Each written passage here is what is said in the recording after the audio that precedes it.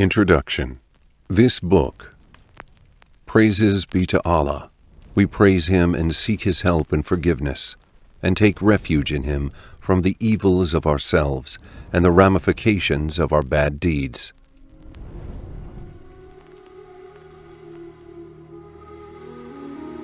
Whomever God guides us is truly guided, and those who are misled, no one will ever be able to guide them. And I bear witness that Allah is the one and only God. He has no partners. And I bear witness that our Prophet Muhammad is His servant and messenger. The Breakthrough of the Mind is a book that reviews some of the evidence and signs that prove the existence of the Creator. Be He exalted, and prove that Islam is the truest and perfect religion. The book never claims or aims at compiling every evidence under the sun, and no one can ever accomplish that. It might not even contain new evidence, other than the evidence God embedded in all of us and around us, and shown in His honored book. We don't need new evidence, because God has perfected His religion, as He said, "Prohibited to you are dead animals, blood, the flesh of swine, and that which has been dedicated to other than Allah, and those animals killed by strangling or by a violent blow, or by a headlong fall, or by goring of horns, and those from which a wild animal has eaten it, except what you are able to slaughter before its death, and those which are sacrificed on stone altars, and prohibited is that you seek decision through divining arrows. That is grave disobedience. This day, those who disbelieve have despaired of defeating your religion. So fear them not, but fear me. This day I have perfected for you your religion, and completed my favor upon you, and have approved for you Islam as religion. But whoever is forced to severe hunger with no inclination to sin, then indeed Allah is forgiving and merciful." Surah Al-Ma'idah. And there is no doubt that the evidence for the presence of the Creator is one of the most important requirements of faith, because it's the foundation upon which the structure of faith is erected. But like the rest of the foundations of faith, it needs to be purified of the impurities which might have accumulated during one's journey for various reasons, and to show the strength of its argument in order to face the newest challenges. The Prophet, peace and praises be upon him, said, "Allah sends to this nation people who revive the faith at the beginning of every 100 years. What's meant by reviving is not inventing new foundations for this faith, or new beliefs, but rather to revive the faith already existing in people's selves, by diagnosing the diseases of this nation and preparing the necessary remedies from within the never-depleting reservoir and the ever-streaming river of the honored book, the Quran, and the pure Hadith." The Breakthrough of a Mind is one of those books that follow the light of the perfect evidence inspired by God to His prophet and messenger, Muhammad, peace and praises be upon him, to remedy and deal with those modern skeptic thoughts around the issue of faith. And certainly it won't be the last book of its kind, as these efforts remain part of God's plan for our existence until God inherits the earth and everything on it. The battle will always continue between the forces of good and evil, and humanity will always continue to question and stir confusion about those deeply rooted, intuitive, and natural knowledge during the entirety of its journey in this life. So those whose hearts are diseased will always find something to cling to in order to justify for themselves why they're incapable of seeing the shining light of the evidence.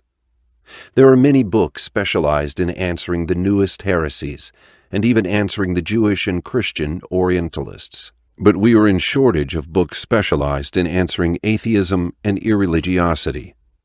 The reason for this is that the root of this evil weed, atheism, was planted in places far away from the Islamic lands. But in our time and age, geographical distances have become obsolete, and most of the barriers and obstacles that separate between the different cultures don't exist anymore. So, it has become our necessary duty to deal with this issue. There is another reason atheism in the previous ages was only a heresy uttered by someone here or there, or at best the beliefs of secluded groups. But it's different today. For example, we have what's known today as New Atheism, which has many advocates and outspoken theorists and philosophers, and will never be satisfied with a silent and peaceful place in one corner of the human thought. But it rather strongly desires to be in the front of the scene, attacking religion and the faith in the Creator, disguised in a cloak of science and philosophy, which requires the vigilant person to view all of their claims so they can be answered in the best possible ways. And God is the best helper. How do I read this book?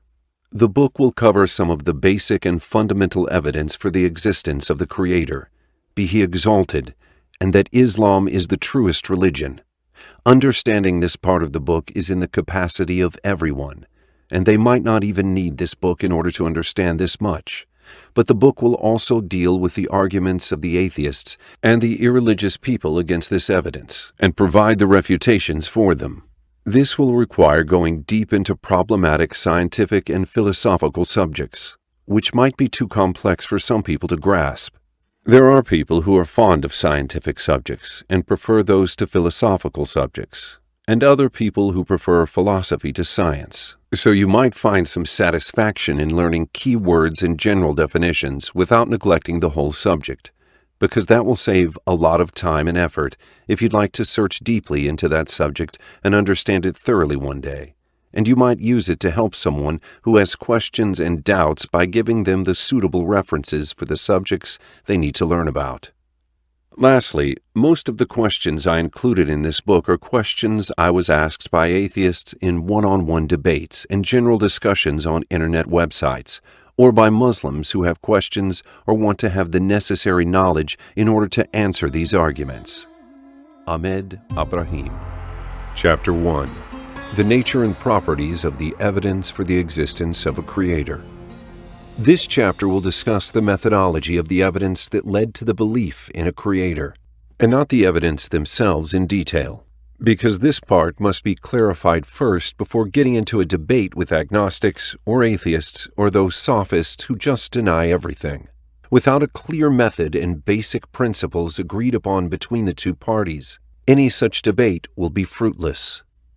The noble Quran depicts the stubbornness of those people who refused to believe the messengers in the past.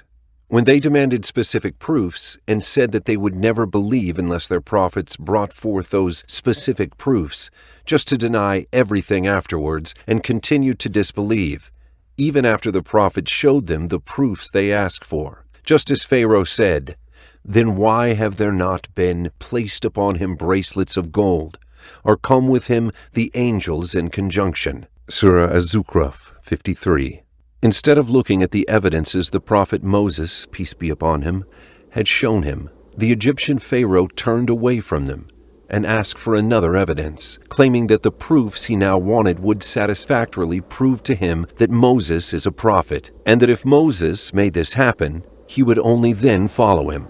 Thus was always what disbelievers used to say to the messengers, that if they were real prophets, then they must be able to bring their dead ancestors back to life. And when our verses are recited to them as clear evidences, their argument is only that they say, "Bring back our forefathers, if you should be truthful." Surah Al-Jathiyah 25.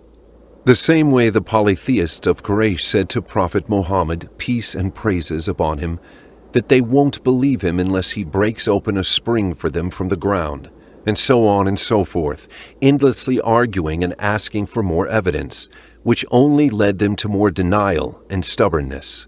And they say, "We will not believe you until you break open for us from the ground a spring, or until you have a garden of palm trees and grapes that make rivers gush forth within them in force and abundance, or make the heaven fall upon us in fragments as you have claimed, or bring Allah and the angels before us. Or you have a house of gold, or you ascend into the sky, and even then we will not believe in your ascension until you bring down to us a book we may read. Say, exalted is my Lord. Was I ever but a human messenger?" Surah Al-Isra 90-93.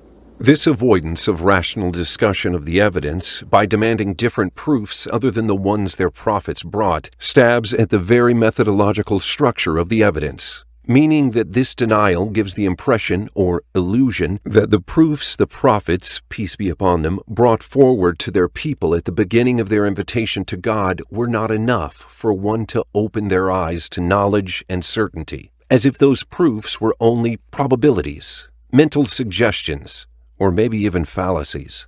Disbelievers often argued that only when the prophets show them the proofs they suggest, then and only then they will believe in God's messages. And today, those who choose to disbelieve in a creator practice these same old ways in their attempts to disprove the evidence for belief as based on incomplete knowledge, or that it contains flaws or fallacies, or that they don't really serve the purpose they are supposed to be serving. Then, instead of honestly and carefully analyzing the proofs in detail, they deny the whole thing, saying that the method is wrong, and then they propose the right method by which a proof should be judged as sound and true. They, for example, say that only experimental evidence can be the way to know any truth, and since we can't experimentally verify the existence of a creator, then it can't be a truth. And consequently, any proofs that the disbelievers in a creator present are of no value and are not worthy of a serious discussion. An atheist or an agnostic then says to you, "Bring me an experimental proof that a creator exists," or just forget it. But is the experimental method really the only way to acquiring knowledge? And is this approach able to explain all kinds of truth? This is what we will be discussing shortly. There are also those who say, why should all the proofs for the existence of a creator be inferential? If Allah wants us to believe in Him, why doesn't He end all of this confusion and just let us see Him? Isn't a direct sensory evidence the strongest and most appropriate evidence for a fateful matter like this? There are also those whose exaggerations leads them to sophistry, eventually losing any kind of certainty in everything. For those people, neither experimental sciences nor direct evidence of the senses can be satisfactory, and they are not even able to know whether this world really exists or if it's an illusion in their heads, because to them, there is no way to be certain of anything, and anyone who seeks certainty is asking for an illusion or an impossibility, at least from their point of view. There are also those who claim that there are no real evidence in the case of believing in a creator, and that it is at best not more than guesswork and filling gaps in our limited knowledge. All of those people refuse the method and the accuracy of the evidence supporting a belief in the Creator, without discussing the evidence directly or in detail. How to answer those people? How strong is the evidence for belief really? This and more is what will be discussed in this chapter, Allah willing. Is the belief in the Creator associated with the basis of all sciences and axioms? It is of Allah's grace that He doesn't burden anyone beyond their capacity. And since every sane person is invited to believe, then it must be within their capacity to verify the truths of a belief system for themselves, no matter how simple-minded they are or what kind of education they received. He, be He glorified and exalted, is the most generous, the most patient. For this reason, He made those truths simple and instinctive, self-evident, and a basis to any knowledge out there, such as the casualty principle, which will be explained shortly. The principles upon which humankind have built all of our knowledge and sciences are themselves evidence for the existence of a Creator, before being evidence to anything else. A human being is unable to know anything in the world unless this knowledge is based upon those basic principles, which are themselves evidence for belief. This puts every skeptic in the evidences of belief between two choices.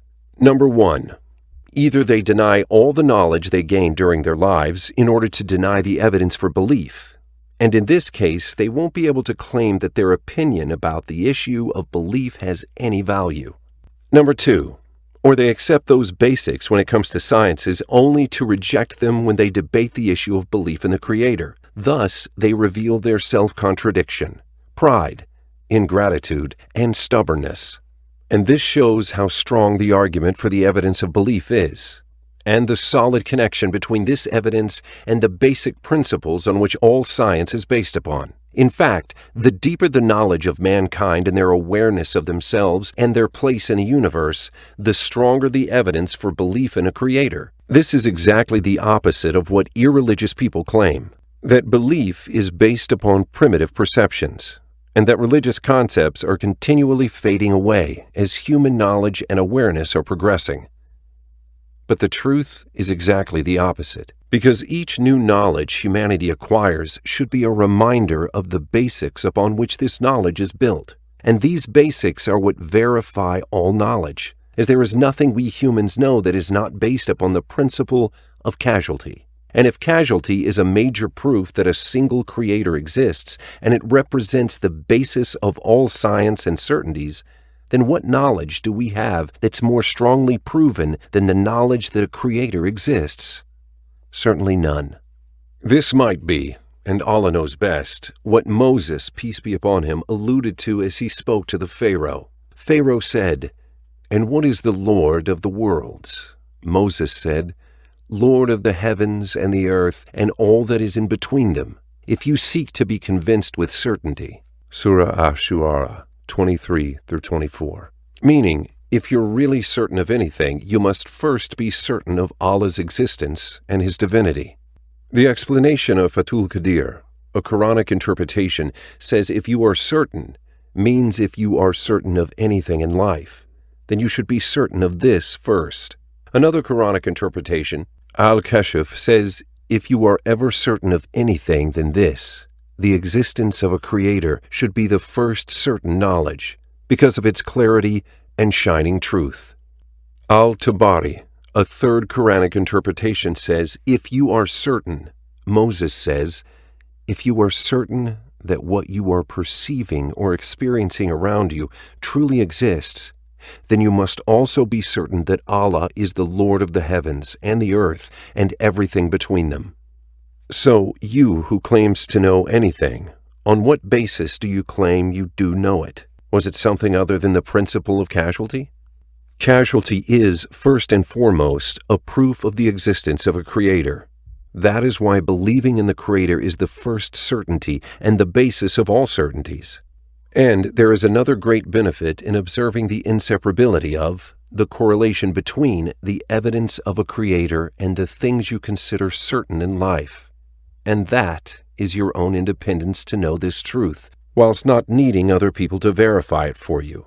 You will not feel inferior to those intelligent, knowledgeable people who choose to disbelieve, because even if these people's own intelligence and knowledge help them gain knowledge in ways you can't, their knowledge doesn't help them see the forest for the trees, for the simple reason that a basic principle can't be negated by a branch of knowledge. Basic principles are the foundations of every knowledge and science, and everything else is equal in front of this truth, unless someone claims that their branch of knowledge allow them to discover that the evidence for belief in a creator is not in accordance with the basic principles which we all approve of. Then this is a different issue. The statement, "the whole is bigger than its individual parts," is an axiom known by all people, whether they're simple-minded or extremely intelligent. And it's a truth that a simple-minded person doesn't require the approval of this intelligent individual in order for them to believe it. They are simply certain of it without the need of anyone else's opinion. This, in and of itself, ensures the survival of everyone from a great affliction, namely the following of other opinions without verification for oneself. This is a fallacy known as appeal to authority, where as soon as this or that great scientist or great wise person says something, it soon becomes a solid and non-negotiable truth for some people, who unfortunately disable their faculties of reasoning, even though they don't really have a single proof for what that person is saying. And instead of verifying the truth for themselves and finding the evidence that led and urged this scientist or wise person to make their claims, the exact opposite happens. They blindly believe whatever that authority is stating to be a truth, and the case is closed, where those statements become final instead of being a starting point to learn, just because someone they respect and revere had said it. And that is why those people won't have an excuse to present to God on Judgment Day. As Allah says, "The day their faces will be turned about in the fire, they will say, 'How we wish we had obeyed Allah and obeyed the Messenger.' And they will say, Our Lord, indeed, we obeyed our masters and our dignitaries, and they led us astray from the right way. Surah Al-Ahzab, 66 through 67.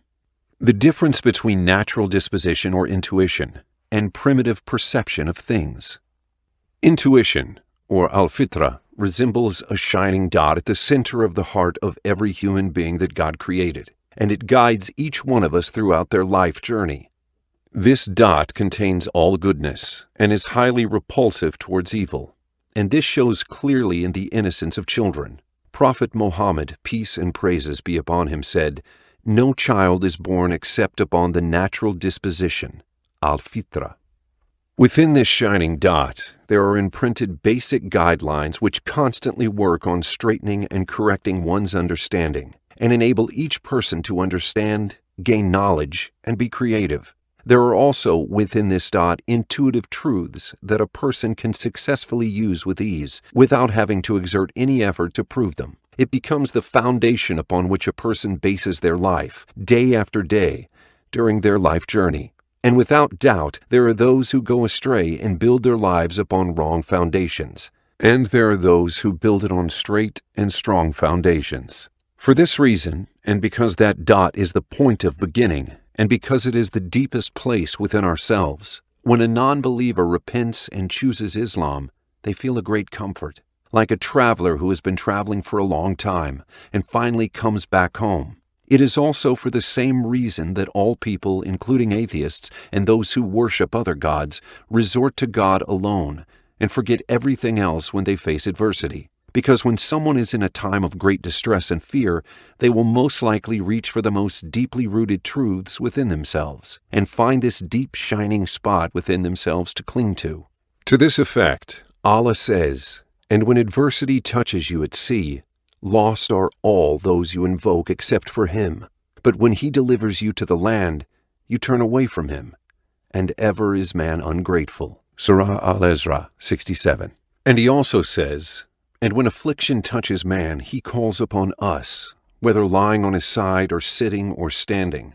But when we remove from him his affliction, he continues in disobedience, as if he had never called upon us to remove an affliction that touched him. Thus is made pleasing to the transgressors that which they have been doing. Surah Yunus, 12. He also said, And when adversity touches man, he calls upon his Lord, turning to him alone. Then when he bestows on him a favor from himself, he forgets him whom he called upon before, and he attributes to Allah partners to mislead people from his way. Say, Enjoy your disbelief for a little. Indeed, you are of the companions of the fire. Surah Az-Zumar, 8. But there is a very dangerous notion, which is to confuse intuition or instinct with primitive perceptions. The existence of intuition in a human being since birth equips them with the ability to identify the truth and the ability to accept it and to cherish it. This applies to all walks of life, especially when it comes to knowing God and true religion. But intuition alone doesn't allow a person to know everything, and it doesn't make them immune from forming, because of various factors, wrong perceptions about themselves and about the universe around them.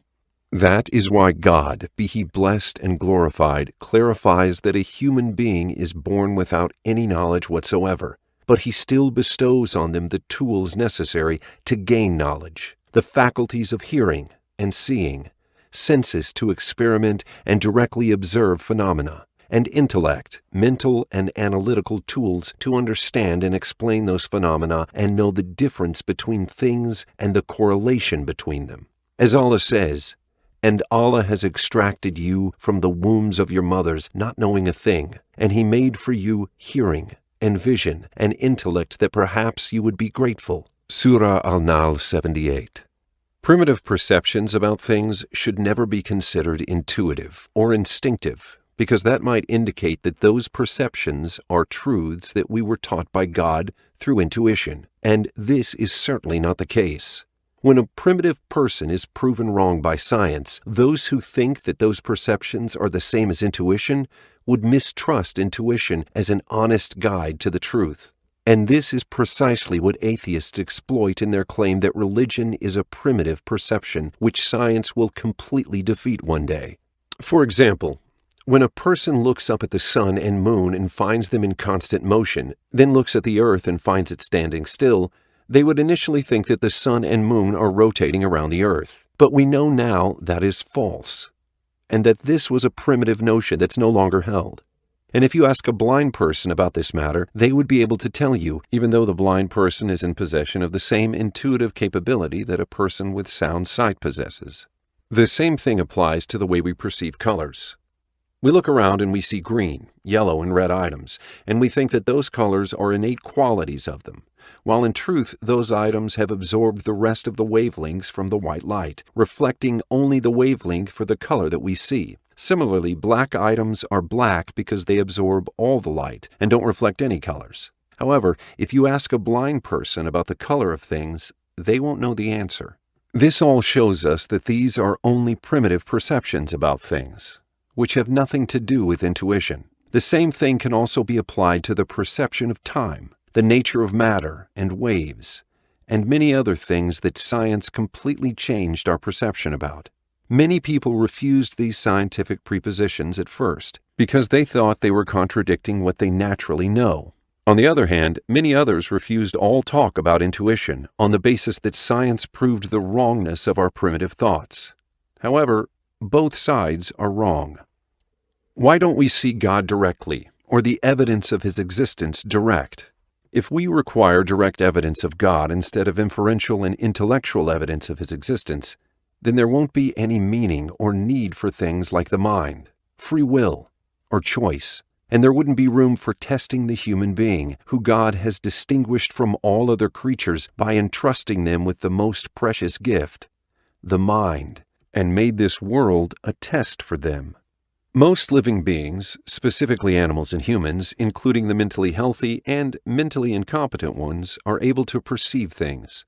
But only the mentally sound person is capable of inferential reasoning to connect between things and events which might not be experienced together. And since the objective of any test is to show the distinction between the examinees and not what they are all equally capable of doing, then inferential evidence is the most appropriate form of testing humankind, because it targets the intellect, the only quality that distinguishes humans from animals, and that is the reason why in Islam, only sane people are held responsible for knowing God, be He glorified and exalted, and insane people are excused because they are not in possession of the tool that enables them to know God. Inferential reasoning is a scientific method used by all sciences. For example, even though we've never really seen gravity or subatomic particles, we know that they exist and know what characteristics they have by observing their indirect effects. This is inferential reasoning as used in science. This answers those who argue that true and conclusive evidence can only be the one that we test through our direct senses, and who regard inferential evidence as insufficient for true knowledge and certainty, answering the claim that there can be no certainty. There are those who claim that certainty can never be attained, and that we cannot be certain of anything because the foundations upon which one builds their knowledge, namely scientific theories, constantly change, and that the conclusions our minds draw from our experiences cannot always be trusted. Such things can be heard from a teenager who happened to hear some scientific and philosophical terms of which they don't really have a deep or sufficient knowledge about. Then you hear them parroting to you that truth is relative, because of Einstein's theory of relativity. This is completely untrue, because the theory has nothing whatsoever to do with the truth being relative or not. And anyone who does that shows that they don't know anything about Einstein's theory except its name. They might have also heard about Karl Popper's scientific principle of falsifiability, which states that the scientific method is central to skepticism, and that scientific theories cannot be 100% verified by any possible accumulation of observational evidence. They can be provisionally accepted if they survive serious attempts to falsify them. But at the same time, they can never be established conclusively. Such phrases could lead one to a generalized state of doubt about everything under the sun. But the truth of the matter is not so. as all those statements do not mean that we don't have evidence for our current knowledge, but the objective is that we should never fall into the trap of inductive generalization fallacy. If all the swans we see in Europe are white, then we can't say that there can't be other colors for swans, because there could be black swans in Australia. Similarly, the evidence that could disprove something that we believe is true shouldn't be refused, because if such refuting evidence is true, it has a stronger position than the supportive evidence. This is undoubtedly true, but it doesn't lead to the exaggerated conclusion of those who say that there can be no certainty. I'll use an example that combines all the previous ideas so that it can be clear to the reader the path of those who are lost in their reasoning and the path which rational people should take. For example, the classic Galilean relativity invariance is a principle that we can all experience when we deal with conventional velocity. For as we all know, if we travel at a speed of 100 kilometers per hour and another object travels beside us in the same direction at a speed of 200 kilometers per hour, we will see it traveling at our own speed, 100 kilometers per hour. But if the object travels in the opposite direction, we see it traveling at a speed of 300 kilometers per hour. What happens here is that speed differs from the different motion of the observer. But if we deal with great speed approaching the speed of light, 0.8, 0.9, and 0.99 of the speed of light, we will start to feel that there is a mistake in the detection of speed, and that something went wrong, such that if we start to deal with the speed of light, we get into a really strange dilemma. That is, the speed of light is always constant. As if we travel at such great speed and a beam of light passes behind us, we will see it traveling at the normal speed of light, similar to what we measure if we stood still on the ground. The same thing will happen if it traveled in the opposite direction. This observation is one that refuted the Galilean relativity which we saw, and still see it as very accurate in our daily experiences. This shows us that the concepts and principles which we thought apply to all cases are actually only true within specific conditions and limitations. We then sought a different approach to describe the relationships of time, space, and motion, namely the relativity theory of Einstein, who, looking for an appropriate solution to this dilemma, has found that time dilates and that length contracts whenever speed approaches the speed of light, because time is not constant as we used to think, but rather it is the speed of light that is constant. So, the theory of relativity doesn't really say that everything is relative, but rather states that the speed of light is constant, and not time or space as we used to think. Consequently, there is no such thing as an absolute frame reference, as Newtonian mechanics used to describe the cosmos as a huge theater stage over which all events are taking place. Therefore, the relativity theory replaced those old paradigms. But it didn't state that there are no certainties, as some people might deduce from its name. That scientific theories can be refuted and replaced by other new ones after presenting supportive evidence, this is what the philosophy of science achieves by means of the falsification principle, and they don't mean that there can never be true evidence for anything in this world. But if we put aside this teen talk and begin to investigate the philosopher's sayings, we will find that some philosophers did indeed, and still do, carry the flag of skepticism, both in the old world and modern times. And you could notice that even though some scientists quote such ideas in their popular books or TV interviews, they won't apply them to their serious peer-reviewed research or academic books, because these exaggerations have nothing to do with science or intellect in reality, as I will show you now, God willing. The agnostic, when they resort to their most protective corner. The agnostic always thinks that they have a protective corner they can resort to whenever they feel that they are bombarded by arguments, and that is to dig themselves in more and more skepticism, thinking that they can go on questioning everything endlessly, including logical facts or mental faculties and our perception of reality. But the truth of the matter is not anything like what the agnostic thinks. Let's assume the following conversation between a believer, let's call him Amir, and an agnostic named Zayed, and that, for example, Amir's argument is now the imperative fact that two opposite things cannot exist at the same time and place. The agnostic will then resort to their best protective corner and start questioning this fact in order to escape from the idea of faith and its shackling responsibilities that begin to appear on the horizon. Zayed, how do we know that logical axioms are true? Amir, excuse me, do you mean that a thing can be itself and its exact opposite at the same time? What does that even mean? Zayed, this means that there is a possibility that a thing can have a property and its exact opposite in certain conditions, or some other universe perhaps, or Amir. Wait a minute, my agnostic friend. I didn't mean that with my question, but I meant that you have just unintentionally employed the same principle that you're trying to refute. Zayed, how so? Amir, because when you try to question the impossibility of the union of two opposite things, you begin by the assumption that there is a contradiction between thinking that two opposites can exist together, and that two things cannot exist together, and that if one of these two propositions is true, the other is not true, and consequently, these two propositions can't exist together. What is happening here is that you aren't able to go on with skepticism indefinitely as you might think, because in the end you will find yourself appealing to the very logic that you're trying to refute. This happens because these facts are the very cognitive content and the very truth that we're trying to discover with our minds, as they are related to existence itself, independent of our minds. And this is why they stay resistant whenever we try to manipulate them, because without these facts, there is no existence. No meaning, no knowledge, and no truth. These facts are not a part of our knowledge. They are knowledge itself.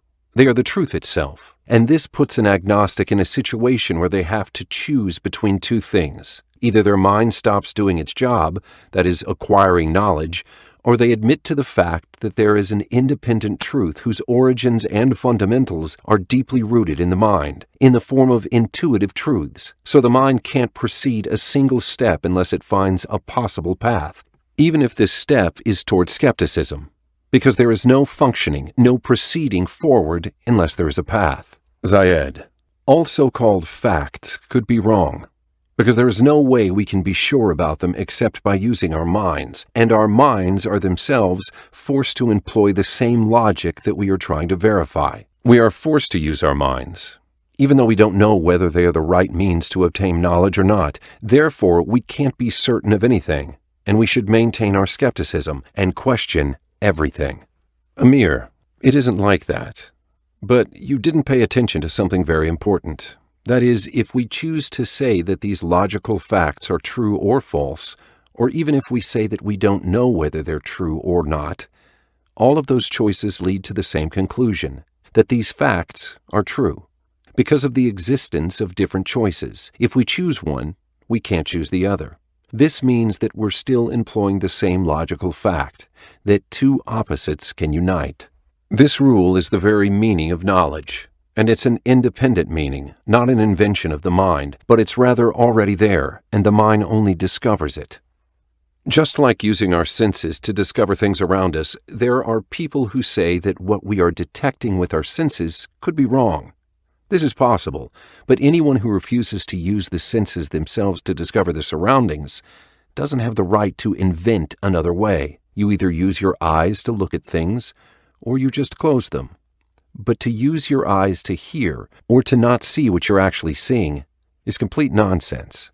The same thing happens with using the mind to discover and infer meanings that might or might not describe reality.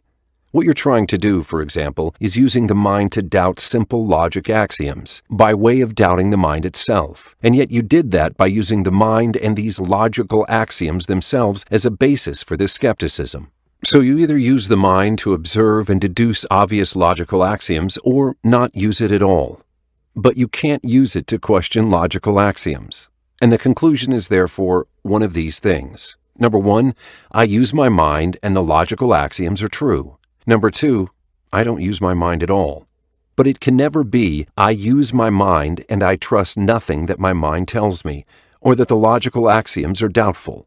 Whomever wants to refuse all of these options, because again, they are inferences of the mind, they must understand that this doesn't mean that they discovered that logic is wrong, because all they did in this case is that they stopped discovering logic. No more, no less. Zayed, look, Amir, just pick any logical conclusion, however highly certain it is, then tell me, how do you know that this conclusion is true?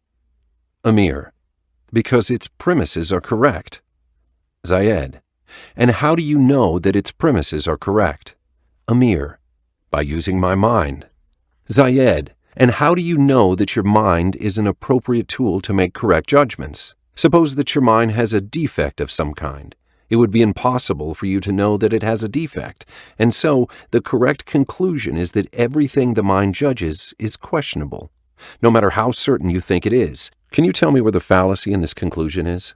Amir: the fallacy is that you think you can build a logical argument to conclude that logical axioms are wrong. And this is impossible, because to say that they are wrong is to admit that there can be wrong things in opposition to right and true things. Therefore, there must be an essence that things possess, and there must be opposites to them. And this conclusion means that there are facts, that there are logical axioms, but you took this conclusion and gave it another name, a useless name, that these facts are not true. It's as if you're making the conclusion that you exist because you're thinking, but then you call this existence absence, as if you're saying, I'm absent because I'm thinking. You can't escape logical consistency, but you can take a conclusion, existence, and change its name, absence. This is the same as concluding that logical axioms are wrong because there are no right or wrong things, in spite of this being an evidence for the existence of right and wrong. Just like concluding that the process of thinking is evidence for the absence of a thinking being, even though it is evidence for the opposite, for the existence of a thinking being. So, doubting logical axioms is a conclusion that can itself be a premise for another inference. That is, there is a difference between the truth, which we just concluded in the example of the existence of a thinking being, and between falsehood, which we have deceived our minds with before. Therefore, your conclusion is not the end of the road as it might seem at first glance, but rather it leads to other necessary conclusions, as you can't use your mind to question logical axioms, but you can stop using your mind altogether, which is equally impossible. Which means that an axiom, an obvious logical fact, is the starting point in any knowledge we acquire, while skepticism isn't the starting, nor is it the ending point of any knowledge we acquire, nor is it abstract non-knowledge that isn't founded on a previous logical structure. But skepticism is, rather, a cognitive product of previous axioms, which enable you to think that there might be other possibilities other than what we think as absolute truths. And despite the simplicity of this statement, it can only be based on intuitive abilities to distinguish between right and wrong, as opposites that can never be combined. The mix-up in your proposition happens when you change the definitions, putting skepticism as a beginning point to acquire any knowledge, justifying that by thinking that skepticism means total ignorance, which isn't based on any previous knowledge. Then you go on and think of axioms as the end product of knowledge, which requires prior skepticism in order to get that conclusion or axiom. So switching names and places is the root of the problem you have. But to base this conclusion of yours on the imperfection of our minds and knowledge, or that we don't have evidence to prove that what our minds interpret for us is true, is irrational. Because even though all the knowledge that we ever have is dependent of the interpretations of our minds, that doesn't mean you can question basic logical axioms, because you'll need to prove the truth of axioms first in order for you to doubt them, as I just explained. And if you do this, you would abandon logical axioms and the process of thinking altogether. But even in the midst of this abandonment, there would still be one piece of information that you can't doubt, and that is you are an imperfect and ignorant being, and that there is a great chance for you to be deceived. This information can lead us to other conclusions and evidence for the existence of a creator, through the evidence of casualty. Zayed: so, you want to say that since we can't but believe what our minds are telling us about logical axioms, then we must accept it because we have no other solution.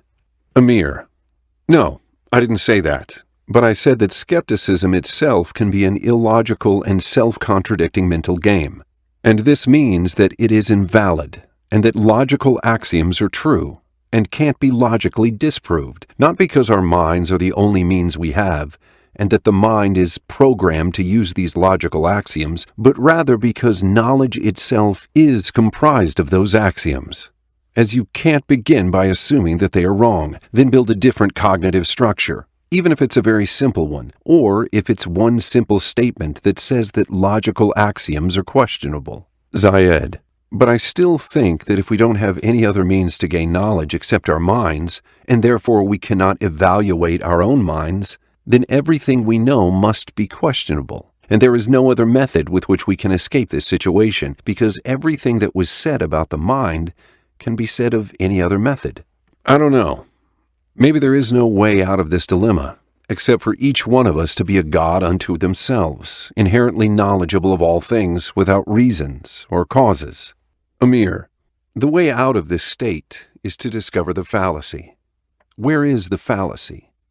The fallacy is that you are using the same logical axioms that you are trying to refute, and this means that you are not doubting everything as you are trying to convince yourself. And you haven't found a shred of evidence to doubt the logical axioms as you think. And you can't use the fact that you don't know everything as a basis to think that there might be something out there, which if we find will give us reason to question simple logical axioms, as you are deluding yourself. Why am I saying that you're deluding yourself? Because you can't use axioms as a starting point to arrive to doubt. And you can't doubt anything unless you use these very axioms. For example, if I use Aladdin's magical lamp to prove that Aladdin's magical lamp is a myth that doesn't exist, I would then be doing something very ridiculous. Because if I use the lamp, then it does exist. And if I proved that it doesn't exist, then I could never have used the lamp. The same thing applies to logical and mathematical proof. You begin with a proposition. And if by using the correct sequence you arrive at the conclusion that the proposition is incorrect, in fact it's just the opposite of what the proposition states, then this is a proof that the proposition is incorrect. You can't combine between the wrong proposition, the contradicting result, and the correct sequence unless you give each one the wrong name. And this is fallacious. Disposing of logical axioms by naming them wrong is meaningless in this case. Zayed, why couldn't it be that our minds are convincing us with all of these things? They could be convincing us with things like the impossibility of the coexistence of two contradictions, or that if something is true, then it can't be false. And if it is false, then it can't be true. Why couldn't it be true and false at the same time? Or maybe a truth isn't as it seems. Maybe what we deem as the truth is falsehood, and the falsehood is truth. Amir, once again, all you did now is give things different names, and you use the same axioms that you're trying to refute, because you yourself consider what you're saying is true, or at least possibly true. And if what you're saying is true, then it can't be false. And if what you're saying can't be true and false at the same time, then this logical axiom is true, even if you give it a different name. Therefore, your skepticism can't be true unless if there is a possibility that it's false, or if skepticism to you can at the same time mean the impossibility of skepticism. How so? Because it would be meaningless to be skeptic about something unless there is a meaning for what is true and what is false. Therefore, logical axioms can't be subject to skepticism, unless you get into a logical paradox that impairs the very evidence that skepticism is trying to provide to prove that something is untrue. Zayed, okay, this is all fine. We won't question logical axioms, but what about the possibility that our minds deceived us by letting us perceive what seem to be very solid and integral facts that we think we can't question? But then if they were seen from a different perspective, a different dimension outside of our minds, we would discover that they are only mental tricks, and that there are no concepts of right and wrong. And we wouldn't even know how these concepts will look like, because there would be a totally different perspective that has nothing to do with our senses, or what we deem as facts, or anything in the world as we know it. Let's call this reality B, for example. Amir, and this possibility you just proposed of a reality B, will everything in this reality B be true and in harmony within it, or not? If your answer is yes, then reality B will have many similarities with our current reality, because things like truth and harmony are the logic of our current reality. If they describe the reality you proposed and apply to it, then it is based on logical axioms. And since our reality bears such similarities to reality B, then reality B has the same logical axioms we know. And if your answer is no, then this proposal is just a meaningless thought, and it's only another fallacious attempt to escape reality. All you did was that you created an illusion and just called it reality B. Therefore, this leads us to these conclusions. Number 1, you can't doubt logical axioms because they are constant and self-evident. Number 2, you can't depend on the deficiency of the mind or the possibility of self-deception in order to hypothesize a different logical reality that invalidates ours. Zayed: this is all great, but it's only according to the standards of our minds, and we can't be certain that this standard is true. Amir: if we are deceived, and we somehow manage to find a way to see ourselves and our current reality from inside reality B, will we be able to see those inside this current reality as deceived or no?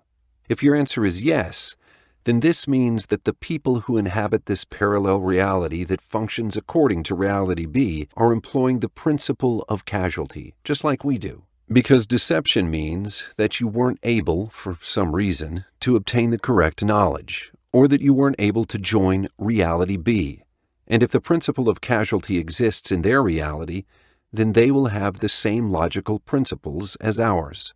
If your answer is no, then the argument is over, and everything we see here in this world is true, and we won't experience anything different if we joined reality B. What I wanted to clarify is that there is no logical possibility that invalidates our existent logical principles.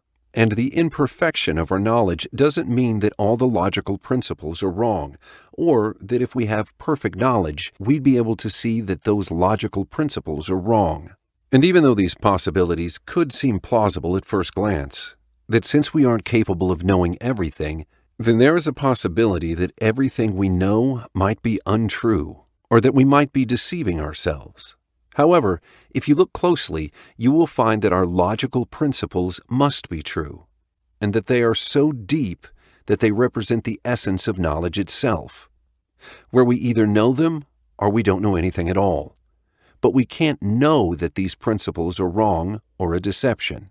In the end, religion doesn't request from you certainty of the kind that makes you perfectly knowledgeable of everything. Rather, it asks of you the kind of certain knowledge that fits you as an imperfect being.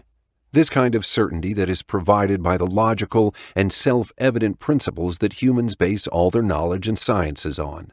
And because they are self-evident, you can't doubt them. If you think you know anything in life, even if it is your knowledge that there is a possibility that logical principles are wrong and that our minds could be deceiving us, then by default, you know that self-evident logical axioms are true. And these self-evident logical axioms are evidence for belief in a creator, before they can be evidence for anything else. Allah said, "Lord of the heavens and the earth and that between them, if you would be certain." Surah Ad-Dukhan 7. The previous discussion was regarding the agnostic who questions logical axioms and basic thought principles.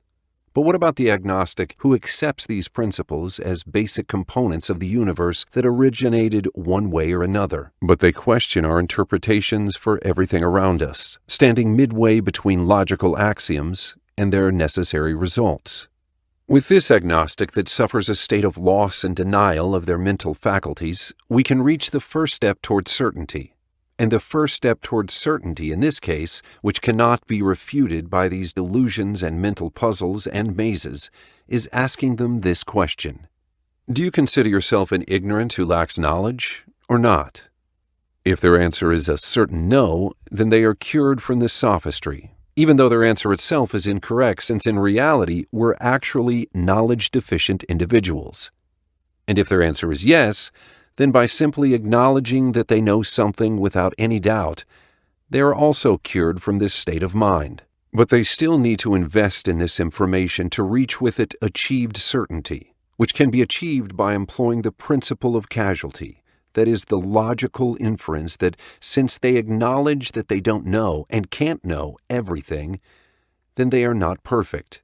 And since they can see that they are not perfect, and that no other beings who share this world with them is perfect, then there is perfection somewhere, a perfect being, because a being like them and us who are inherently imperfect and who need certain conditions to exist cannot be imagined to exist until after those conditions are met, and consequently, this being is superseded by something.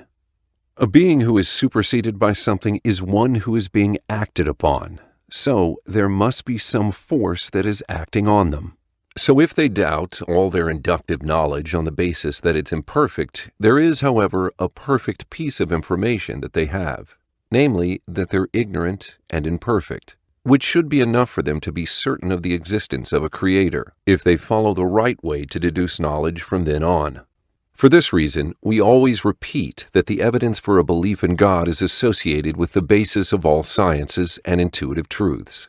And here I'm reminded with a practical example of this idea, which is a quote from the atheist physicist Stephen Hawking in his book, The Grand Design. As he said, exaggerating a bit on his agnosticism, "Might not we ourselves also be inside some big goldfish bowl and have our vision distorted by an enormous lens? So we say to him, so be it. Let whomever you think put you in this big bowl deceive you as they wish. Keep doubting all your knowledge that you have based on these illusions. But doubting all you can never doubt that you are an ignorant being who always needs to learn more. And this you can't do except through observation and reasoning. Isn't this right? This truth you cannot doubt, because if you already know everything, and if you don't need to learn in order to know about yourself, there wouldn't have been room for doubt within yourself, and there wouldn't have been room to deceive you, and ignorance wouldn't have been a possibility for you at any moment. And since you know everything, everything will be a certainty to you. Knowledge will be an inherent quality in yourself, not something that you acquire, since your very existence cannot be imagined without this complete knowledge. So now you have the following. Number 1. Certain knowledge that you are an imperfect being who needs certain conditions to exist. Number 2. Certain knowledge that an imperfect thing or being is in need of a cause that made these conditions and the existence and sustenance of this being possible. Number 3. Certain knowledge that anything that needs something is inherently imperfect. These natural conclusions are what constitute the evidence of causality, which leads you to the proof that a creator exists. Here, Hawking can be certain that a creator exists, while at the same time entertaining his doubts about everything else that his senses convey to him about his sense of self and the outside world. Does the experimental scientific method support atheism? Or is the inadequacy of the experimental method to explain all kinds of facts is what makes the views of atheism more appealing? Truth is, a scientific theory draws a picture of a certain phenomenon, and that picture contains facts, observations, and hypotheses. So without a doubt, it has a mental, inferential aspect to it. But that is only true if we are dealing with physical entities, meaning that this approach had doubtlessly proved its success when applying it to a physical phenomena. But what if we are dealing with conceptual things, or abstract values, such as a creative design, or a purpose, or a drawing, or the meaning of literature works, or anything within the domain of humanities, or even when dealing with logical and mathematical subjects? In any of these cases, we would be in a real dilemma when we try to verify them using an experimental method. This shows that the wonderful success of scientific experimental methods in dealing with concrete material things is not the only way to discover truths. And it's certainly not the perfect approach to deal with everything in life. If, for example, I ask you if you could present an empirical evidence to prove that the Mona Lisa painting is better than the random colorful drawings that your little child draws on the house walls, the answer will be no. And this inability to provide evidence is not a result of the absence of truths that experimental science cannot deal with. Because this can be true when it comes to comparing the works of an artist like Michelangelo and Da Vinci, for example, because this is subject to personal taste, which is relative. But if the comparison is between something we all can see as ugly, example, a pile of waste, and between what we are capable of judging as beautiful, an example, a lush tree or a butterfly, here is a truth that we can all acknowledge, but are incapable of dealing with it using a purely materialistic experimental method, because the method is really inadequate for dealing with this kind of abstract truths, since we are not testable. We all know for certain the difference between the random drawings of a little boy and the Mona Lisa. But materialist experimental science doesn't see the difference. To it, they are both equal, as long as the quantity of colors and the colored areas match. Empirical testability distinguishes real science from pseudoscience, according to the experimental method. But if you are incapable of presenting an experiment to prove or disprove the existence of a purpose for any entity, then this, from the experimental science's point of view, makes such things as purpose and design pseudosciences. This is the argument that the scientific community resorts to as a reason for rejecting the theory of intelligent design and accepting the theory of evolution.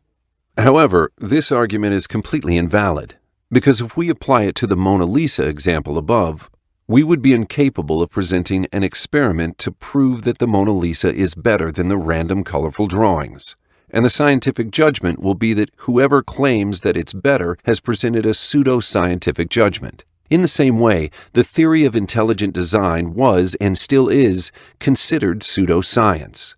But we all know that there is something wrong with this concept. And this is what is meant when I said that restricting knowledge to such a narrow perception is a big mistake, because otherwise science becomes only whatever that you can prove by presenting empirical and testable predictions, meaning that only empirical evidence would confirm or disprove a theoretical hypothesis, and anything that cannot be tested experimentally becomes pseudoscience, a myth, or at best, a relative concept that has no absolute truth in it. This is doing injustice to empirical science by forcing it into areas inappropriate for its use, and using its authority to oppose the human intellect and the truth. By shoving truths into a narrow frame like this, even though we know that for certain there are truths that are outside that frame, and that making it the reference to judge these areas of knowledge produces totally wrong results. The fact that there are things that cannot be proven experimentally totally refutes this concept and shows its inadequacy to accommodate all kinds of truths. Therefore, we should give up the business of generalization and the claim that anything that cannot be proven through experiments, also known as scientism, is a myth or pseudoscience. To be more precise, we say that the scientific experimental method should only be applied to natural phenomenons, and that it would be meaningless to apply it to abstract objects, because the evidence to an abstract object should be of the same nature, i.e., a logical evidence, just like the evidence for a natural phenomenon should be the same kind, a physical and testable evidence. Mathematics is the perfect example to demonstrate the inadequacy of experimental science to explain all kinds of facts. This is because mathematics are truths, but according to the positive experimental concept, it cannot exactly be considered science, because it doesn't offer testable predictions that can be experimentally verified, especially pure mathematics, which, unlike applied mathematics, inclines toward generality and deals with totalities. Pure mathematics are independent of the physical world. They depend only on logical evidence, which makes it the perfect example for our subject. This is why the famous British mathematician J.H. Hardy said that a mathematician, like a painter or poet, is a maker of patterns. If his patterns are more permanent than theirs, it is because they are made with ideas.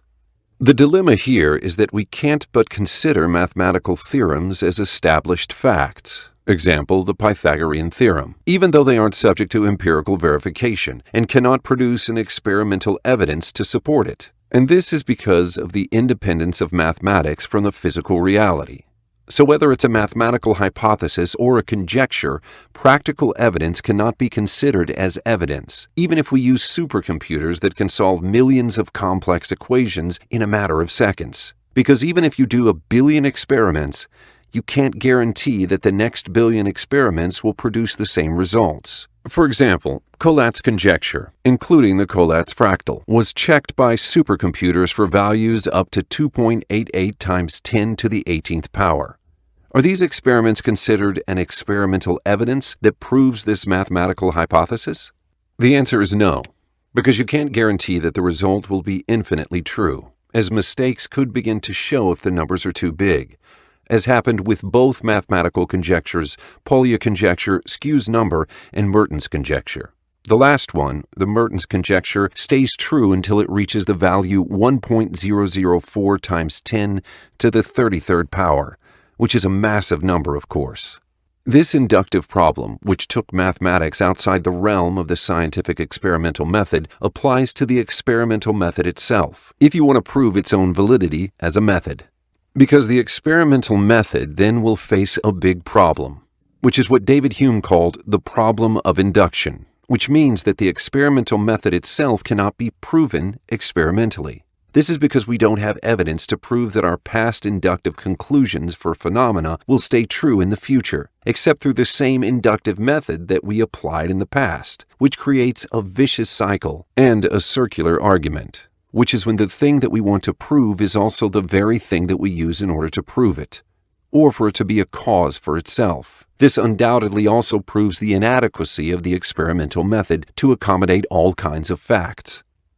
I would like to conclude with a simple example, a self-evident fact, such as the fact that if two things are complete opposites to each other, they cannot exist together, or the fact that an object cannot be a square and a circle at the same level and at the same time. Such facts like these cannot be proven by experimental method, because if you search the entire universe looking for that squared circle, and you couldn't find it, then it could be in some nearby universe, which would require an eternity to search for it. But we know with logical evidence that this description, circle, contradicts the other description, square, so it's meaningless to combine. The evidence for a belief in a creator is mostly inferential and logical. Design, purpose, and casualty, meaning they are abstract things that can be dealt with by using one's mind and intellect, as they don't have physical existence. The evidence of casualty, for example, is not concerned with the nature of characteristics of things, but it's an abstract thought that's concerned with the governing relationships between things or meanings, regardless of the characteristics of these things or meanings. And this is a mathematical logical relationship in the first place. This is why the problem of appealing to empirical science to explain and prove everything must be resolved first before getting involved in any debate between religious thought and materialist thought. Because the inadequacy of empirical science to deal with some abstract facts can be misused to discredit all logical facts and abstract values, and make it seem as though empirical science had presented the evidence that there are no truths except the truths that are within its grip and that are subject to its terms, while in reality, empirical science fails to recognize the truths that don't yield to its terms and cannot be dealt with empirically. And the difference between the ability to present a proof and the inability to comprehend something is the difference between truth and falsehood.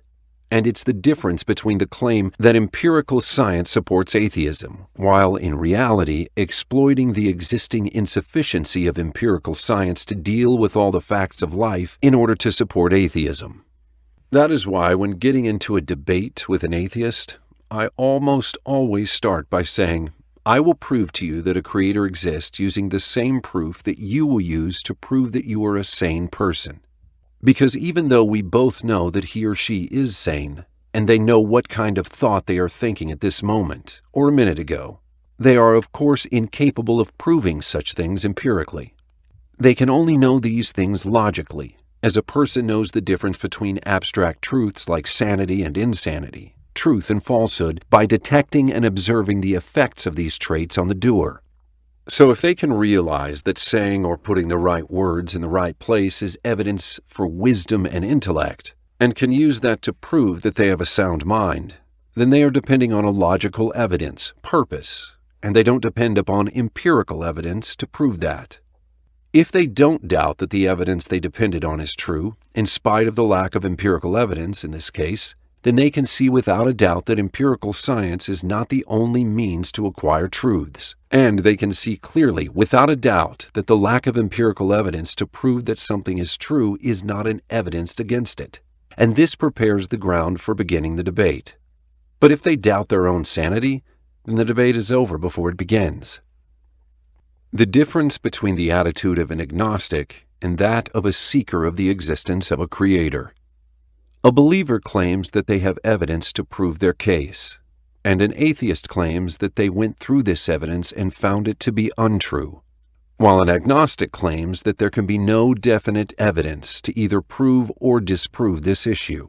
These are three claims, and everyone is required to present the evidence for what they believe in. One could think of an agnostic's attitude as like that of a seeker.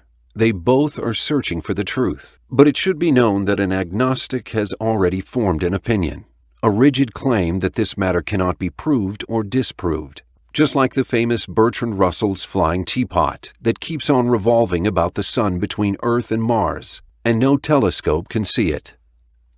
This is an example that Russell gave to depict a case which no one can either prove or disprove, and so it stays a matter of personal preference or hypothesis. But for this matter to become a subject for dispute between people, to divide themselves into believers and disbelievers, is considered criminal and crazy, according to Russell. We might agree with Russell's teapot, but the claim that the existence of evidence for belief in a creator is just as fictional as the teapot is a superficial claim and a form of blindness. The agnostic claims that the nature of evidence and the methodology used by the believer are defective in the first place. Therefore, they are unworthy of serious discussion. Thus, an agnostic can be considered an atheist who lost their enthusiasm. This attitude is completely different from the attitude of a seeker. It could even be the total opposite. A seeker doesn't have an opinion about this matter just yet, as they still think that truth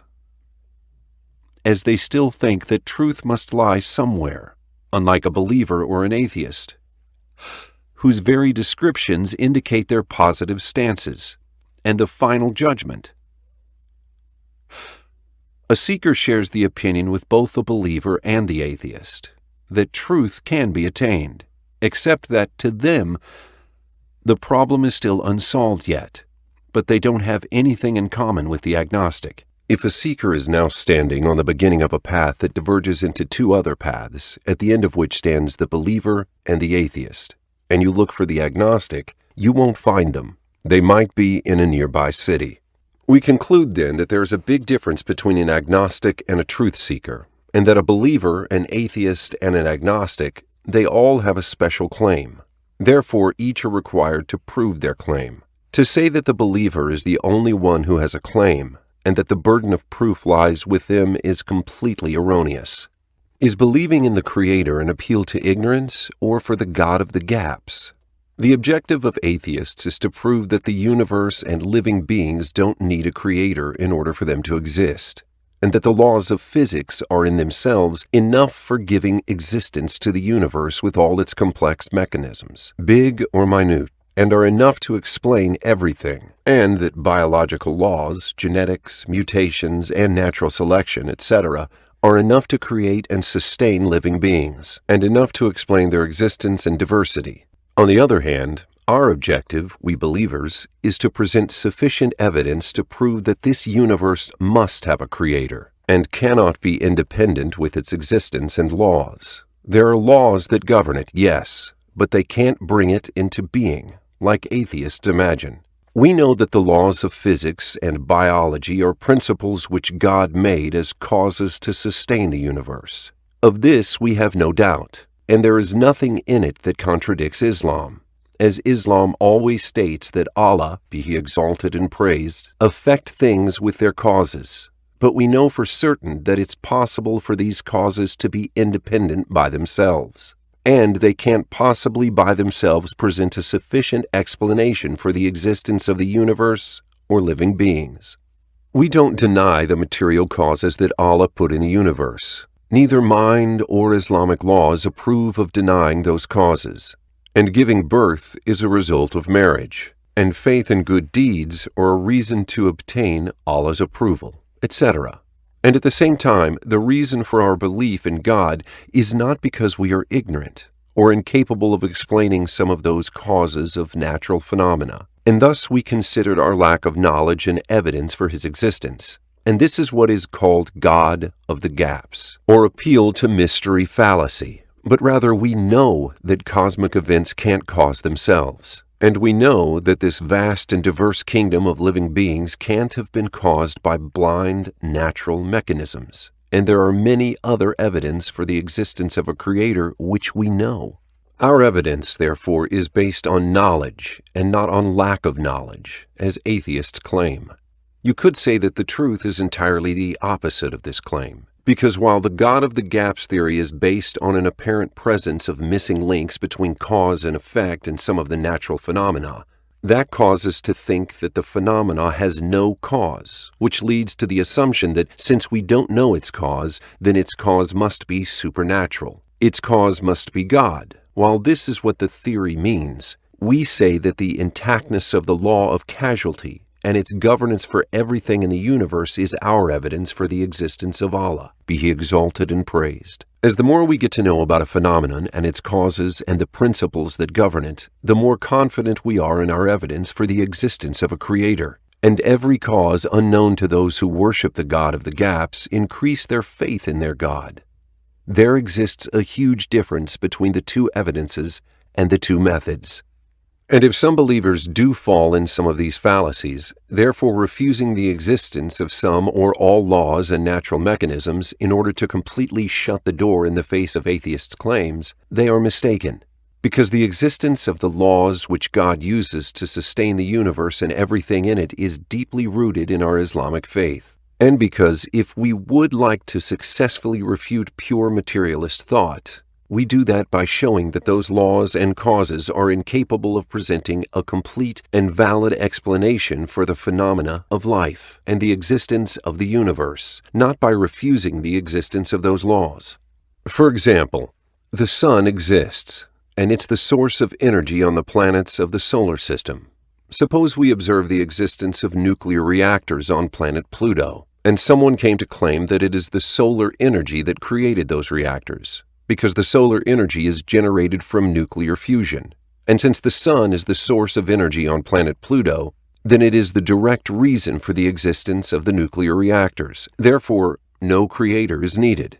If someone came along to say this to us, we would admit that yes, there is no sufficient reason for the phenomenon. Would we say that the sun doesn't exist? Of course not. There are those who misunderstand the law of cause and effect, who think that when God says that He created something, then this means there is no need for a material cause. Truth is, when God attributes the existence of things to His creative powers, the objective here is not to deny the law of cause and effect, but to remind people that He is the one who creates and guides these things, and that if He didn't exist, there wouldn't exist anything, and that He is the source of all bounties and good things. This is not to deny the causes He created for these things to exist, because it's of God's wisdom that He created this law. Whomever claims that the evidence for the existence of God is that this or that thing doesn't have a cause to affect its existence, then they don't know what Islam is. The principles of Sunni Islam, which some innovative cults differ with, that proving those causes is an important Islamic principle. For example, we prove that fire burns, but at the same time we don't see fire as an independent cause for burning, as God is able to cancel out its ability to burn if He wills. Ibn al-Qayyim, a prominent Islamic scholar, said, commenting on this issue, "It is a great injustice to divine laws and prophethood and monotheism to delude people by trying to convince them that in order to not set partners with Allah, then they must deny the existence of causes. If rational people think that this is a requirement to prove that there is only one God, be He exalted, then this is an awful thing to say about faith and the messengers. You can never find a book like Quran to prove the existence of causes more vehemently. Even the miracles of the prophets that don't adhere to the laws and principles that God put in the universe, God made them happen with causes, in accordance with the holistic principle in religion. When God wanted to part the seas for Moses, for example, He ordered him to strike the sea with His staff, making this a cause for parting the sea. Allah said, "Then we inspired to Moses, strike with your staff the sea, and it parted, and each portion was like a great towering mountain." Surah Ash-Shu'ara 63. And when He wanted to open water streams for Israelites, He ordered him to strike the stones with His staff. Allah said, "And recall when Moses prayed for water for his people." So we said, "Strike with your staff the stone," and there gushed forth from it 12 springs, and every people knew its watering place. Eat and drink from the provision of Allah, and do not commit abuse on the earth, spreading corruption. Surah Al-Baqarah 60. And when he wanted to make Prophet Muhammad victorious over his enemies during the Battle of Badr, he ordered him to throw sand onto the army of the polytheists, as Allah said, "And you did not kill them, but it was Allah who killed them. And you threw not, O Muhammad, when you threw, but it was Allah who threw that he might test the believers with a good test. And indeed Allah is hearing and knowing." Surah Al-Anfal 17. And when he wanted to give Maryam from his bounties, when she was very weak and tired after she gave birth to Jesus, he ordered her to shake the palm tree, which cannot be shaken by 12 strong men. Allah said, "And shake towards you the trunk of the palm tree. It will drop on you fresh ripe dates." Surah Maryam 25. All these are miracles, and they all happened outside the realm of cosmic laws, and were all done with causes, even though those causes can never affect such events. But this happened in consideration to this great principle. Chapter 2. The Evidence of Casualty. What is the evidence of casualty, and how does it prove the existence of the Creator? Some of the greatest names of Allah, be He exalted, are the names of Al-Hayy, the eternally living one, Al-Qayyum, the self-sustaining one, Al-Ahad, the sole one, and As-Samad, the supreme provider. These names signify the total self-sufficiency of Allah and total independence of everything. They also signify total perfection to Him, be He exalted. In a hadith narrated by Buraidah, that is, he entered the mosque with the Prophet, they found a man praying and saying, "O Allah, I ask that I make you witness that there is no God but you, the sole one, the supreme provider, the one who neither begets nor is born, nor is there to him any equivalent." The Prophet then said, "I swear by the one in whose hand is my life." He just asked Allah by invoking His greatest name, with which, if he was asked, He gives, and if called by it, He responds. And in another hadith, that the Prophet, peace and praises be upon him, heard a man say at the end of his prayers, "O Allah, I ask of you by praising you, there is no God but you, you alone, who has no partners, the giver of favors, you who created the heavens and earth in the most beautiful form, you, the possessor of majesty and honor, you, eternal living one, you, self-subsisting one. I ask of you to make me an inheritor of paradise, and I seek your protection from hell." The Prophet then said to his companions, "Do you know with what did he ask Allah?" They said, "Allah and His Messenger know best." He said, "I swear by the one in whose hand is my life." He called Allah with His great name, in another narration, the greatest name, the name with which if He was called, He responds, and if asked, He gives. And also the hadith about the merits of reciting Ayat al-Kursi, Al-Baqarah 255. O Aba al-Munthia, do you know which verse of the Quran is greatest? He said, Allah and His Messenger know best. He said, O Aba al-Munthia, do you know which verse of the Quran you have is greatest? He said, I said, Allah, there is no deity except Him, the ever-living, the sustainer of all existence. He said, then He, the Prophet, punched me lightly in my chest and said, by Allah, the great knowledge you have will reward you and make you happy. Aba al-Munthia. And the hadith, the greatest name of Allah is in those two verses, and your God is one. There is no God but He, the most merciful, the most gracious. And the beginning of Surah Al-Imran, Alif, Lam, Mim. Allah, there is no deity except Him, the ever-living, the sustainer of existence. Surah Al-Imran 1-2. Knowing the beautiful names of Allah and their meanings gives us awareness of the attributes of the Creator, and to know the difference between the Creator and the creation. They also guide us to the places and the things around us where we should look and study, so we could infer the existence of the Creator by means of His creation, as these intellectual and canonical proofs can be a source of guidance for Muslims and non-Muslims alike. That is because they are intellectual evidences independent from faith and presupposed belief that Islam is the truest religion. And one of the best things that Islam guides us to contemplate is the governance and indication of the law of causality, cause and effect, and how this serves as guidance to observe the qualities of our surroundings and what evidence these created beings and surroundings give for the existence of a creator, and what qualities can be inferred from these observations to describe the creator. This law is rich with impressive and valuable meanings to everyone who observes its workings. And because causality is a self-evident fact, a lot of people thought that it doesn't need a lot of explanation and that it wouldn't be subject for dispute.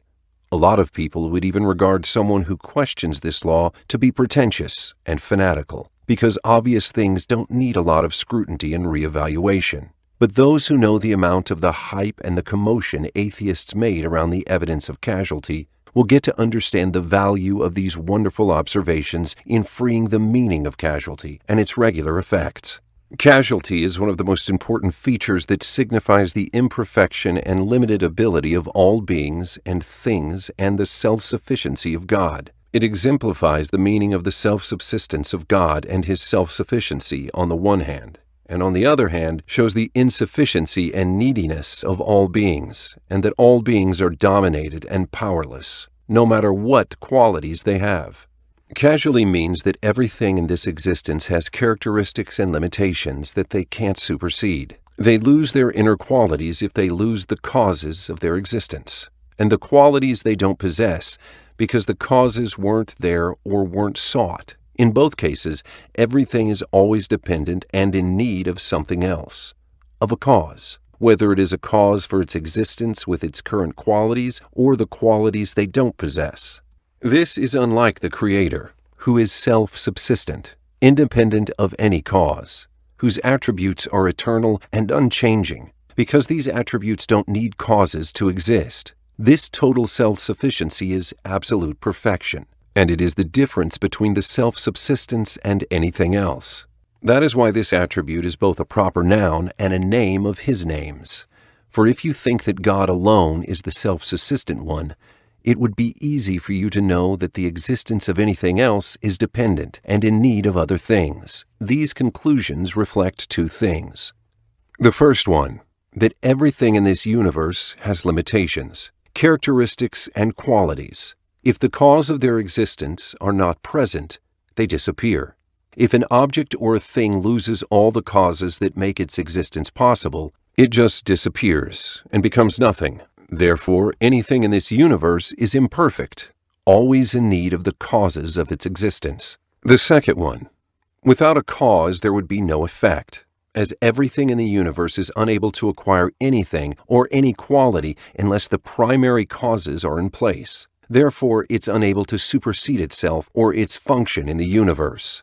Causality then means lack of ability, imperfection, and insufficiency, and signifies the existence of the self-subsisting, the soul, the all-prevailing one.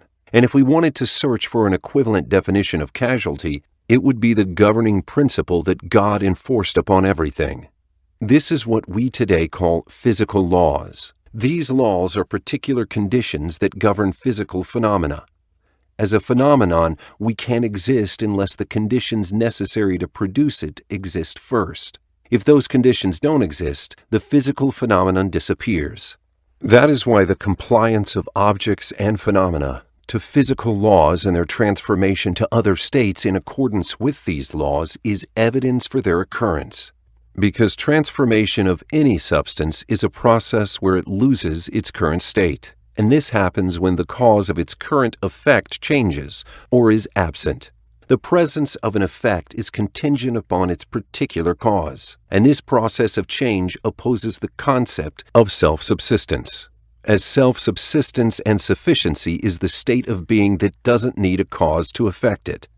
Also, transformation, as it happens in accordance with laws, oppose eternality, because an eternal being is not preceded by anything, and who wasn't preceded by anything is independent in presence of any cause and anything, unlike any event, a state that needs a cause or a series of causes in order for it to happen, which presence changes as those causes change. And as an event or a substance must be preceded by causes, then there must have been something that preceded its existence.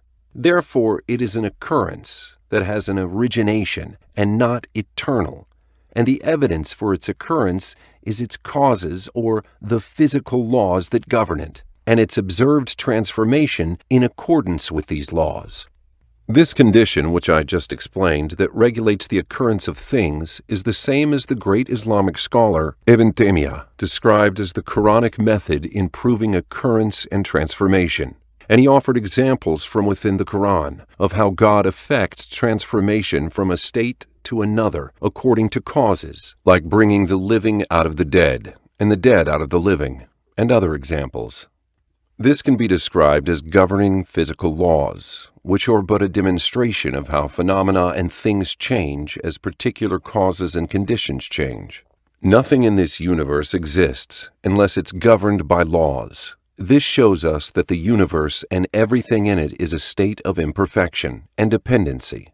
Ibn Taymiyyah says, "It is known that we can observe the phenomena of absence after presence, and presence after absence of many things in this world, like the states of animals, plants, metals, and many other states. And this, by evidence of the senses, shows clearly that these things cannot exist by themselves, but rather their existence is possible because they are subject to non-existence." He also says, may Allah mercy him, "Beings can either be all events or all eternal, or at least some of them are events, and the others are eternal. The first case is impossible, because events need a cause to originate them, and since our originator can't be subject to annihilation, therefore, not all beings are events, and this is self-evident. The other case is also impossible, because it's in opposition of what we observe, and of the evidence of the senses, because if all beings are eternal, they wouldn't be subject to change and annihilation. Therefore, beings must be divided into eternal and incidental, and an incidental event or thing must have an eternal originator. He also says, inferring that there must be a creator, by looking into the creation of a human being in such a state of beauty and perfection is a correct intellectual observation, and it is encouraged and highlighted by the Quran.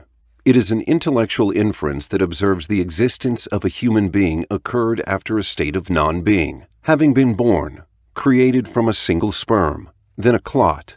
All this wasn't known only because of the Prophet's message, but rather all people were and are able to learn that by means of observation and reasoning, whether the messenger said it or not. But the Prophet used it and encouraged, ordered people to use it, and use their intellectual faculties of observation and reasoning so they could know the answers to timeless and fateful questions.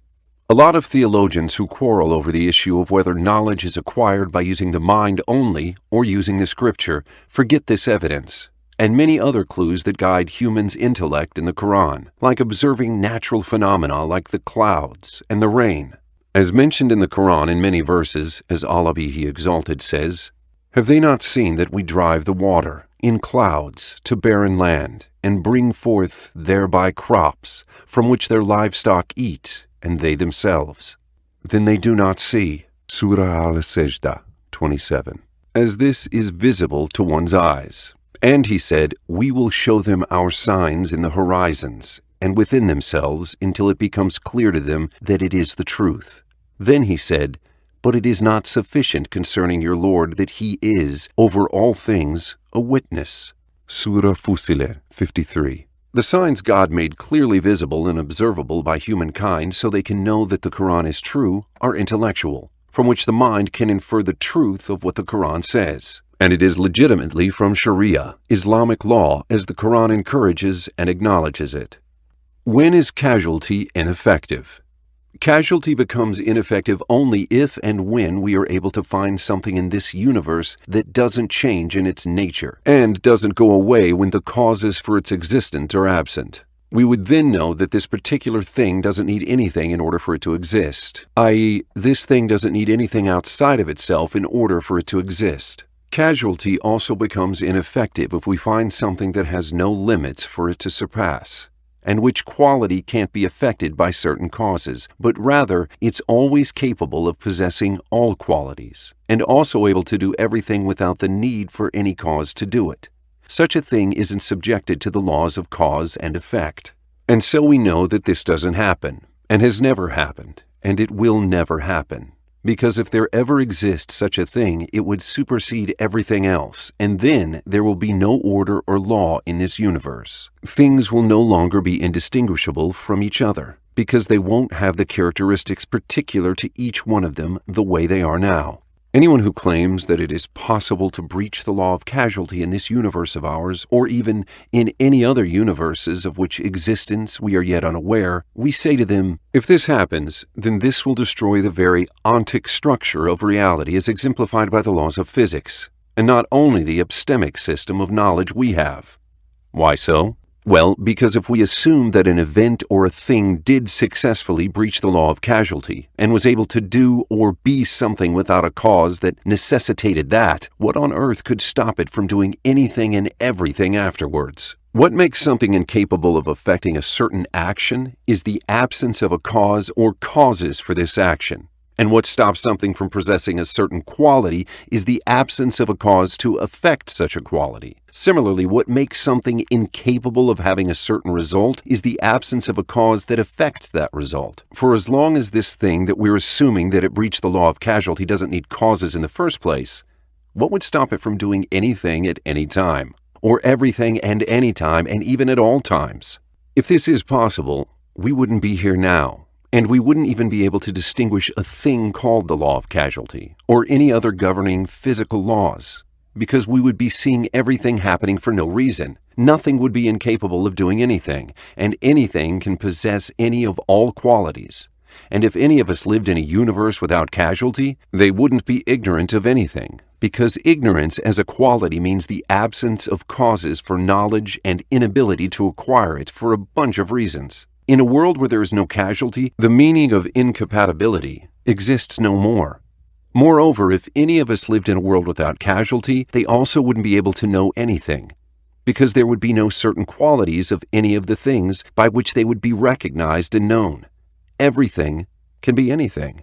And if you don't need a reason to do anything, it's then logical that you have been like this since eternity, because it's unimaginable that independence of all causes is a quality that can be acquired. Because acquired means it now exists after it was absent. An acquired quality doesn't exist and doesn't stay, unless its cause exists and stays. And self-sufficiency is a quality that contradicts all that. If you don't need a reason to do anything, you will stay like this forever, because it's unimaginable that you would lose such a quality, because losing it must be done with eradicating its cause. And since you didn't need a cause in order for you to possess such a quality, then there is no meaning for cause. This shows that it's impossible to think that the law of causality can be breached at any point in time or space. And the evidence for this impossibility is the very existence of this universe and its laws. Because the existence of causality is in itself an evidence that this law can't be nullified in any time or space. We don't need to observe every detail in the universe to figure out how prevailing is the law of causality, and that it's impossible to breach. It's enough to observe the consistency of its workings in the universe. Our knowledge of one real and functional law in this universe is enough to show that there has never existed anything that could work outside the law of causality. Because if such a thing ever existed, it would have taken over everything, including that one law we know. And it would be impossible to have any order in this universe.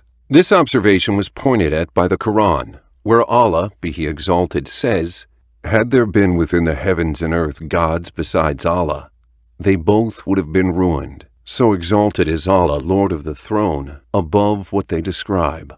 Surah Al-Anbiya 22. Because as I explained before, if we assume the existence of something, anytime, anywhere, that is not governed by the law of causality, nothing will stop it from taking over everything, surpass any other law, or change the characteristics of things uncontrollably. This thing would just be like another God who willed any other law than the law of causality, which Allah willed for it to regulate this universe. Knowing that this has never happened, we now know that we have a single system. There is nothing outside of this system, and this demonstrates the totality of the law of causality. The existence of one regular law in this universe is enough to prove that the law of cause and effect governs everything, every time, and everywhere. And as soon as we learn that there exists an order in this universe, it would be impossible to assume the imperfection of casualty. The same observations that show the perfect consistency of casualty is mirrored in the inseparability of God's name, the One, and His name, the all-prevailing One, in the Quran, in more than a place. Allah, be He exalted, says, "O my two companions of prison, are separate lords better or Allah, the One, the prevailing?" Surah Yusuf 39. He also says, "Say, who is Lord of the heavens and earth? Say, Allah. Say, have you then taken besides Him allies not possessing even for themselves any benefit or any harm? Say, is the blind equivalent to the seeing? Or is darkness equivalent to light? Or have they attributed to Allah partners who created like His creation, so that the creation of each seems similar to them? Say, Allah is the creator of all things, and He is the One, the prevailing." Surah Al-Ra'd 16. Allah says, "It will be on the day the earth will be replaced by another earth, and the heavens as well, and all creatures will come out before Allah, the One, the prevailing." Surah Ibrahim 48. Allah also said, "Say, O Muhammad, I only a warner, and there is not any deity except Allah, the One, the prevailing." Surah Sad 65. And He also said, if Allah had intended to take a son, He could have chosen from what He creates whatever He willed. Exalted is He is Allah, the One, the prevailing. Surah Al-Zumar 4. Allah, be He exalted, said, "The day they come forth, nothing concerning them will be concealed from Allah, to whom belongings, all sovereignty this day. To Allah, the One, the prevailing." Surah Hafir 16.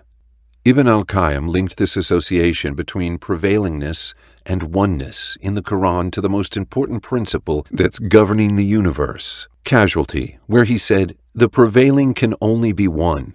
It's impossible that there can be more than one. Prevailingness and oneness are inseparable, as sovereignty and power and ability and superiority are all possessed by Allah.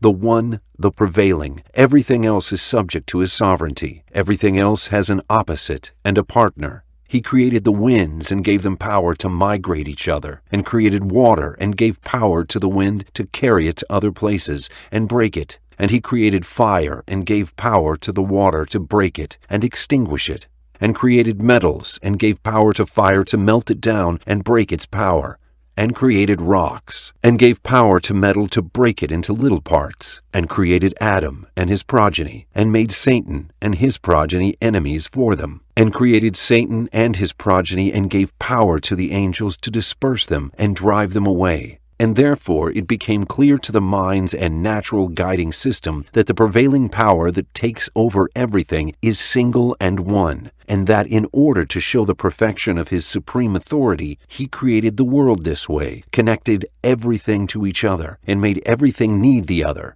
and gave power to things over others, and tested everything with others. He, Ibn al-Qayyim, also said in his Nunya, "And both supreme authority and oneness are witnesses to each other, as they are inseparable, and that is why both these names always come together." Look this up in the Quran. The One, the prevailing, cannot be possessed by two things. And now, after I describe the meaning of casualty and the impossibility of assuming that it can be nullified anywhere in the universe, I now get to explain how we can infer from this information the existence of a creator. Number 1. If a thing is imperfect, unable to exist by itself for itself, it will naturally need causes for its existence and being. And its existence and non-existence are both dependent on these causes, as this thing or event is an occurrence, a manifestation that was preceded by the causes of its existence. Number 2. Nothing in this universe is self-reliant, or isn't subject to laws that govern its existence. Number 3. The universe, then, with everything in it, is an occurrence, the result of a series of events, because a thing that's governed by laws is subject to the law of cause and effect, and a thing which is subject to the law of cause and effect is an occurrence, as I previously clarified. Number 4.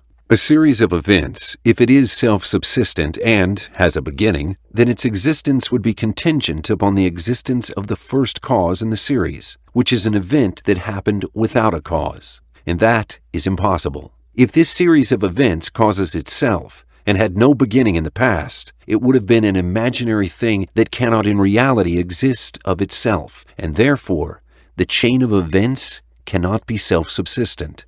Number 5.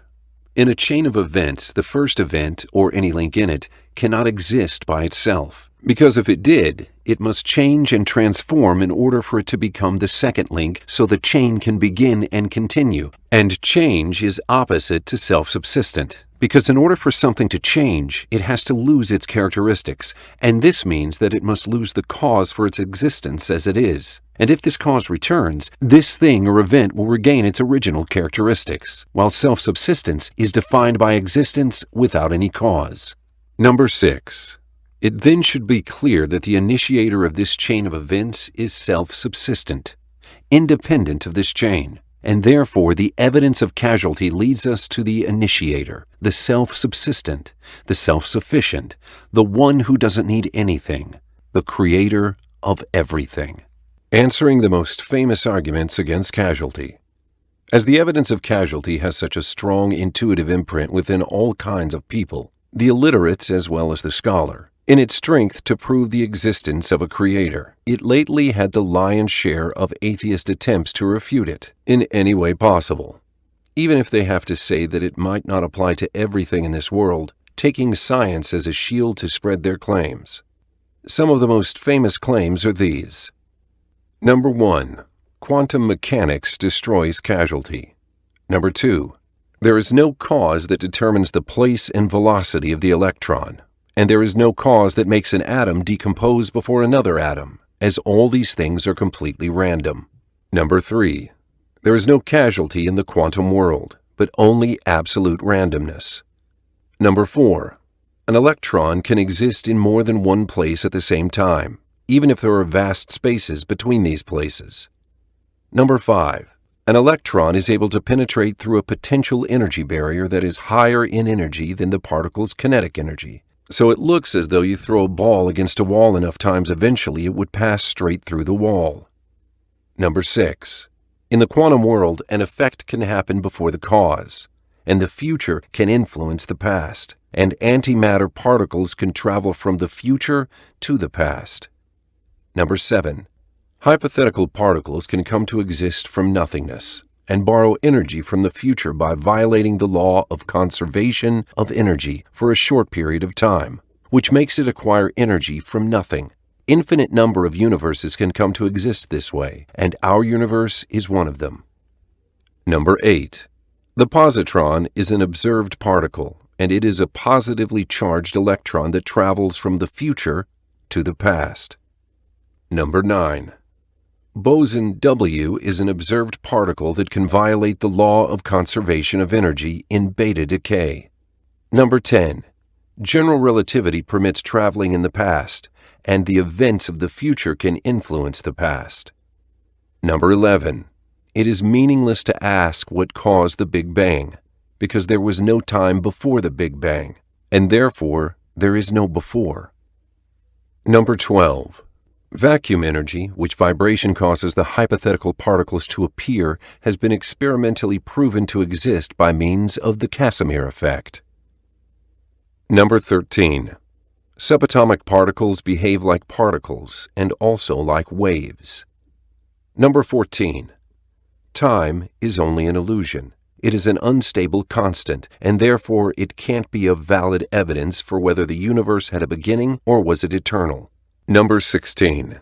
Infinite chains or things that have infinite value do exist in physics. Black holes and quantum field theory are examples, and mathematics also revealed that the sum of all positive integers equals 1/12. So why can't the universe be a substantive chain that existed since eternity? Number 17. There is no scientific evidence that proves that it's impossible that the world is eternal. It has always existed, and it's self-subsistent. And this claim, although it doesn't refute causality, it does refuse to use causality as proof for the existence of the Creator, because the universe doesn't need a creator. Number 18. Someday we will find a theory that explains everything, and then we will be able to explain that the whole universe existed because of pure material causes, without the need of a God. Number 19. Does Wheeler's delayed choice experiment violate causality? In this chapter, we, God willing, will answer these arguments and others too in detail. But if one would answer these in just one word, it would be jargon. Because the use of terminologies like void, nothingness, energy, time, causality, hypothetical, particles, etc., in physics does never equal the linguistic or philosophical meanings we infer from the languages we use. As scientific terminologies, or the terminology in any field in general, mostly have nothing to do with the linguistic or philosophical meaning of those words. A professional person could understand the correct meanings of these words, but they would cause a great misunderstanding for the layperson, and these terminologies are called jargon. This is something that Dr. Matt Strassler, a teacher of theoretical physics at Harvard University, pointed out in his blog on the internet, where he said, "But in physics, energy is none of these things. You'd be making a big physics error if you mix and match one of the English definitions with the physics definition. Within physics, you must stick with the physics term, or you'll get wrong answers and end up very confused." This gap between natural language meaning and professional terminology had indeed found who could manipulate it in their speech to laypeople without falling into scientific errors. And to those people, it was okay to cheaply misuse science in order to serve their atheism. Did quantum physics undermine causality? This is the most famous argument of all, which branches into most of the other arguments these people use against causality. And this is because quantum physics is one of the strongest and most complicated human science. As it is now, has the highest scientific authority, and if it can really refute causality, it would have had a great impact on people. It is also a field of science that's full of outstanding puzzles that captivated the most brilliant brains. There is no wonder then that it's being used for this misleading objective. But first, we must get to know some of those wonders within this science, before we discuss whether it does or doesn't violate the principle of causality. Some examples of the wonders of quantum physics. It has been proved that electrons and photons have both particle and wave properties. They behave sometimes like particles and other times as waves, a phenomenon called wave-particle duality. And this in itself is an obvious contradiction, because a particle is bound in a definite way and position in space, and a wave is not bound by these limitations. But this has been observed about the nature of these subatomic particles, although the most precise description which professional physics books always mention is that these particles are only waves, and not particles at all. Then they mention the reasons we observe these phenomenon as particles. All this started with the famous experiment known as double-slit experiment, where if you bring a board with 2 slits cut in it and put a barrier behind it, then you put in front of the board a source of light, then light, as a wave, should be split by the board into 2 separate waves, which will weld together again into a single beam of light directly after they pass the slits. But this doesn't happen, as the welding won't make them a single beam again, but rather they will turn into 2 interfering waves in a phenomenon called interference pattern, which makes the light on the backboard strong in some parts and parts where the 2 waves strengthen each other, and the same light will be weak on spots where the 2 waves weaken each other. And this interference will cover the whole backboard, or the largest part of it, and its size will be different than the size of the 2 slits in the board. Figure 1. This is a consistent experiment, and it is expected of light to behave this way. But there is also a proof that light behaves as separate particles too, which is the phenomenon of photoelectric effect. But if we replace the light source in the double-slit experiment with a source that shoots electrons instead of a light beam, then we will be expected to see on the backboard 2 lines equal in size with the size of the 2 slits. Figure 2. And it's never expected for the electrons organizing themselves on the board to behave like light waves, because electrons should be the particles that constitute matter around us, and they are not waves spreading in space. But the big surprise is that the result on the backboard will be exactly the same as the behavior of the waves, as the background will be totally covered with interfering wave patterns, where there will be interfering dark areas and lighter shades areas, just as if they are light waves. And this will happen even if you shoot the electrons one after the other, and not all at once. You will find dots gradually organizing together to draw a neutral shape in the end, Figure 3, as this is a single background over which electrons gradually accumulate. This proves that electrons possess both wave and particle properties, just like photons do. And this is one of the greatest wonders in science. But here's what's better than that. If you close one of the slits in order to focus the discharge of electrons through the opening, the deviation will disappear and you will obtain the particle behavior once again, as electrons will form a shape that's identical with the open slit. And the same thing will happen if you open two slits, but keeping an eye on one of them to focus the streaming of the electrons. The electrons will gather to form two forms on the background identical to the slits. This strange phenomenon is known as measurement problem, and it's one of the puzzles in quantum physics that hasn't been solved until now. It shows that measurement is what gives the quantum world its defined existence, which we deal with as results, and thus disappears the speculative nature of quantum physics, meaning that the wave-particle duality of the electron is no more because we are able to measure it and locate it. And de Broglie dealt with this dual nature of electrons and photons, showing the relationship between wavelength and movement. Equation 1. Then Schrödinger put an equation that describes the development of this quantum state with time, the wave function, which became a mathematical tool that describes this world with great precision.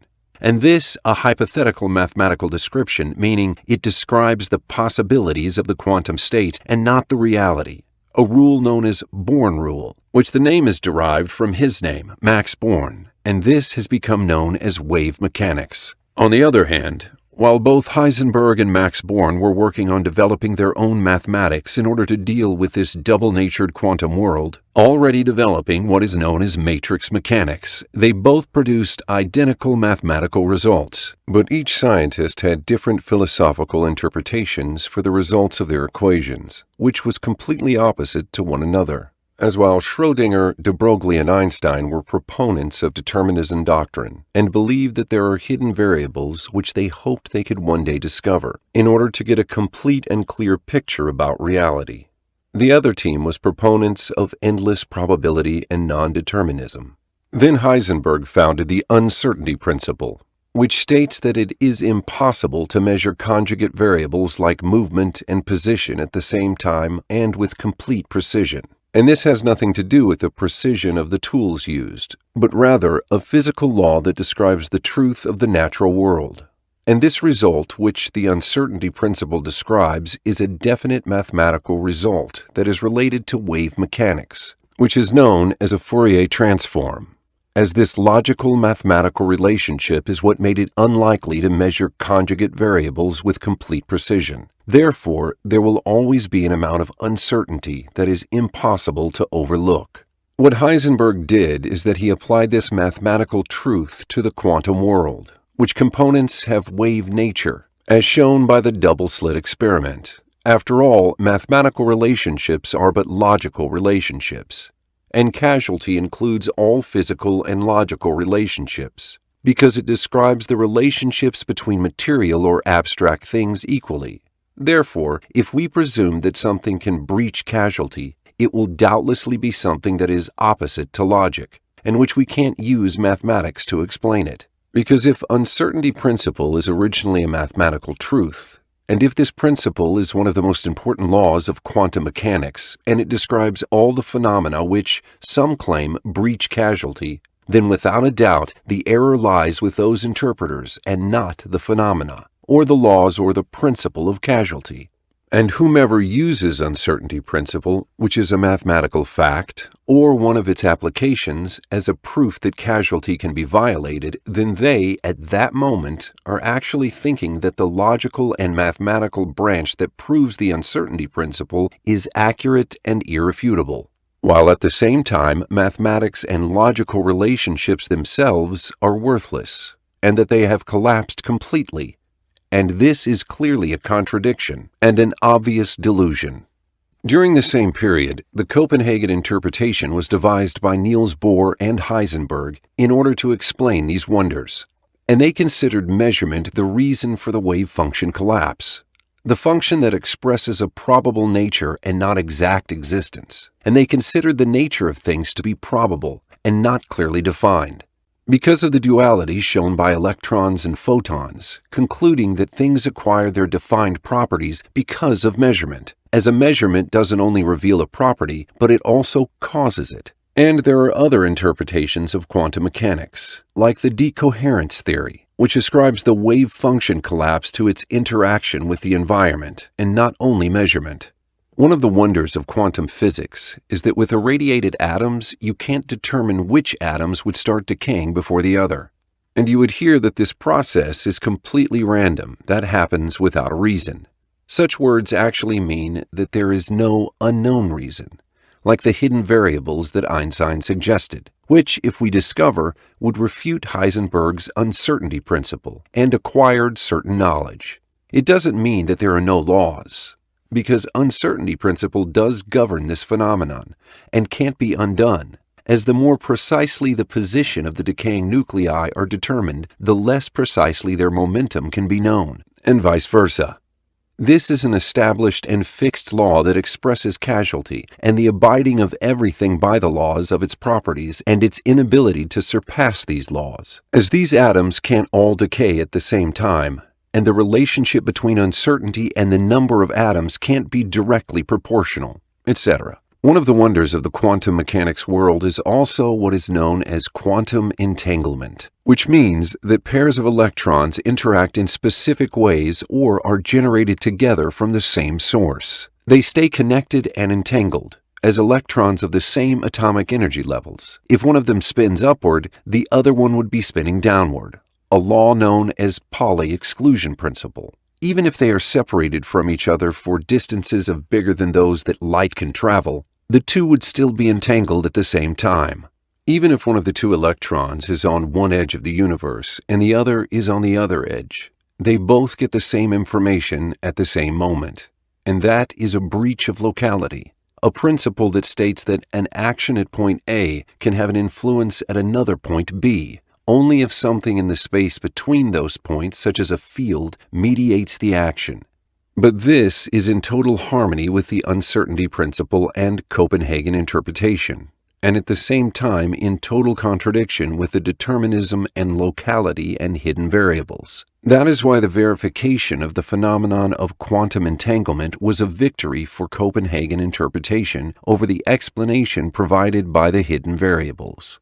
Another wonder of the quantum mechanics worlds is quantum superposition, where an electron can exist in more than one place at the same time. And it's also a phenomenon governed by the Schrödinger equation and uncertainty principle. Another wonder is quantum tunneling, where a particle tunnels through a barrier that is higher than the particle in energy, something that is impossible in classical mechanics, because it's like throwing a ball at the wall in front of you to find that the ball penetrated the wall into the next room. But because of the uncertainty principle that governs the position and movement of subatomic particles, the situation becomes different. Causality is contingent upon a law that governs a thing, and it has nothing to do with the nature of this law or its formula. Because measuring things according to the properties of the things we can observe in our big classical world is an erroneous measurement, and it's a fallacy known as inductive generalization. Everything is governed by its own laws, and not by the properties and laws of another.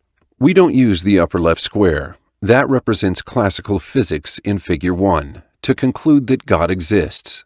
But it's causality that proves that truth. And there is no meaning to causality other than that it's the governing law and the condition that necessitates the existence of things. And this is represented by all the squares in Figure 4. Moving between the squares can't also be done without conditions, as each law works in its place, and nothing can work without a law. And this is what proves to us that causality governs everything. The mystery that lies within the properties of things, which we are still working on understanding, never means that causality can be nullified, but rather it's the non-existence of any properties that can make the principle of causality invalid.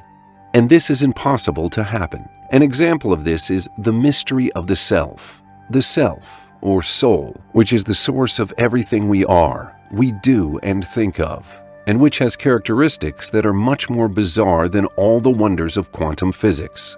The soul that travels to other spheres during our sleep, even though it's not connected to the body at the same moment. Allah be He exalted says, Allah takes the souls at the time of their death, and those that do not die He takes during their sleep.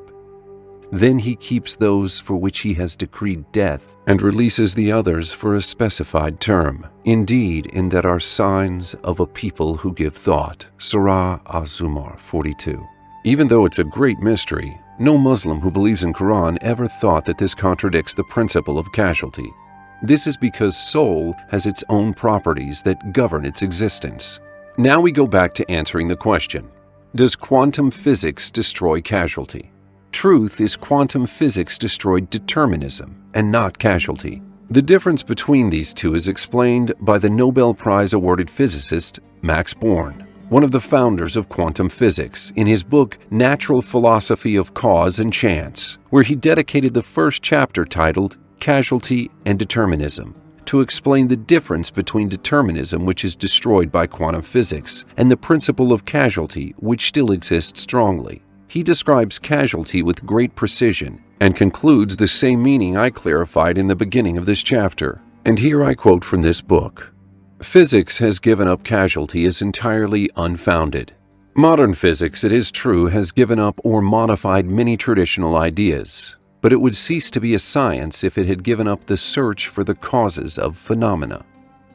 Then he puts a definition of determinism and a different one of causality, where he says, determinism postulates that events at different times are connected by laws in such a way that predictions of unknown situations, past or future, can be made. By this formulation, religious predestination is excluded, since it assumes that the book of destiny is only open to God. Causality postulates that there are laws by which the occurrence of an entity B of a certain class depends on the occurrence of an entity A of another class, where the word entity means any physical object, phenomenon, situation, or event. A is called the cause, B the effect.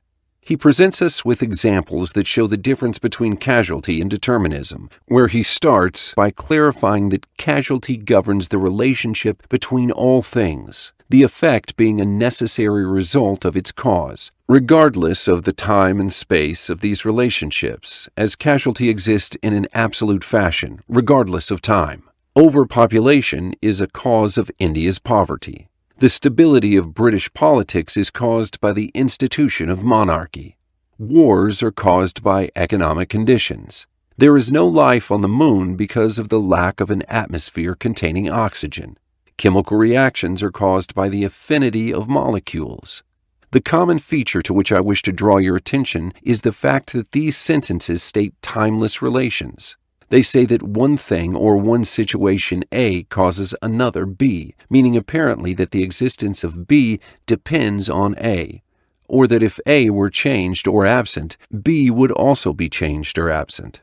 Then he made a comparison with similar statements, but fixed in time, explaining determinism in contrast with causality. The Indian famine of 1946 was caused by a bad harvest. The fall of Hitler was caused by the defeat of his armies. The American War of Secession was caused by the economic situation of the slave states. Life could develop on Earth because of the formation of an atmosphere containing oxygen. The destruction of Hiroshima was caused by the explosion of an atomic bomb. In these sentences, one definite event A is regarded as the cause of another, B. Both events are more or less fixed in space and time. Then he mentioned an example of a determined non-causal relationship, the timetable of a railway line, which is determined and fixed in time, but non-causal, as there is no cause that controls this relationship, and that's why we can change these times whenever we wish. Another example is the timetable of a railway line. You can predict with its help the arrival at King's Cross of the 10 o'clock from Waverley, but you can hardly say that the timetable reveals a cause for this event. In other words, the law of the timetable is deterministic. You can predict future events from it, but the question why makes no sense. On the same page, he says, I prefer to use the expression casualty mainly for this timeless dependence. It is exactly what experimentalists and observers mean when they trace a certain phenomenon to a certain cause by systematic variation of conditions. And lastly, he very clearly says that determinism is not the same as casualty, and that determinism is one that killed quantum mechanics, whereas casualty is the dependence of physical situations upon others or certain conditions. Can we be content with accepting chance, not cause, as the supreme law of the physical world?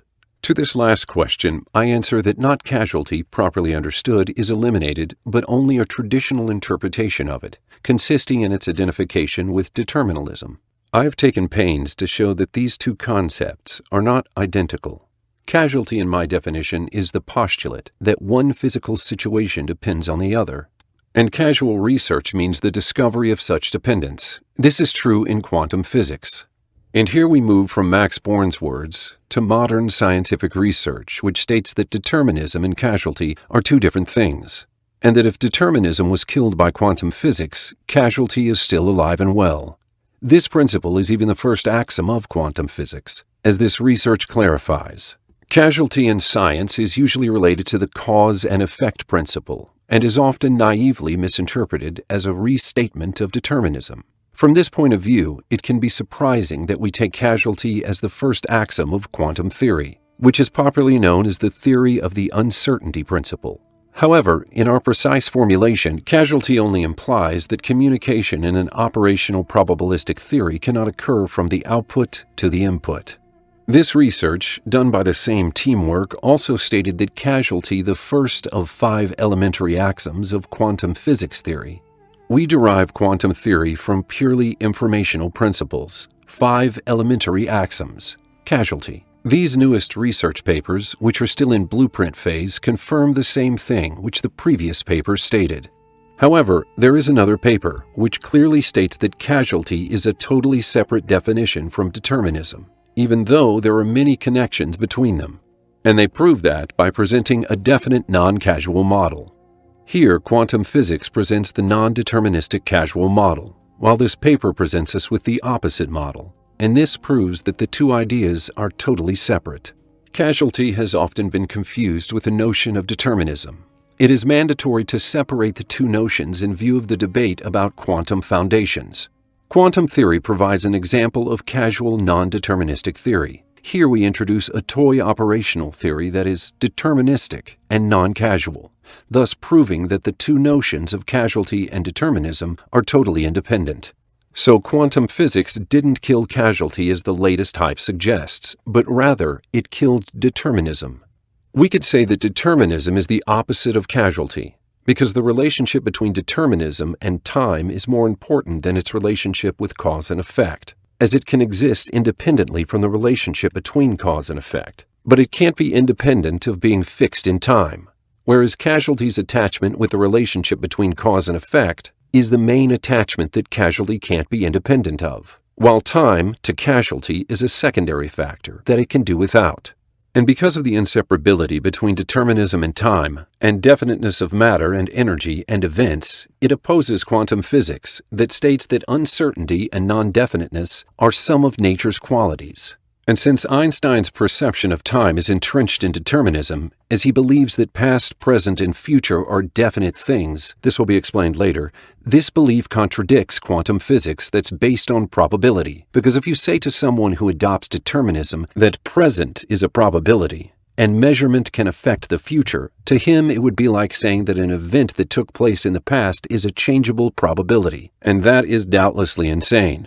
And maybe that is what caused the tension between the proponents of determinism, led by Einstein, and the proponents of the probability theory adopted by quantum theory. And that is the reason Einstein thought that quantum mechanics is incomplete, and that there must be hidden variables, which if we know, we would be able to acquire the determinism that lies within those probable results. Truth is, then, that the conflict was always around determinism, and never causality as some thought. The best proof for that are the words of Max Born himself, who was a party in that conflict. And there are many conversations between him and Einstein about this matter, which were published in a book titled The Born-Einstein Letters. Then, experiments that support quantum physics in opposition to determinism and hidden variables came in the end, and confirmed that there are limits to the precision of things in nature. Adopting determinism is really adopting classical mechanics' way of thinking, and this shows that determinism didn't emerge from causality, let alone being itself the same as the principle of causality. There is also what is known as adequate determinism, and it's a quite correct understanding, as it sees the probabilities of quantum mechanics are not quite random, but they are rather part of the natural law. This is a form of determinism, but it is different from the old understanding and nearer to the truth. This understanding shows that the randomness of the quantum physics don't mean that quantum physics aren't governed by laws or consistent relationships, as some would imagine. This new definition of determinism was mentioned by Stephen Hawking, the atheist physicist, in his book Grand Design. Quantum physics might seem to undermine the idea that nature is governed by laws, but that is not the case. Instead, it leads us to accept a new form of determinism. Given the state of a system at some time, the laws of nature determine the probabilities of various futures and pasts, rather than determining the future and past with certainty. But, on the other hand, there is a definition other than determinism that could lead to a lot of misunderstanding if you also deal with it philosophically only, and that is the chronological order of events, or the concept of time itself. Time was, in Newton's time, had the same meaning that we all understand, that it is fixed and absolute. But it isn't like that anymore after Einstein's special theory of relativity. And this might even have started years before that, since Michael Faraday's work, then James Clerk Maxwell's equations, and Lorentz transformation derived from those equations, and also the Michelson-Morley experiment, as all these leads revealed one of the strangest facts about nature. That is the light speed invariance, the phenomenon which changed our perception of the universe, and space, and time for good. Einstein's relativity theory came to adopt this new understanding basing itself on these previous efforts. The speed of light, or the fabric of space-time being constant. But time itself or space itself are variant coordinates relative to an implied observer. That perception that time is absolute has become obsolete, and there is nothing that can be fixed that can be used as a reference frame, except the speed of light. And although time dilation seems very logical if we deal with it mathematically, it becomes totally meaningless if we contemplate it philosophically. From a mathematical point of view, it becomes very clear, because the distance traveled by light to a person on a moving frame of reference presented in Figure 5 by a person riding a missile and watching a light pulse shot from a light source reflecting back and getting back to the same source. It must be less than the distance that light would travel relative to the other observer in a non-inertial frame of reference, relative to the missile, observing the same event from the ground. If the event was the same, but the distance light had traveled is different, and the speed of light is constant to all the observers, speed being distance divided by time, this difference in distance can't be compensated by anything but change in time, and therefore time, to the man riding the missile, would slow down every time he approaches the speed of light. The amount of time dilation is what compensates the difference of distance traveled by light. But if you now stop and try to contemplate the philosophical meaning of time this time dilation equation expresses, here in equation 2, you won't be able to find such a meaning.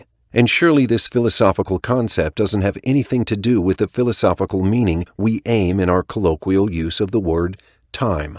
That is why when some physicists wanted to define time with words and not with equations, all they could say is, time is what is measured by a clock. And that is not a joke.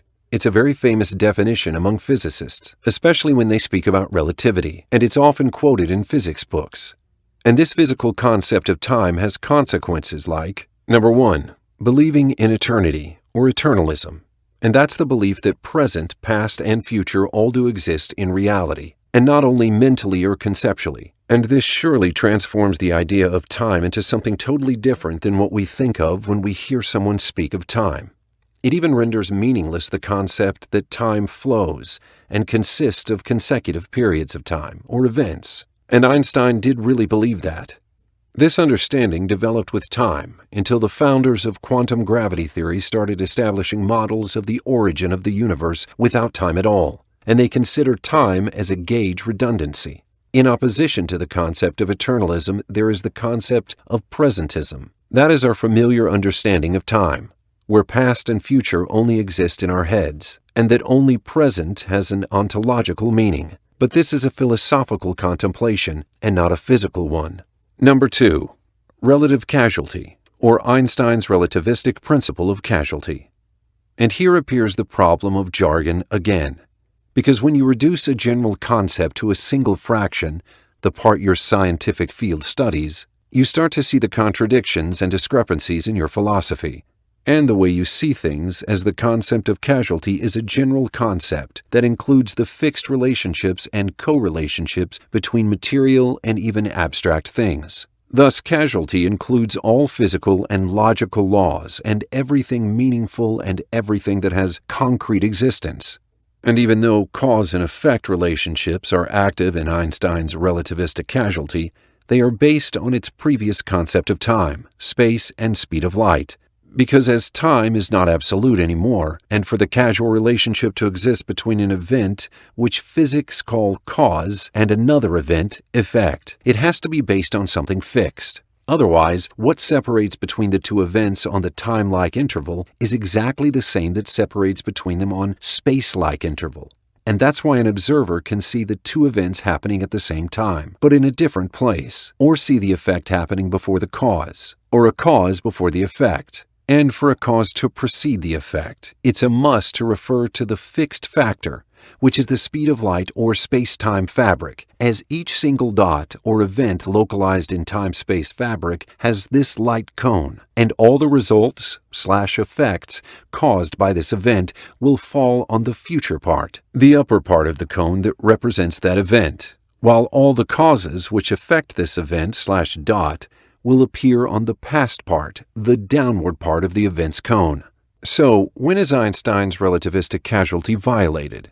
It's violated when a piece of information, like the emanation of an electromagnetic pulse from one point to another, with a speed greater than light's, or an energy moving with a greater speed than light's, or a particle being accelerated with a greater speed than light's, or an object possessing mass is moving with the speed of light.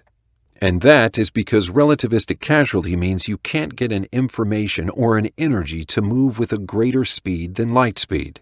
There are things that travel speedier than light, superluminal, but they don't transport an information or energy, so that's not a violation of relativistic causality. It's the same with the theoretical hypothesis of tachyonic particles, which always travel speedier than light. These particles aren't being accelerated to be faster than light. They are just always faster than light. This is not a violation of relativistic causality. But what if there is an event in time-space fabric that has an effect outside its future light cone? When this happens, that effect will have happened simultaneously, and that information or energy is transported faster than light. And this is what Einstein was vehemently asserting, that it's impossible during his debates with Niels Bohr. But quantum physics has already made it impossible, in a phenomena known as quantum entanglement, which proved right the prophecies of quantum physics and the wrongness of the expectations of the hidden variables of John Bell, known as Bell's theorem. And this is considered violation of relativistic causality and the hypothesis of the hidden variables. Does this have anything to do with the causality we're discussing?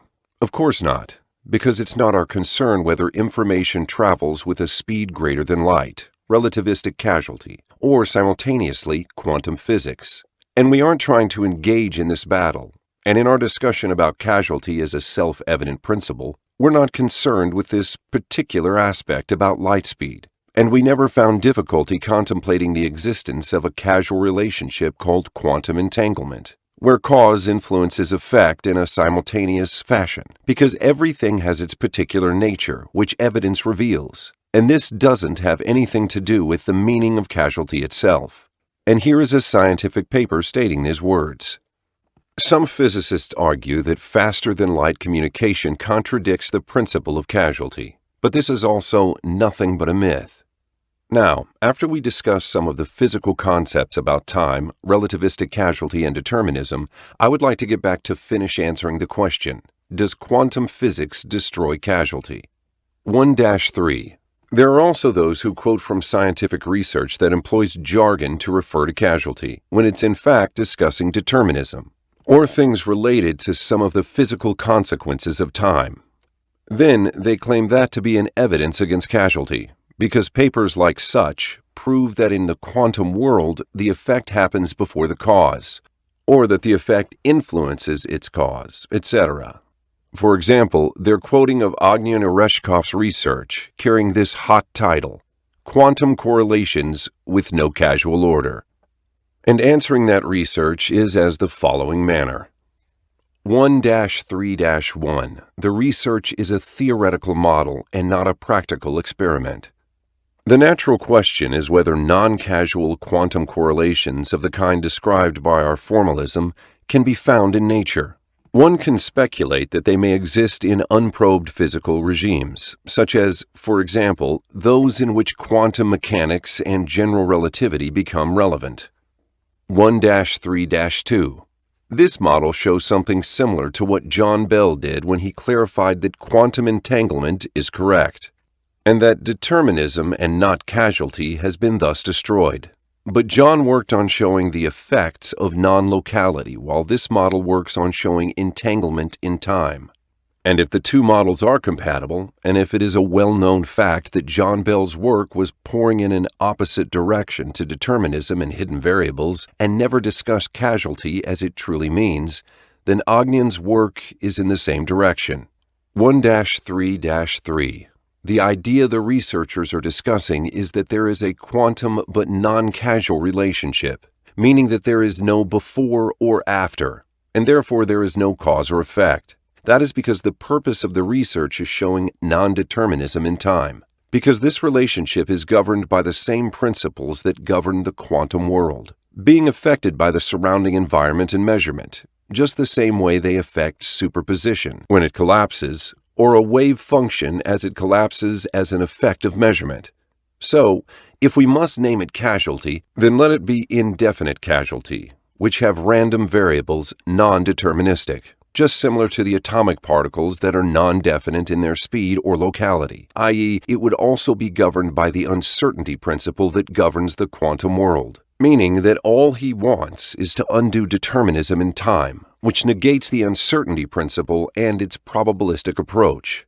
Therefore, all the discussion answering the mistake of confounding determinism and causality apply to this research, because determinism is based on the concept of fixed points in time, and it can't abandon that, unlike causality, which can function without time with the presence of causal relationships totally independent of time, as shown in the examples out forward by Max Born, which we listed in the beginning of this chapter.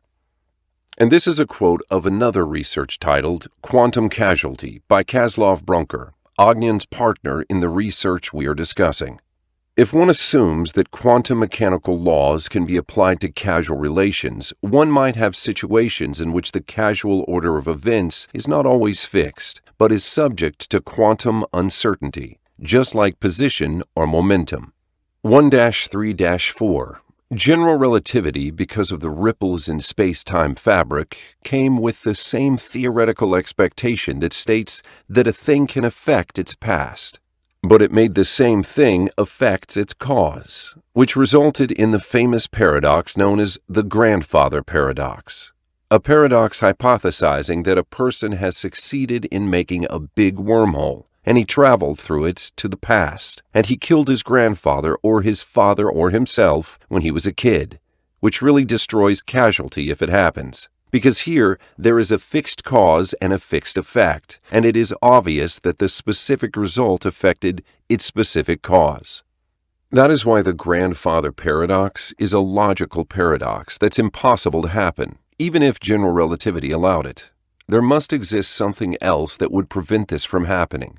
And the famous atheist physicist Stephen Hawking already presented a paper discussing the meaning of this. And there also exists a principle known as the Novikov self-consistency principle, which makes the possibility that someone might succeed in changing something in the past equal 0. and that this will throw him in a closed time loop. The grandfather paradox is impossible to happen, and if it happens, it would be a real breach to causality, because it takes specificity in cause and effect, a point of start, and then the effect happens without its cause. But what researchers presented in the research we're discussing is not that, but something different that avoids the grandfather paradox because it takes non-specificity of cause and effect as a point of start, and proving this is the purpose of the research in the first place. Then follows the interchanging of causes and effects, or the working of uncertainty principle upon it. And here is a simple quote from Ognon's research after he mentions the grandfather paradox. Yet paradoxes are avoided. As that research proposes the hypothesis of the non-existence of a global background time, and as we've seen from our previous discussion about the meaning of determinism and the difference between it and causality being an absolute relationship independent of time, and determinism being specificity in time, as assuming specificity or non-specificity in time greatly affects determinism, but it doesn't have any effect on causality. And here is another quote from Ognon's research explaining this once again. Figure 2. Local quantum experiments with no assumption of a pre-existing background time or global causal structure. The meaning of causality, which this research addresses, is determined by the definition of global background time. If uncertainty principle applies to time, there won't exist a global background time. And if something's existence is contingent upon existing at a fixed point in time, then this is a deterministic and not a causal relationship. And even if the research is using the term causality, it's only using it as jargon. Thus, we again state that the proposed model doesn't contradict causality with its true meaning, because the model doesn't first determine a cause and an effect, and then proves that the effect influences its cause. It then has nothing to do with the grandfather paradox. And that's why the researcher asserts that paradoxes are avoided, as clarified by Figure 7, published in Kaslov's research. That's why he put his model E independent of the grandfather paradoxes, D. And he also said, all causal loops and paradoxes are avoided. Do hypothetical particles emerge from nothingness?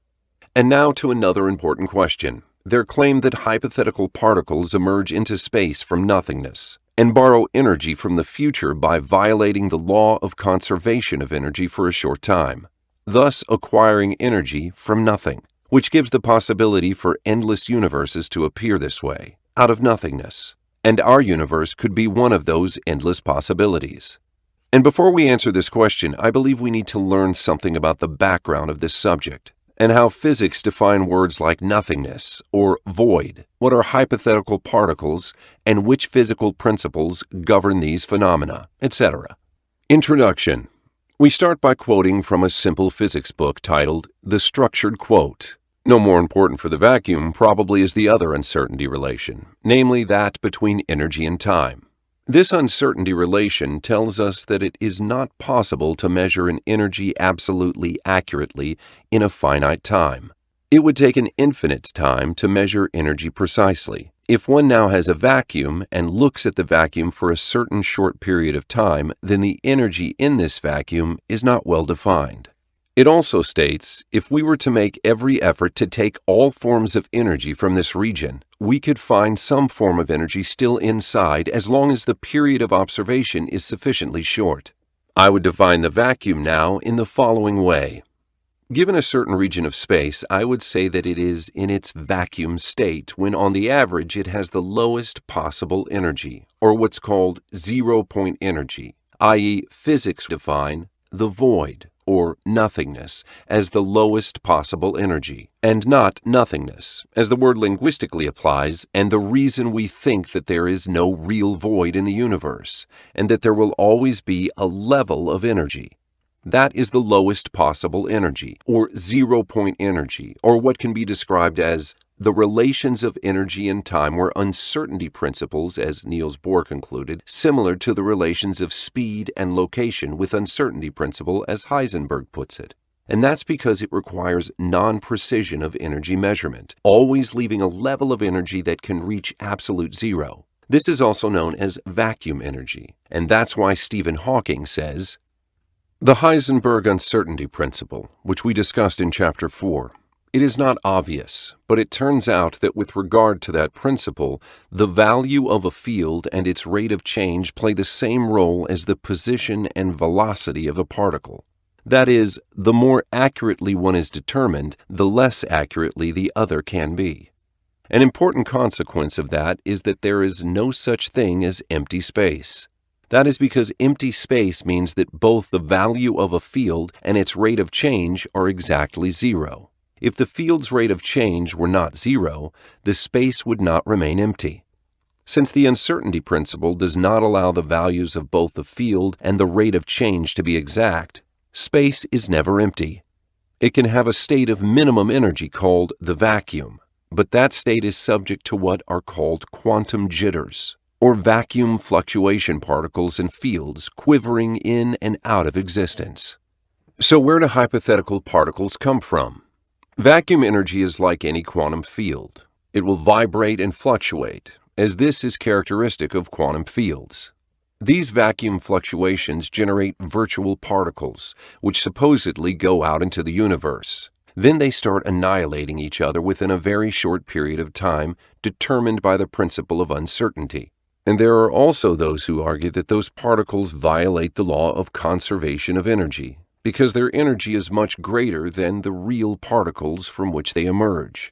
They borrow energy from the future, then speedily give it back, because they annihilate each other. Some of these concepts were already utilized to create models of the beginning of the cosmos. For example, the theory about the origin of the universe as a quantum tunneling event, because of the quantum process of transition from the false vacuum state to the true vacuum state. True vacuum state meaning the lowest possible energy, illustrated in Figure 8 with a short intermittent line to the left, representing a level of energy that can't reach zero, as true vacuum is not equivalent to no energy, or absolute nothingness, as Alexander Villekin's theory. The vibrations and fluctuations of vacuum energy are also used by these models. There are many similar models, but unfortunately, pop science articles and books continue to propagate this notion, explained to people by famous atheist physicists like Stephen Hawking and Lawrence Krauss and others.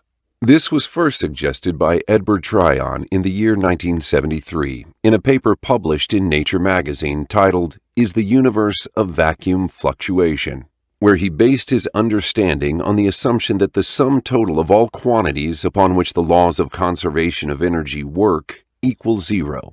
And since the sum total of negative and positive energies is zero, then the universe might have emerged as a result of quantum fluctuation.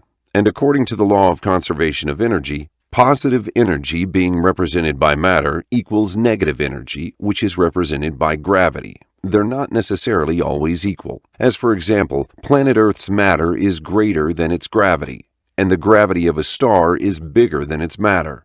And this is the reason why stars collapse and explode, formulating black holes. If the universe's positive and negative energies are equal, this observation would support this hypothesis, and this can be tested by measuring the shape of the universe. If it's a flat universe, omega equals 1, then this means that both these energies are equal. The experimental proof of a vacuum energy which cause all these phenomena to spring into existence is Casimir effect. As Steven Weinberg asserts, perhaps surprisingly, it was a long time before particle physicists began seriously to worry about quantum zero-point fluctuation contributions to lambda, despite the demonstration in the Casimir effect of the reality of zero-point energies. Also, S.M. Carroll states, and the vacuum fluctuations themselves are very real, as evidenced by the Casimir effect. 1-2-. And now comes the time to answer the question and also discuss the introduction of this chapter a little more. As certainty principle is in reality just the relationship between the momentum of a particle, p, with its position, x, as illustrated in equation 3. As for the relationship between time, t, and energy, E, it's not a fixed principle.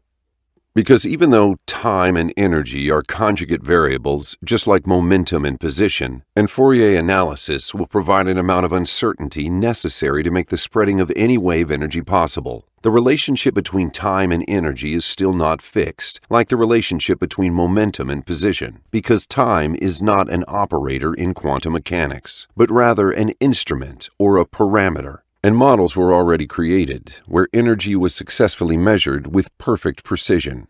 This breaches the relationship between the uncertainty of time and energy, and invalidates it as a law. The truth of the matter is that nobody knows whether there really exists such a thing as vacuum energy or not, especially in the absence of any experimental proof of it. And even if we hypothetically believe that vacuum energy exists, it is not considered a violation of the law of conservation of energy, because what is subject to measurement here is only a segment of vacuum fluctuations. And in order for us to determine whether there is a real violation, we must first be able to measure all the vacuum energy that exists in the whole universe, and then find actual changes in these measurements.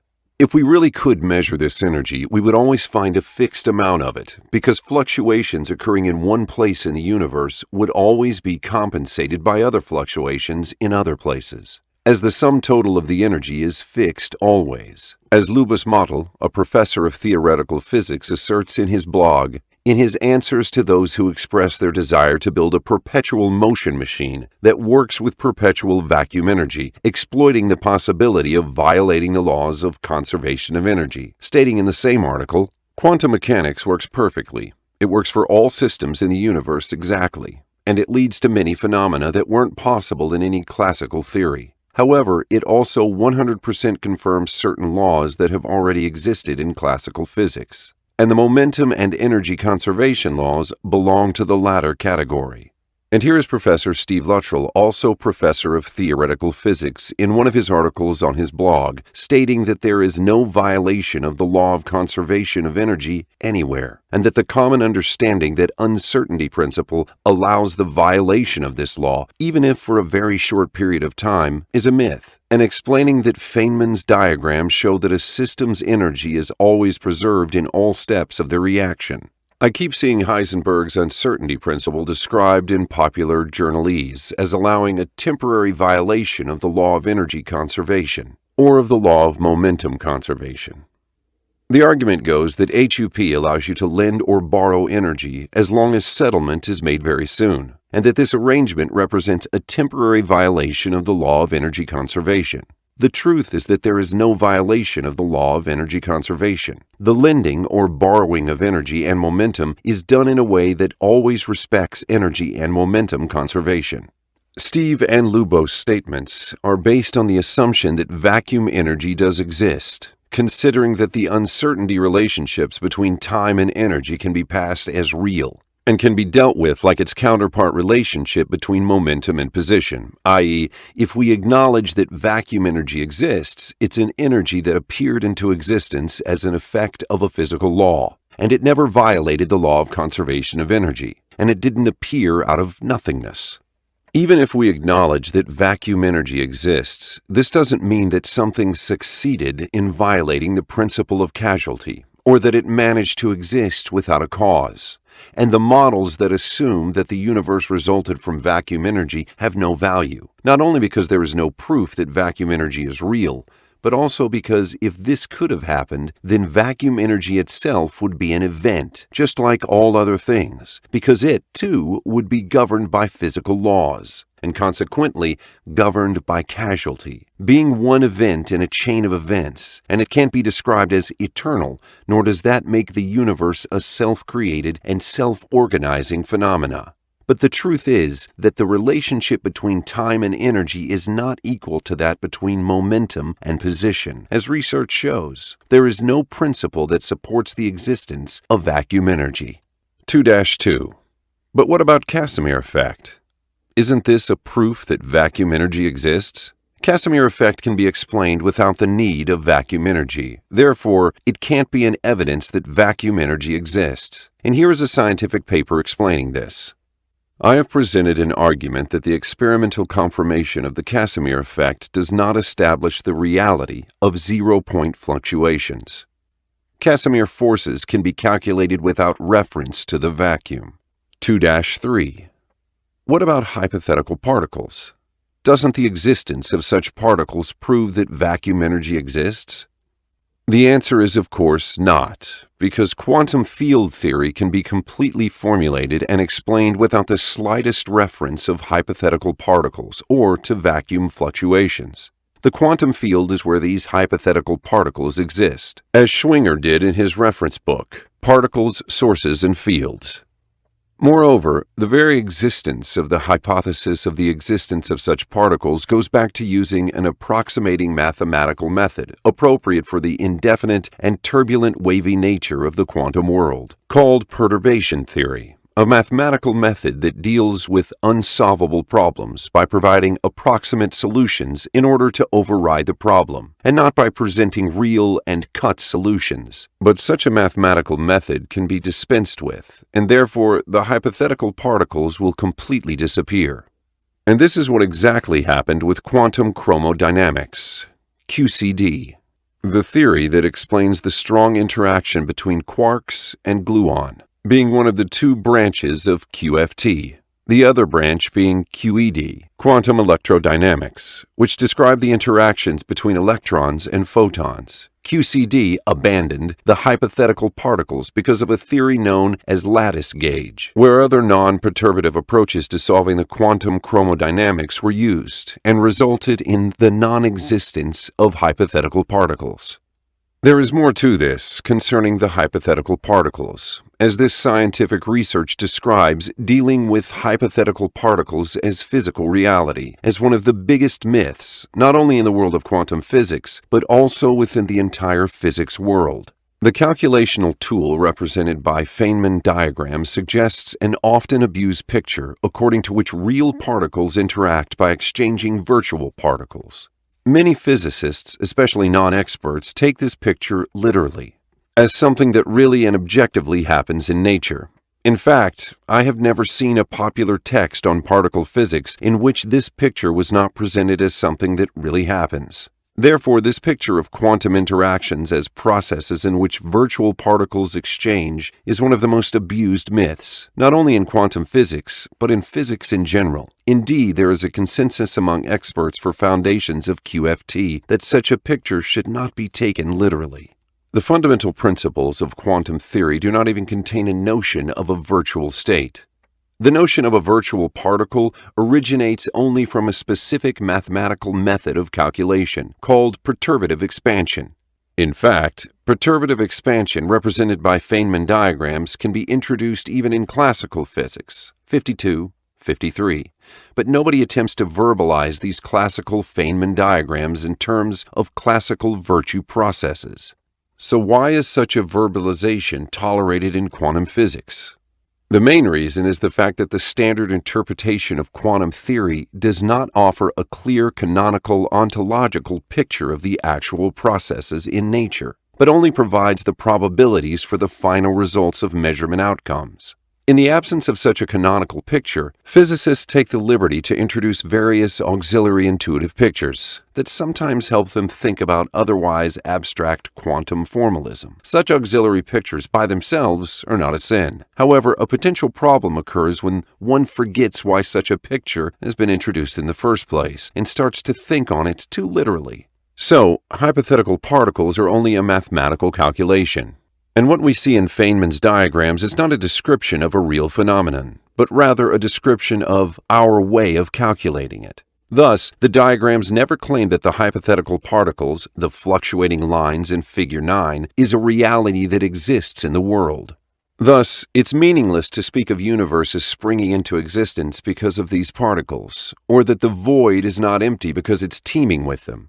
It's also meaningless to say that these particles appear into existence out of nothingness, then go back to nothingness, or any similar deluding expressions. Equally meaningless is the saying that these particles violate the law of conservation of energy, because this law is fundamental to quantum physics. It's the foundation upon which Schrödinger built his equation, and also one of the foundations of classical physics, an established fact that has been proved by laboratory observations and mathematical proof. The mathematical expression of Noether's theorem and a quantum equivalent to the Ward-Takahashi identities in the equations of QFT. Thus, in Feynman's diagrams, energy must be conserved at each interaction vertex. Energy and momentum are conserved at each vertex. This causes the energy of the sum totality of the particles before and after the interaction always fixed. And that's the meaning of the law of conservation of energy. Therefore, measuring the energy of one particle is meaningless. We should measure the total energy of the particles and also of all the diagrams, and then we'd find that the system's energy is always fixed and conserved. The laws of conservation of energy are presented by the vertexes because these vertexes represent the real particles on shell with which the interaction began and ended. As for the hypothetical particles off shell, their presence in the diagram doesn't mean they exist in reality, and they can never be verified in real existence because the very fact of them being off shell means that they can't be observed, and that the impossibility of observing them doesn't mean that they rapidly decay either. That would be a great mistake, because unstable particles which rapidly decay, like W boson particles and others, are actually on-shell and not off-shell particles. This causes a lot of confusion when you know that beta decay, for example, which Feynman's diagrams describe, includes W boson, referring to it as a hypothetical particle that possesses an energy greater than the particle from which it emanated, which means that the law of conservation of energy is violated if that particle really exists. Then you come across a scientific research speaking of observing the W boson. The truth is, the W boson particle that is being observed is the real unstable particle, and not a hypothetical one.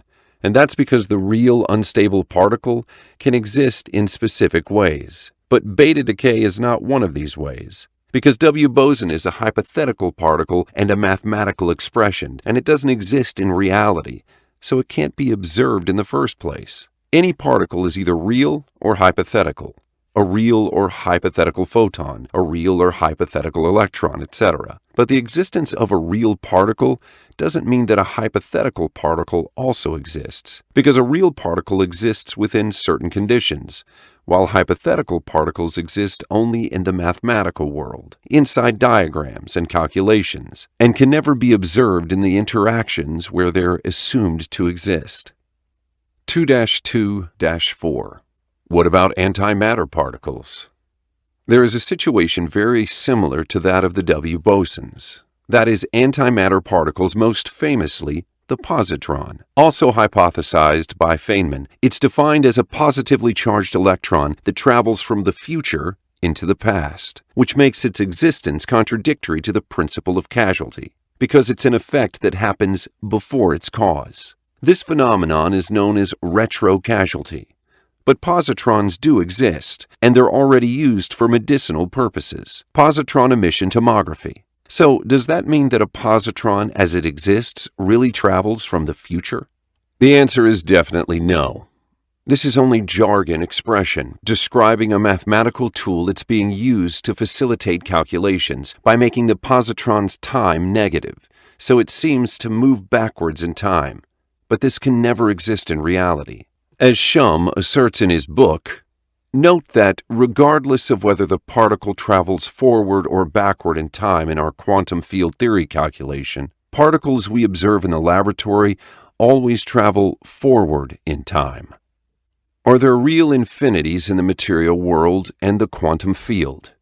There is another argument also related to QFT, that is the assumption by some people that QFT theory reveals the factual existence of infinity in the material world, and that mathematics also reveal that we are able to assign finite values for infinite sums, and that proves that the existence of infinite chains in the material world is possible. So why can't our universe be an eternal chain of infinite self-subsisting events? There are indeed mathematical methods indicating that the sum total of infinite positive integers equal -1/12. Moreover, this formula is employed by the most precise scientific theory that exists. QED theory, which precision can reach 1/10 in a trillion. This formula is directly used in measuring vacuum energy and hypothetical particles, a process known as renormalization. So, does this mean that there can exist a physical object that can be described as infinite? The answer is of course not, because hypothetical particles, as we previously discussed, are only mathematical tools and not a real phenomenon. Therefore, to say that a hypothetical electron possesses an infinite mass, for example, is not a description of a real phenomenon, but only mathematical existences. And there exists no single professional scientist who thinks of them as real when they use these expressions as mentioned in this book titled Achilles in the Quantum Universe. When mentioned that a hypothetical electron's mass is infinite, the electron must have infinite mass. Of course, no one believes this is literally true, but it happens to be true in the best theory that we have at the moment. And until a better theory comes along, viewing the electron in this matter will continue to be unavoidable. So in conclusion, all this doesn't prove the existence of an infinite object in the material existence.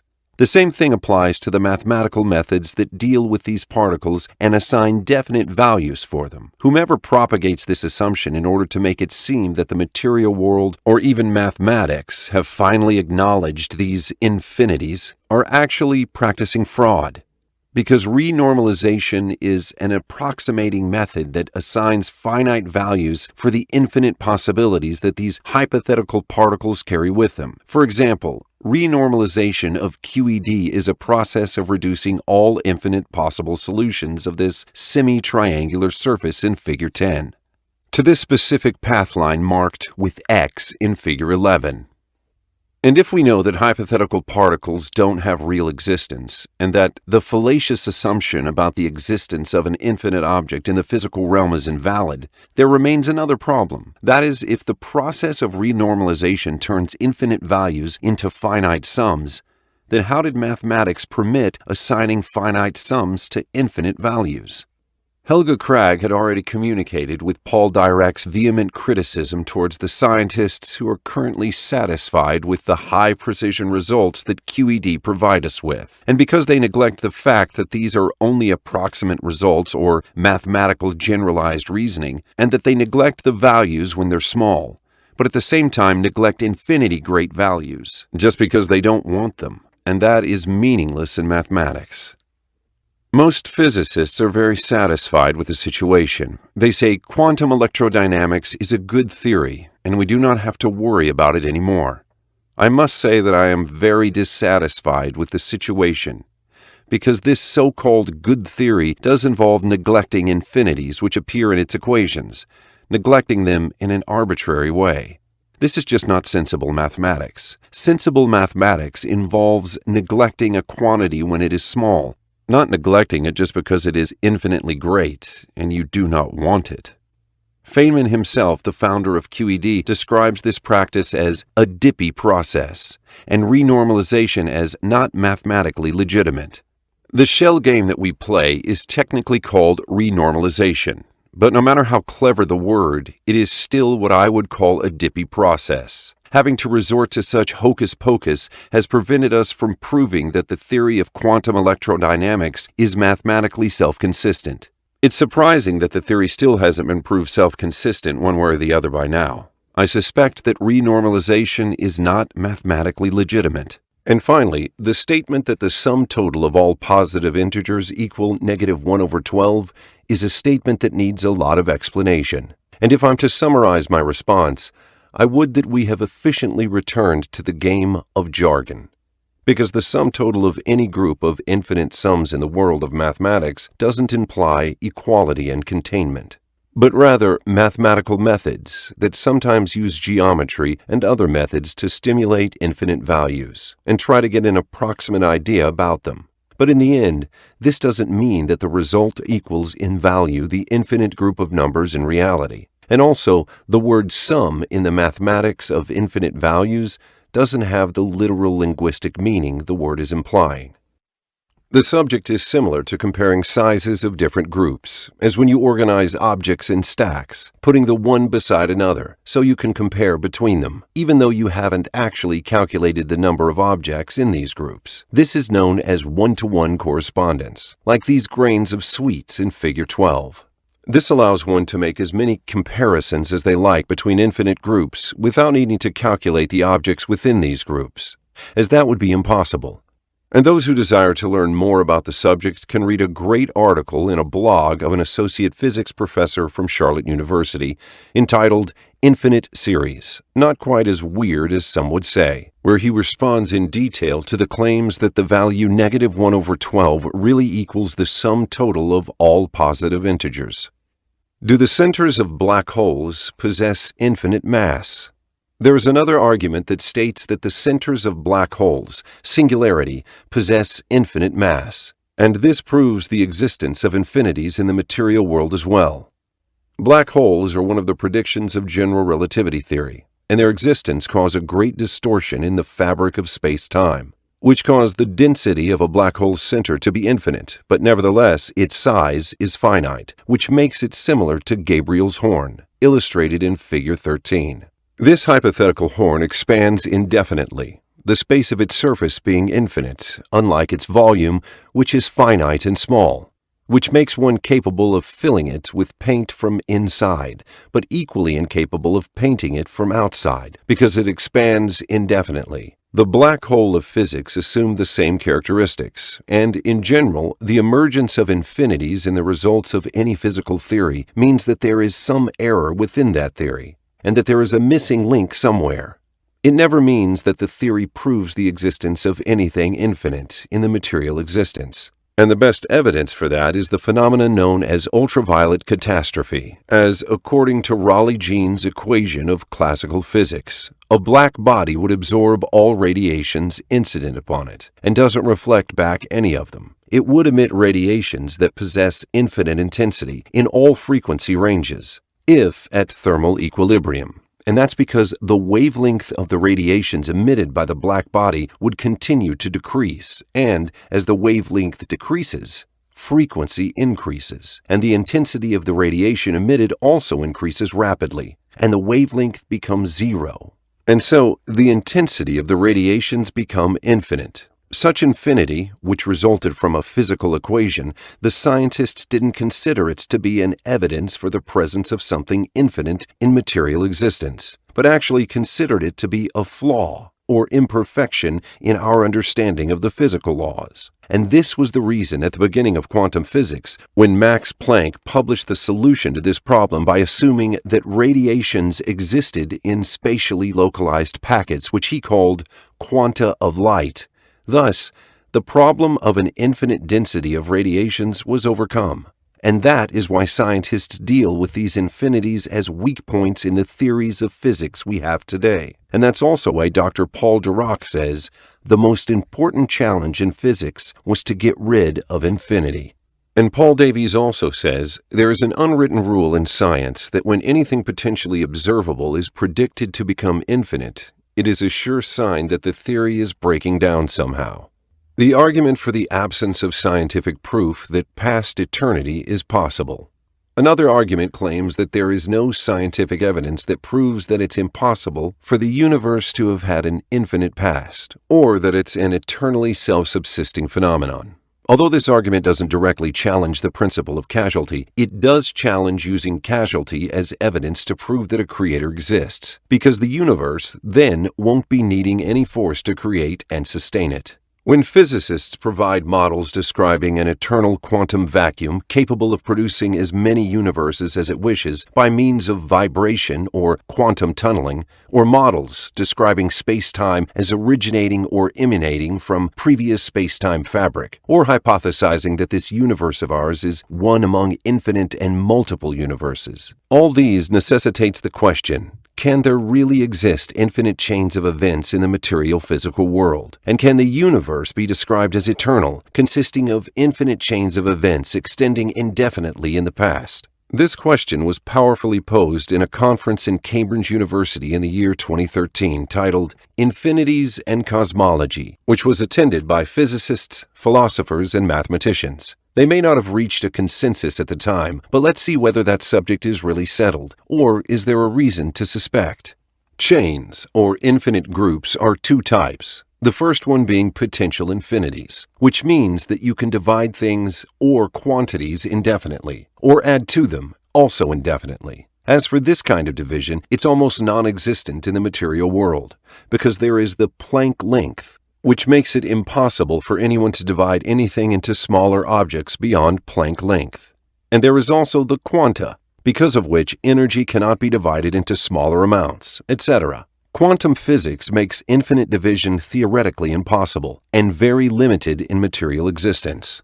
As for addition, it's like future, for it's possible for you to infinitely add time to eternity.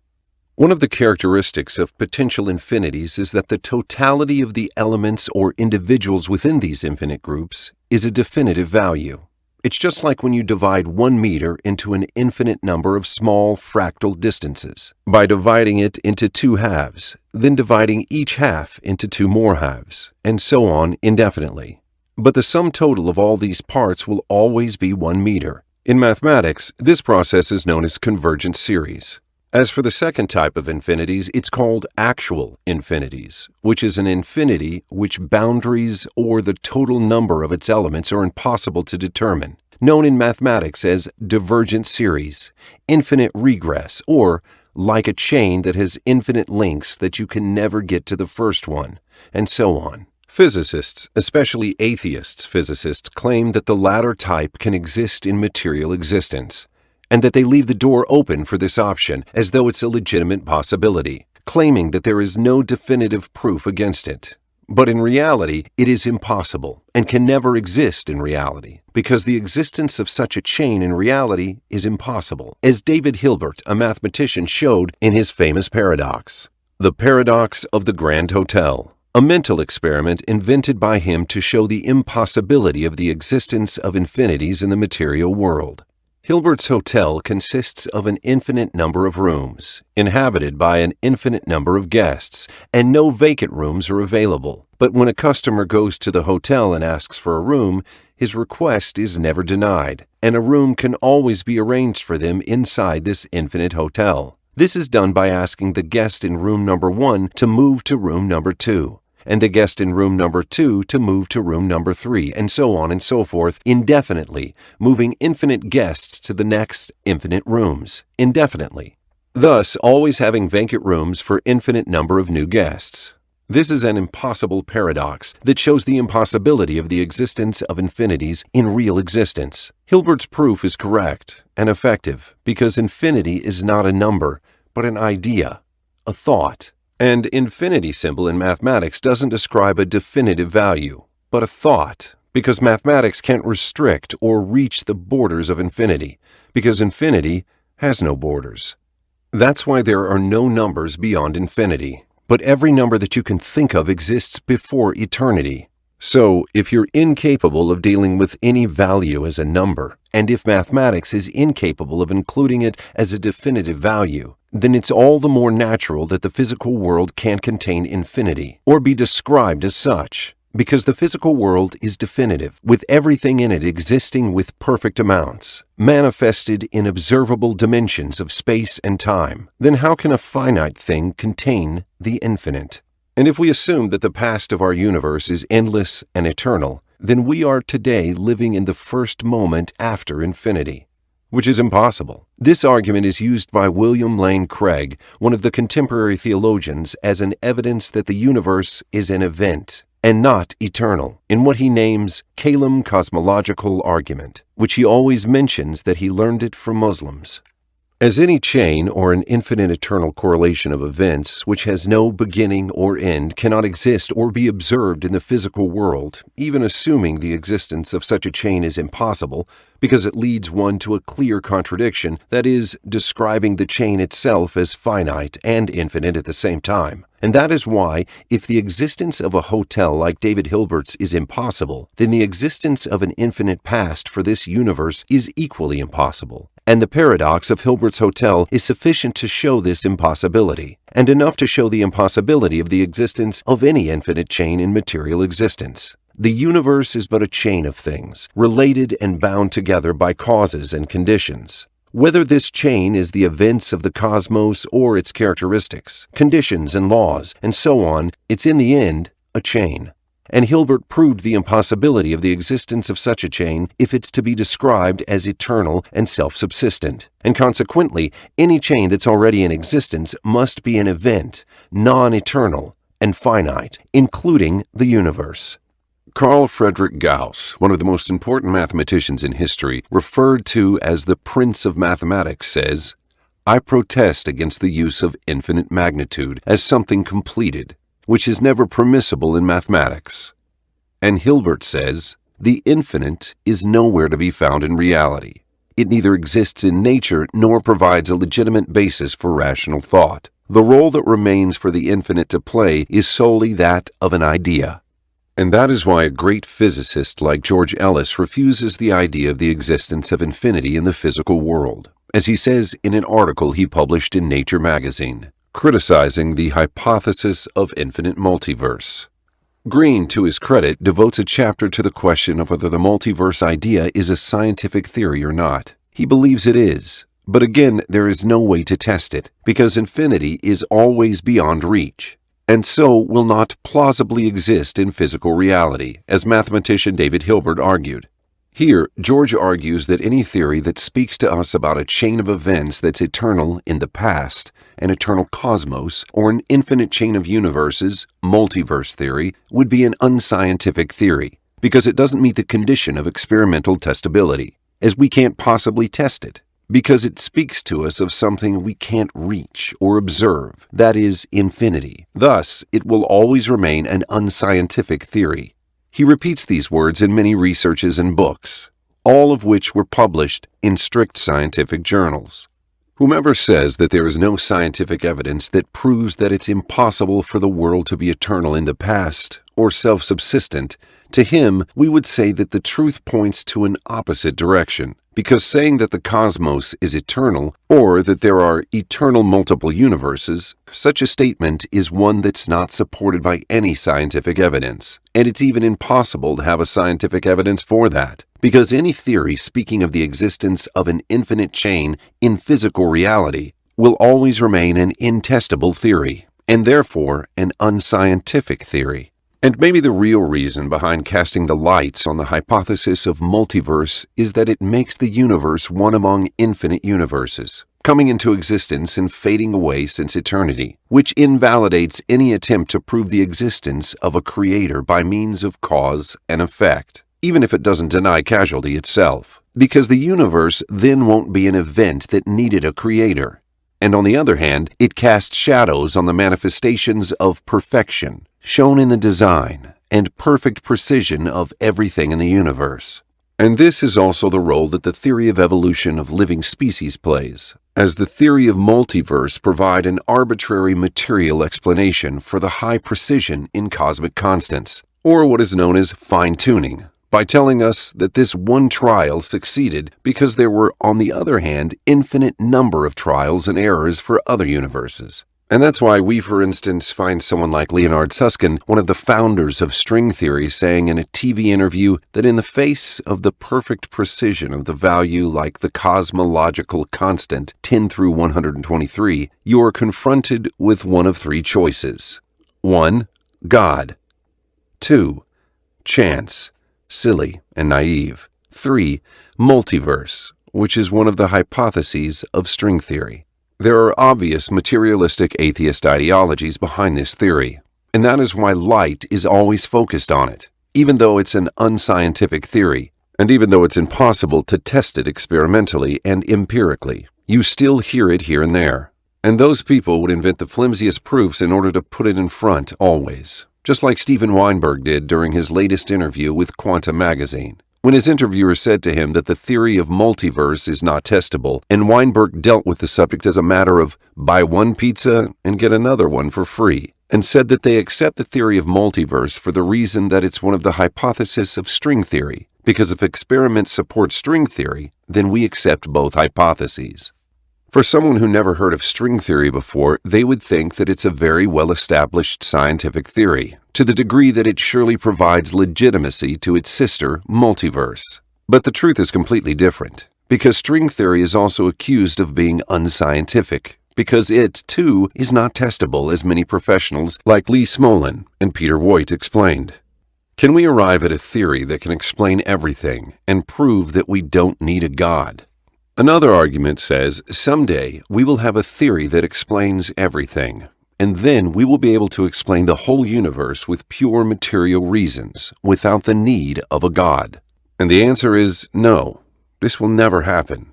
As natural law, since the time of Archimedes, is comprised of principles and axioms that describe nature and enable one to make testable predictions, and that is the framework of the scientific theory in general, and not just in physics. And the more we are able to unify the theories, the less axioms we have and the broader our vision is. So can we discover a single theory that describes everything and the natural material axioms that govern everything? And here, we first need to confirm that it's a theory that describes everything, and not only one that describes and unifies basic physics principles, because there is a big difference between the two approaches, because there is no problem with the second approach, and it doesn't provide any support for the materialistic atheist claim. But the first approach implies that the universe is self-created and self-subsisting, and thus doesn't need a creator, having appeared into existence because of known materialistic causes which we learned by the knowledge of the basic physical laws that alleged final theory provides us with.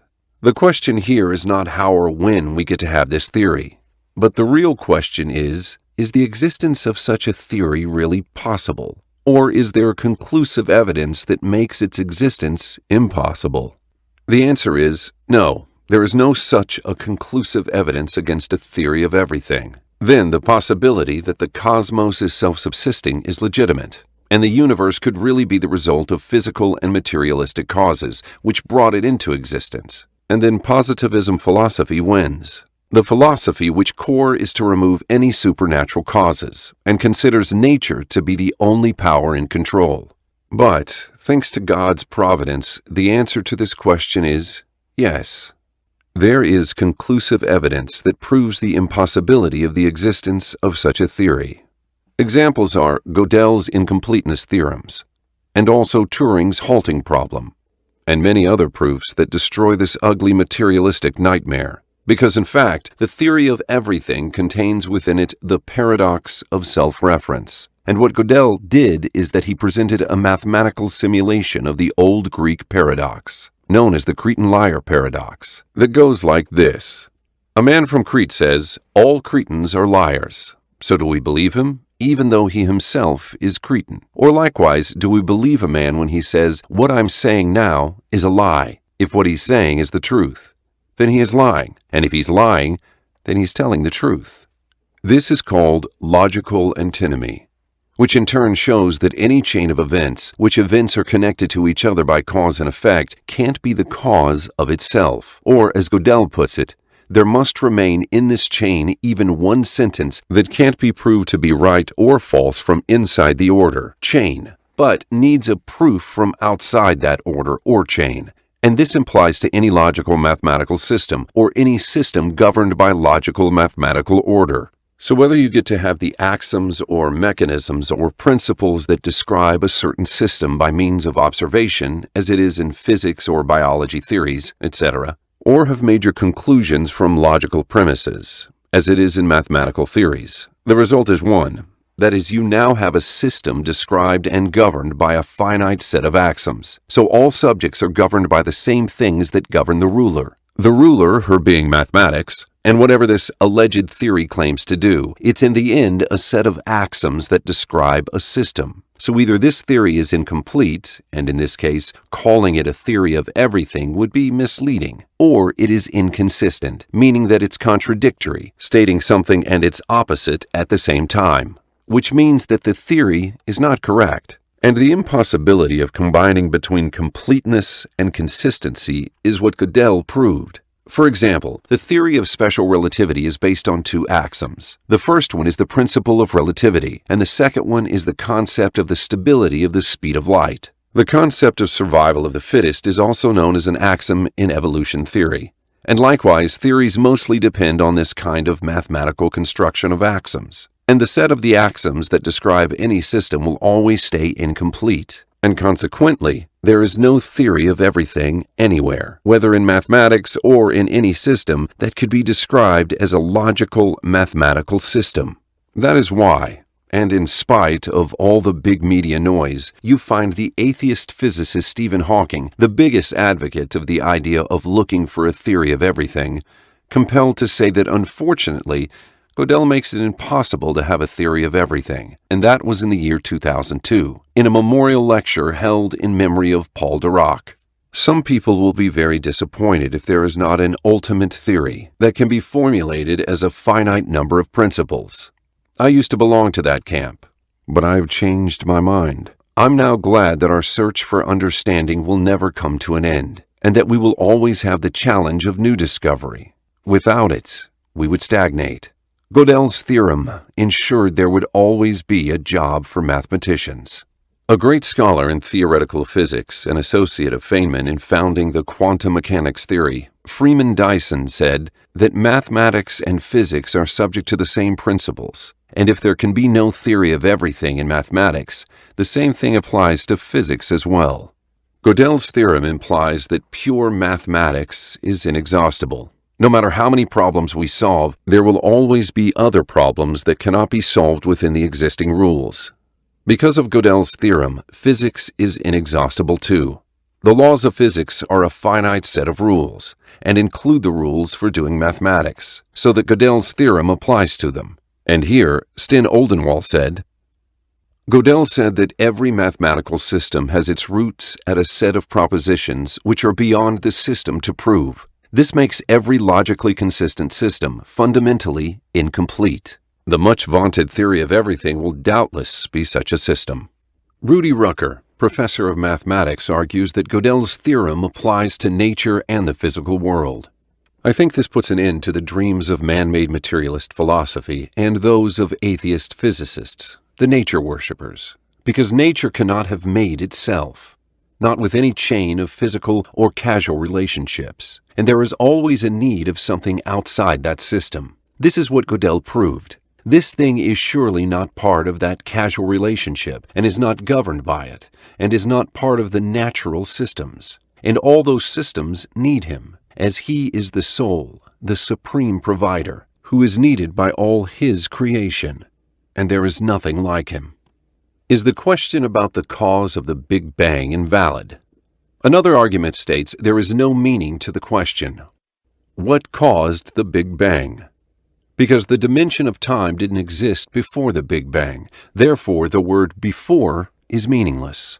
This statement was famously said by Stephen Hawking, and he used it to reply to those who consider the Big Bang an evidence for the existence of the Creator by saying, Big Bang has no cause, because there was nothing before the Big Bang in the first place, because time began with the Big Bang. Therefore, it's meaningless to ask what was before the Big Bang, because there was no such thing as before.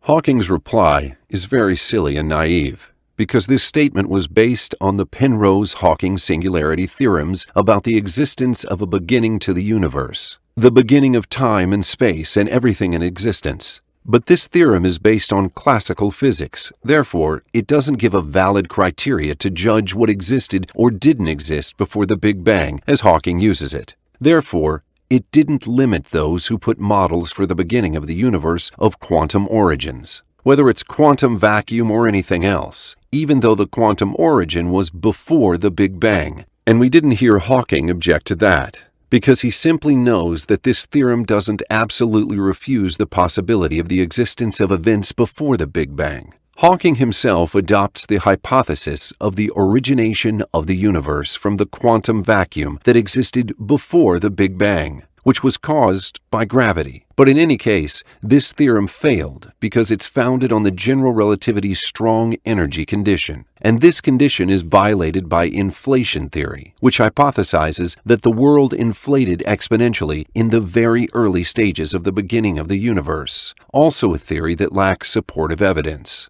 Hawking's theorem of the beginning of the universe was replaced by another one, Borde-Guth-Vilenkin singularity theorem, or BGV. But nevertheless, Alexander Vilenkin, one of the three scientists who formulated the theorem, is himself the one who created the model of the origination of the universe as a quantum tunneling event, which we referred to while discussing vacuum energy. And that's because of the lack of a theory that unifies between general relativity and quantum mechanics. But I'd like to stress here two facts.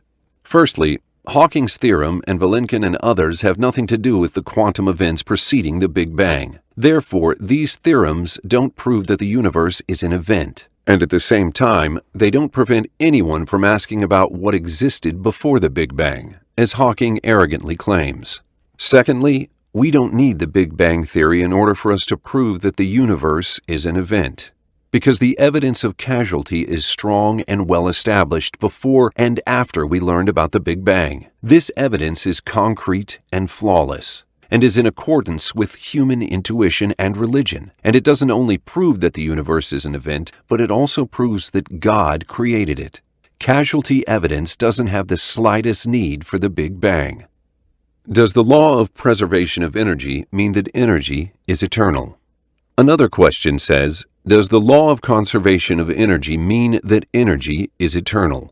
The law of conservation of energy means that energy is a fixed amount, and not that energy exists eternally. If you say the humans existed on Earth for 1,000,000 years, for example, you know that this doesn't mean that a single certain human being lived until the age of 1,000,000 years.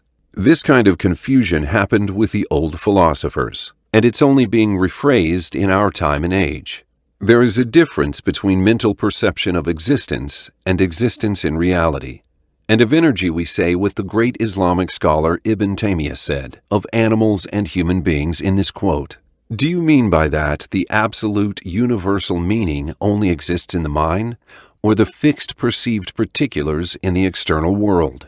As for the first one, it doesn't exist in the outside world, just like a universal animal doesn't exist in the outside world. For a universal man or a universal animal abstracted by the mind can only exist in the outside world in a particularized and specific manner. And the same thing applies to any universal notion. It can only exist in the outside world in particularized and specific manner. And they admit that there can't exist a universal entity in the outside world, but they think it exists as a part of the whole. And that is also wrong, because there is only a particularized and specific entity. No particular and specific entity can be absolute, and no single part can be whole, as it is impossible for the absolute to be restricted by what's particular and specific, and the whole can't be restricted in the partial.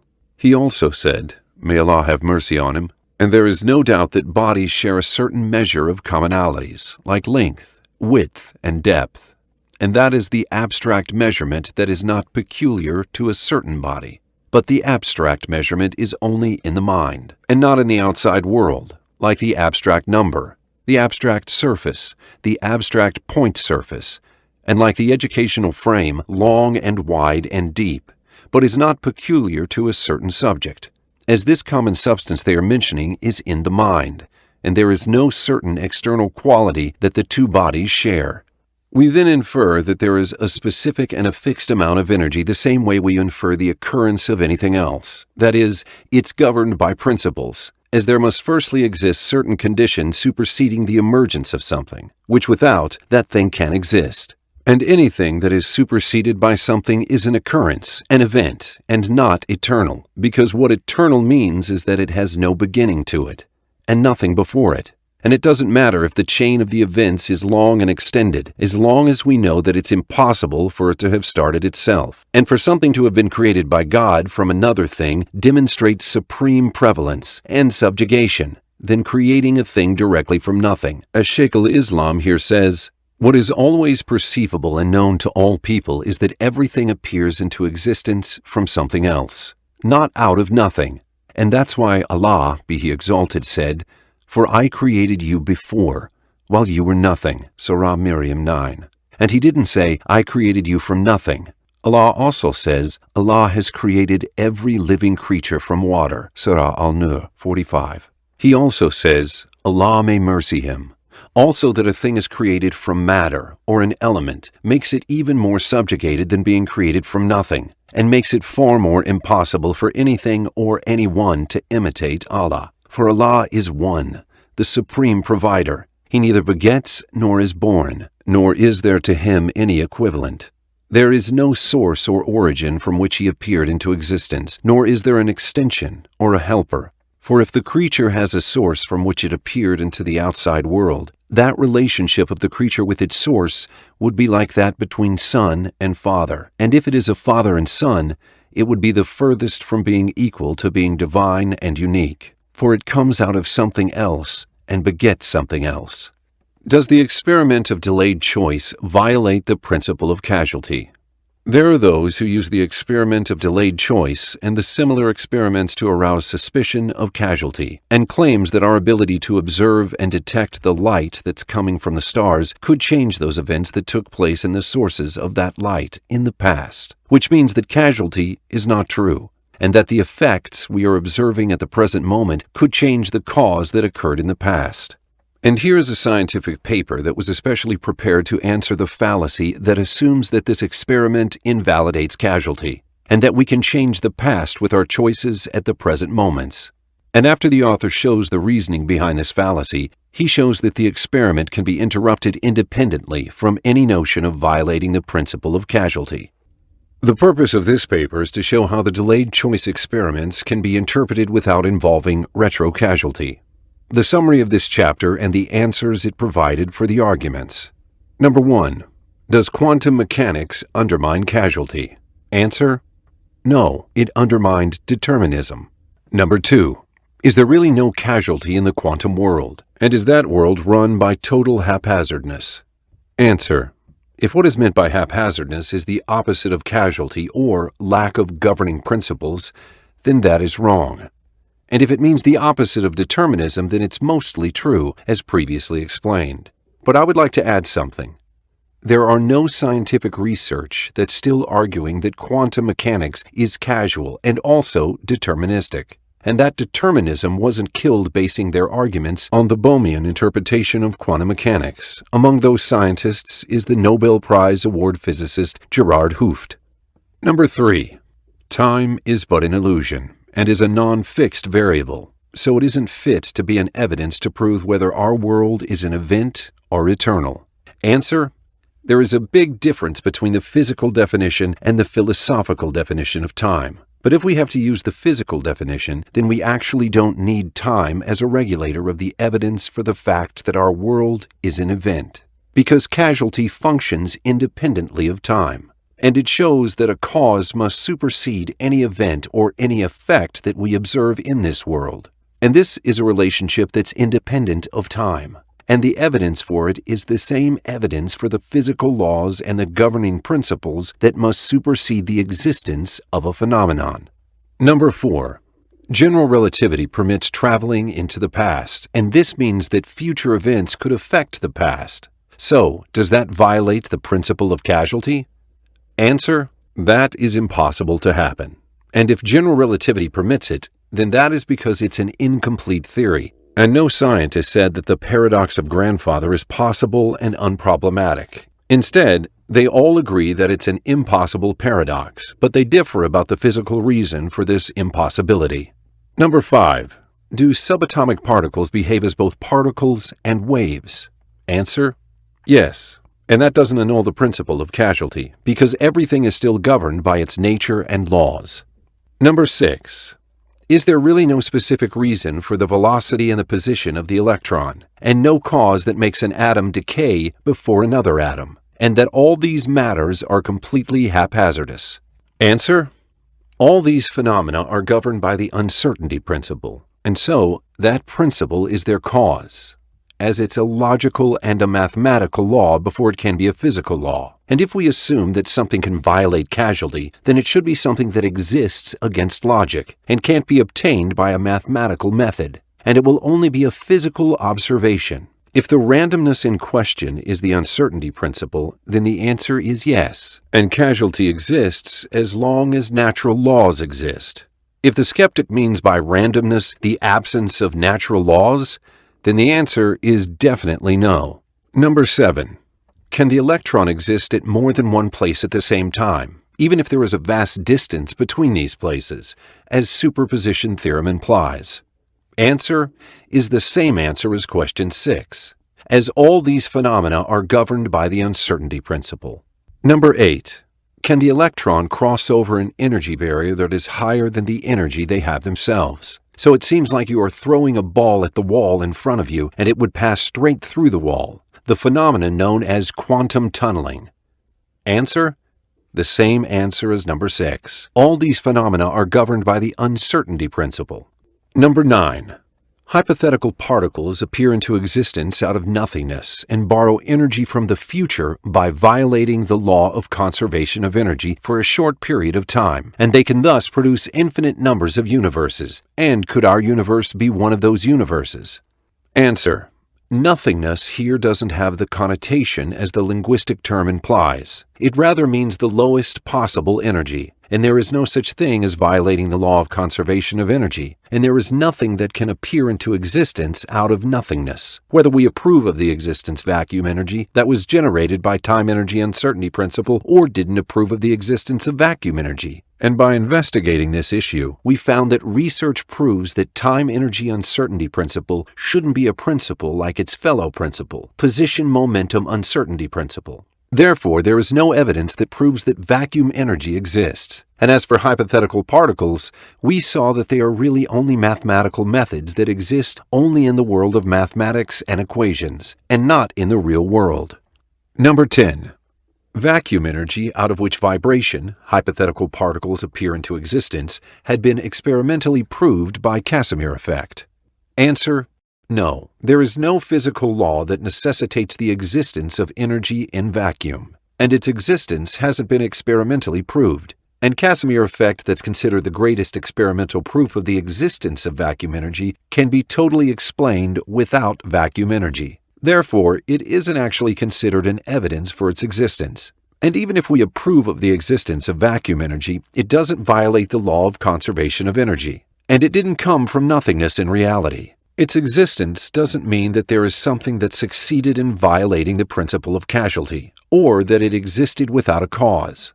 And the models simulating the commencement of the universe from vacuum energy have no value. Not only because of the lack of evidence of the existence of vacuum energy, but also because if this is what truly happened, then vacuum energy too will be an event like all other things, because it too is governed by the physical laws, and consequently governed by causality. And it's one of the links in a chain of events, and can't be described as eternal, nor can it make the universe a self-subsistent entity. Number 11.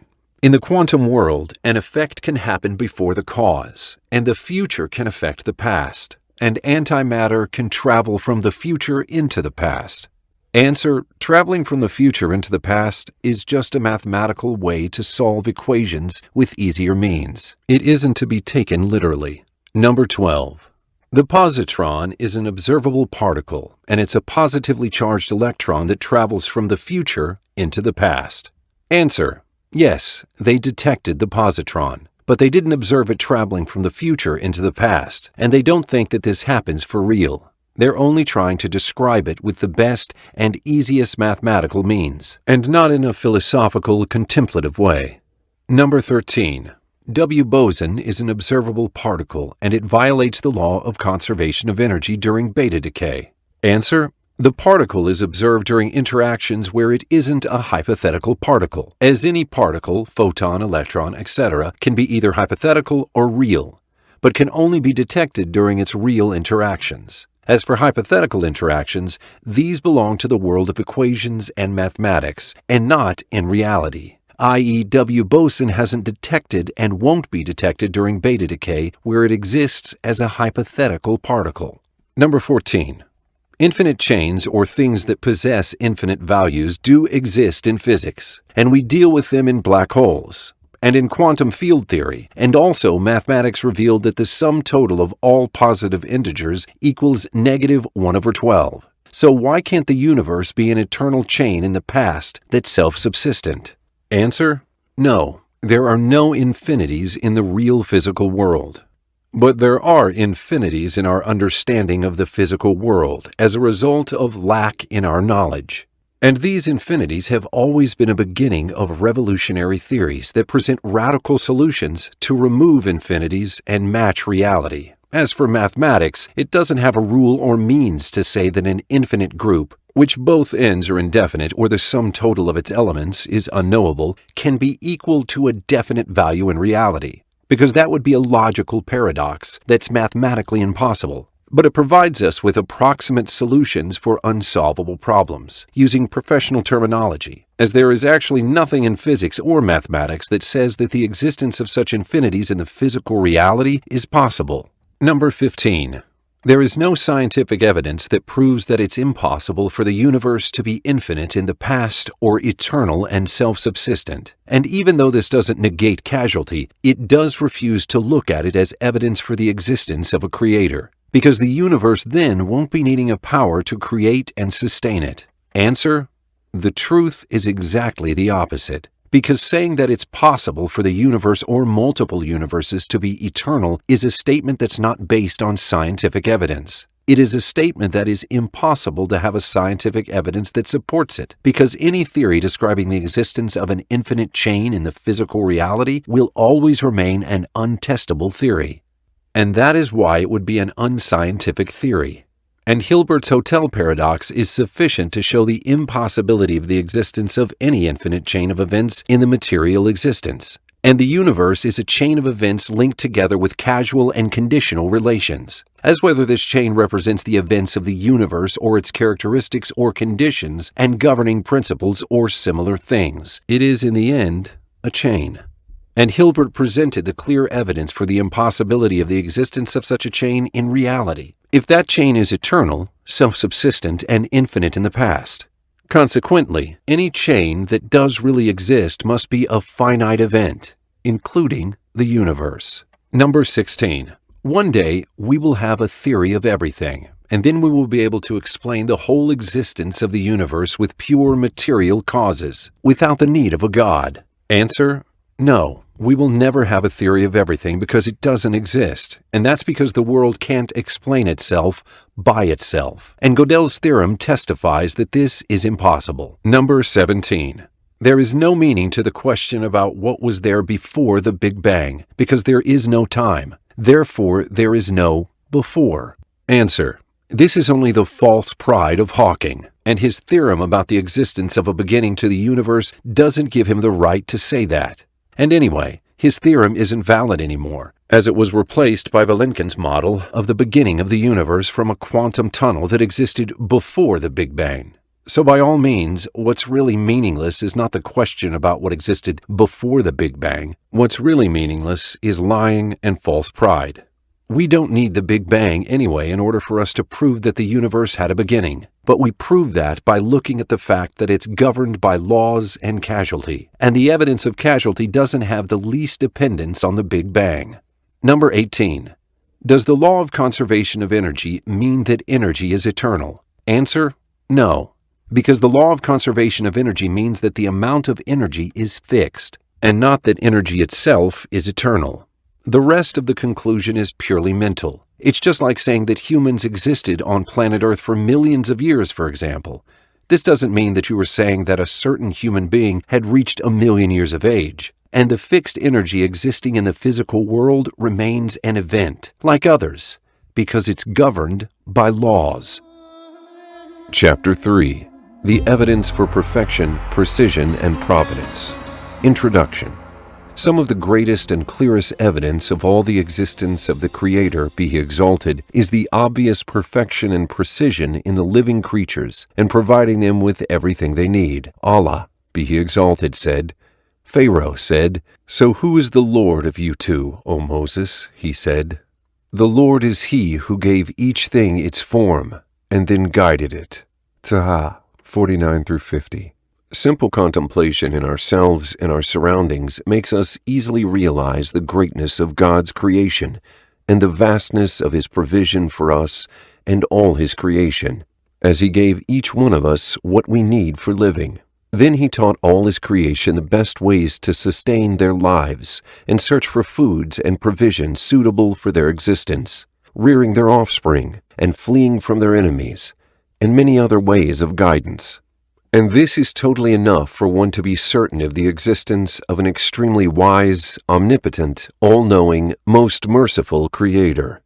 Because an intelligent human knows a thing by looking at its marks and imprints. And when we find something so intelligently and carefully and purposefully made, we would immediately know that behind such precision a being who has tremendous knowledge and wisdom, because randomness or a being or anything that's deprived of knowledge and wisdom could never produce anything orderly and purposefully. Hence was the great importance of the evolution theory for people who are deluded and deceived. That theory that they use in order to instill confusion and doubt about this is clear, delightful evidence. A theory that tries to present humanity with an alternative explanation of the existence of life with all its rich manifestations, without the need of a knowing and wise Creator, claiming that there are pure material mechanisms that worked on producing this extremely complicated and intricate biological system billions of years ago, almost 3.8 billion years.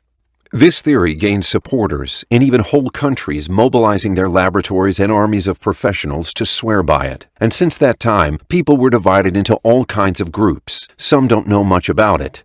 To these people, the theory says that humans descended from apes, nothing more and nothing less. And to some others, it's the magical solution to get rid of the thought of servitude and obedience to the great Creator. And some of them know the gaps in that theory and the evil it causes. And some others truly think that it's the fruit of science and enlightenment accumulating through the ages, and that it's the salvation of all humanity from the grip of evil and conflicts. It's needless to say that a believer must learn everything about this theory and understand how to correctly discuss it, in order for them to be armed with the necessary knowledge crucial for our time and age, and also teach their family. A non-believer must also learn everything about this theory so they don't fall into the pit of delusion and mythology, thinking that science had already proved it all, even though science has got little to do with the delusions of this theory. But this time, our battle won't be with the game of jargon as it was in the previous chapter, but a true battle with the theory itself, because there is no misunderstanding here that we should correct. Instead, we have two choices. The first choice: accepting the evolution theory that claims that life can be explained by material mechanisms without the need of a creator. The second choice is to destroy the theory and show the correctness of the evidence for the perfection and precision that points to one creator.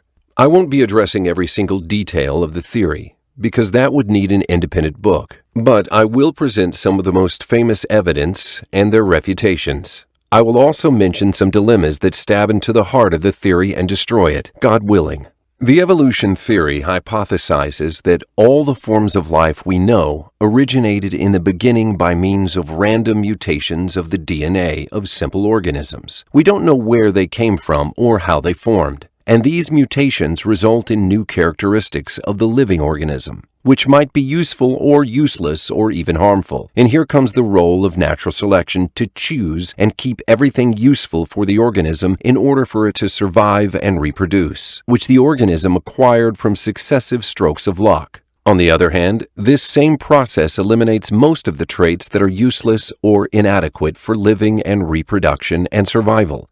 And this elimination would be effective due to the persistent conflict over limited resources in nature. It seems that the origin of this idea was economical, blossoming inside Darwin's head after a lecture he heard from the famous economist Thomas Malthus.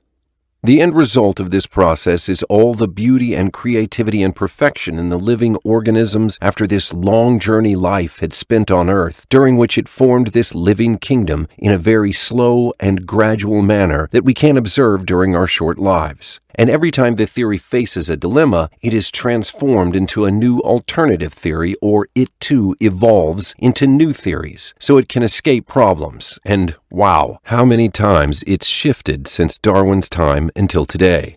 Because what matters is that evolution stays right in its pure material explanation of life, without the need of a creator, because then all this precision would be a direct result of blind natural mechanisms, and the notion of the existence of a wise and knowing creator would be just an illusion. That is why any attempt to reconcile between evolution theory and religion is in actuality fabrication and joining between two paradoxes. But refusing the existence of the natural mechanisms or their effects is also a wrong approach to refute the theory. And this is what I alluded to in the last question in Chapter 1, with the example about the Sun and the nuclear reactors on planet Pluto. The true battlefield is proving or disproving that these mechanisms are capable of bringing this living kingdom into existence or not, and if they are able to present a sufficient explanation for the phenomenon of life or not. If they are, then evolution is true, and if they aren't, then evolution theory is wrong. Number 1. Some of the most famous evidence of evolution. 2. The Tree of Life. One of the foundations of the evolution theory is that all living beings have a common ancestor. That's why Darwin depicted the scenario of life evolution as a single tree, which always branches indefinitely. And this is a picture of a paper from Darwin's notebook, Figure 14, dating back to 1837, i.e. 20 years before publishing the book of Origin of Species, 1859. So the idea of the tree of life is essential to Darwin, and this is very logical, because if species have really originated from each other by means of mutations and natural selection, then surely if we go back in time, we will see the species merge together until only one kind remains. That is the base of the tree from which life flourished. But did science prove the accuracy of this original hypothesis in the evolution theory? The answer is no on all levels, even by using all what could constitute a measurement of this alleged kinship between all living things. 1. Building Darwin's tree through genetic similarity. For example, if we find a gene in one living species and find the same gene in another species, then this orthologous gene in different kinds of species within different kinds of species can be evidence for the existence of a common ancestor between these different species. But studying this matter closely and attempting to assemble a tree based on this polygenetic approximation, we find that such a tree is pulled from its roots and is ripped to shreds. Because as this scientific paper says, such results suggested that the simple notion of a single tree of life that would accurately and definitively depict the evolution of all life forms was gone forever. And similarly states this other scientific paper. A tree thinker may choose to ignore conflicting signals, as if it was noise even if legitimate evolutionary events underlie it. Also from the same paper, in this paper we investigate the phylogenetic signal of 4 data sets in order to address a simple question. Do the phylogenies of orthologs really favor tree thinking, and thus justify attempts of tree reconstruction? Can we be reasonably confident that their history is free of LGT? We observe that no unique common history can be established for these genes. In all cases, genes fail to favor a single tree. We also observe that some of these genes support incongruent histories. Consequently, the tree thinking on which gene concatenations rest does not precede the phylogenetic conclusions, nor is it a priori a safe phylogenetic practice. So if we use genetics to depict the relationship between living beings, we won't find any tree, nor will we find any branches extending from each other, and this is considered a refutation of the evolution theory and its prophecies. 1-1-2. Building Darwin's tree through similar proteins. What if we put genes aside and try to assemble Darwin's tree using a different component, similar proteins in different species? In reality, we will get the same result, and we won't be able to find any trace of that alleged common ancestor. 1-1-3. Building Darwin's tree through the fossil record. Okay, let's put all of this aside and go to the fossil record and dig through the layers of the earth for traces and fossils of animals that lived millions of years ago. Maybe these can tell us the full story of life and bring life to Darwin's tree. But the truth is that the fossil record doesn't support the idea of the common ancestor, nor does it even support gradual evolution from a being into another. Here we quote the book, The New Evolutionary Timetable, Fossils, Genes, and the Origin of Species. Species that were once thought to have turned into others have been found to overlap in time with these alleged descendants. In fact, the fossil record does not convincingly document a single transition from one species to another.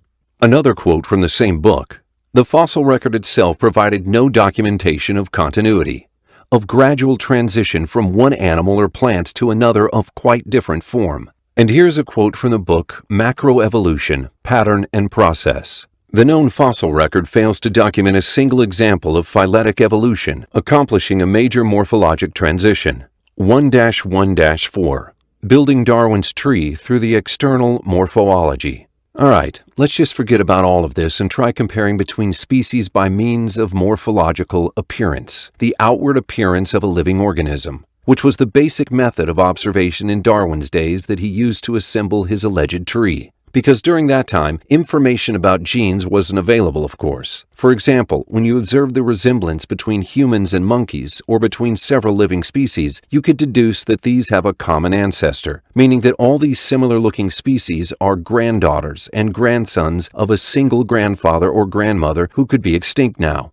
This is the origin from which all species appeared into life, and he is the focal point out of which extended these species like distant rays. So if we see these similarities, we could easily conclude that they have a single origin. Then this idea expanded from morphological appearance to similarity of genetic makeup, or genes as discussed above. So similarity, morphological or genetic, in the literature of evolution theory is an evidence and a clue that proves the existence of a common ancestor. And if we find two species which are similar to the point that they are identical and no common ancestors could possibly link the two, then this will contradict the evolution theory axiom that states that morphological appearance is evidence that the two species have a common ancestor from which they both evolved. But evolutionists are astonishing in their excessive use of logical paradoxes. They use morphological appearance as evidence for the existence of common ancestry, which in turn they consider an evidence for evolution, which is an effect. So if the similarity can't be due to common ancestry, they don't admit that the evidence is refuted and that it had lost its value. They rather use evolution as evidence for the evolution of those similar and distant species, calling this convergent evolution. So similarity here becomes an effect, which happens some way or another because of the evolution. And that is a logical fallacy known as circular argumentation, or arguing from the point of difference, where the premise is just as much in need of proof or evidence as the conclusion. For example, if the chimpanzee has the most resemblance to humans of all animals, then the evolution theory predicts that there are a common ancestor between humans and chimpanzees, and also predicts that this common ancestor's order on the tree of life is closer than that of the common ancestor between humans and cockroaches, for example, because a cockroach's morphology is far different than humans. So if there's a new evidence that cockroaches are closer to humans than chimps, then that would refute Darwin's idea of considering the resemblance of morphological appearance of different species as evidence that they evolved from each other. And this would also destroy the tree Darwin imagined to be a big family tree of all living species. And that is exactly what convergent evolution did when it showed that morphological resemblance to the point of being identical is never an evidence of kinship or the existence of a direct common ancestor. For example, placental mammals, who give birth to fully developed offspring like humans, monkeys, and elephants, and marsupials, whose fetus's formation is perfected inside their marsupium,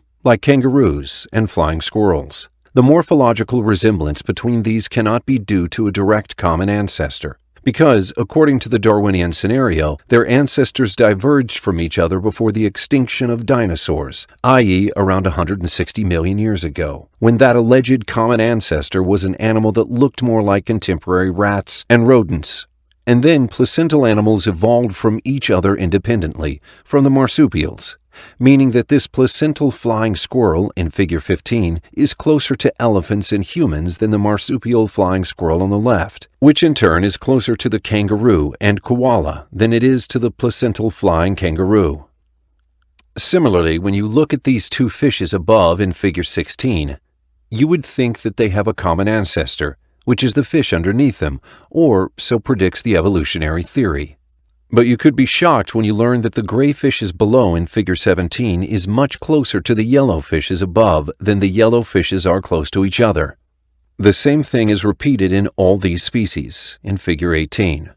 as this is not an individual or an exceptional case, but rather it's the dominant case. And tens of examples of this phenomenon can be observed in all living beings: birds, reptiles, insects, fungus, fish, plants, amphibians, and proteins and enzymes too. More examples can be referred to on Wikipedia by searching under List of Examples of Convergent Evolution.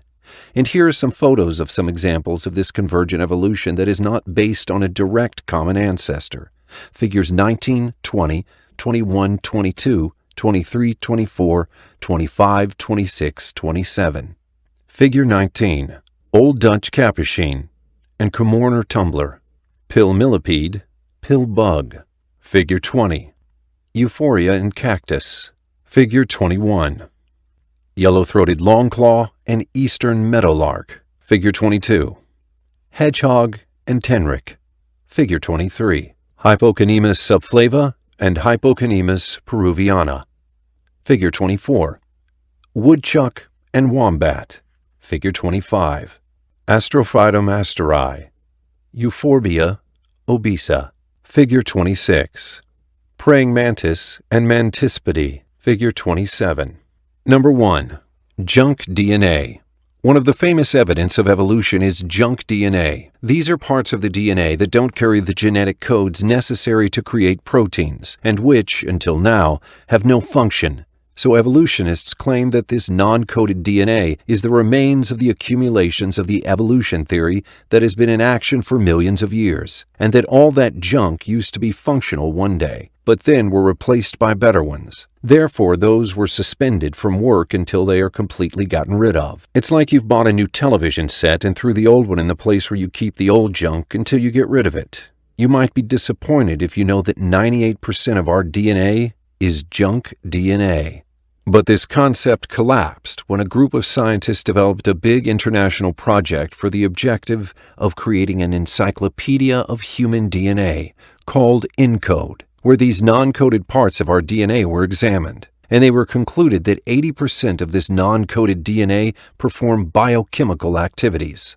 So, these perform a specific job inside the body that we are still discovering until today. The researchers in this project published 30 scientific papers in 1 week in one of the most famous scientific magazines, Science Nature, in an action that looked like offering condolences to the theory of junk DNA, which became among the dead junk, or so it seemed. This week, 30 research papers, including 6 in Nature and additional papers published by Science, sound the death knell for the idea that our DNA is mostly littered with useless bases. A decade-long project, the Encyclopedia of DNA Elements, ENCODE, has found that 80% of the human genome serves some purpose. Biochemically speaking, I don't think anyone would have anticipated even close to the amount of sequence that ENCODE has uncovered that looks like it has functional importance, says John A. Number 2. Bad design. Another favorite evidence among evolutionists is the bad design of some organs in the living beings. One example they keep singing tirelessly is the bad design of the inverted retina in humans especially, and in the vertebrates in general, because when light enters the eye, it has to pass through several inner layers of its neural apparatus before reaching the photoreceptors, which prevents some of the light from reaching the retina, causing blind spots. The atheist Richard Dawkins mockingly says in his book, The Blind Watchmaker, any engineer would naturally assume that the photocells would point towards the light, with their wires leading backwards towards the brain. He would laugh at any suggestion that the photocells might point away from the light, and their wires departing on the side nearest the light. But again come the studies and research to reveal the fallibility of evolution evidence, and to confirm the importance of the existence of the retina with this specific bizarre design. Because photosensitive retinal ganglion cells have high metabolism rate, and they need this direct supply of nutrition of the interacting cells. And because the retina in vertebrates is distinctive from that of cephalopods, where photosensitive cells exist in front of the network of nerves and capillaries directly in front of the light, it is distinctive because of the existence of the layer of retinal pigment epithelium, RPE, and this strange construction of the vertebrate's eye performs an important role with respect to this layer. And there is also a recent study that confirms that this situation is the most perfect for us, because we need the red and green colors in our daylight vision and blue in our night vision, And this network of nerves in front of the photosensitive cells intensify red and green colors more than 10 times, focusing them in rods and focal points on the photosensitive cells, especially on the cones, which process the colors, and those are less sensitive than the rods. Therefore, they needed this specific design to support this process. This was first proved by using computers, then with practical experiments on guinea pigs. The conclusion is that evolution evidence is mostly based on fallacies, supported by a lot of noise, accompanied by oppression towards anyone who would dare face Darwinism with its problems to expose its fallacious arguments, or show that there is an intelligent order created by the most genius of experts, and prove that life phenomenon can't be explained unless by attributing it to an all-knowing, all-wise creator, who created life in all perfection and beauty, be he exalted. That, or at least the arguments which support intelligent design, if we are to use terminological language. And in the rest of the chapter, I will list a number of arguments that contradict Darwinism and support intelligent design. Number 1. The problem of coding. The revolution of communication we are witnessing is all based on the idea of coding. And we've been using this simple idea in much more developed ways since Samuel Morse invented the telegraph, the result being great inventions like the telephone, the radio, TV, computers, faxes, printing devices, CDs, and almost everything around us. The case is simply to define the basics of the system you want to encode, then assign a specific code to each one of them, using your own dictionary, then send it using a speedy medium, an electromagnetic wave, for example, to the receptive person after you previously informed them with the dictionary you used for encoding, so he could decode the symbols. And this is what the International Morse Code Dictionary looks like, figure 28. If someone sent me a message like this, and I don't have a Morse code dictionary, it won't mean anything to me, of course. Or I could misunderstand it. I could think that they're being funny or something. But if I know Morse code, I will understand that these symbols mean SOS, a well-known expression that means save our souls. And the conclusion is that the text has no value without a dictionary familiar to both the sender and the receiver. And as we know, the scientific name of DNA is the genetic code, as it doubtlessly is a code system. Even our 5 senses are encoded too. The eardrum converts the sound waves into different forms of mechanical energy. Then they are sent to the winding tunnels of the inner ear, and it transforms them into electromagnetic pulses with different wavelengths and frequencies. And they are sent to the brain, which in turn decode these signals, and we get to hear the different sounds we hear. This is the same mechanism with which our senses of smell, taste, and vision, and touch. Modern technology is really impressive, but the great mechanics of our bodies are even more mind-blowing. Decoding systems are everywhere around us, and with our good knowledge of the decoding systems, we know the importance of the existence of an established dictionary required for both the sender and the receiver.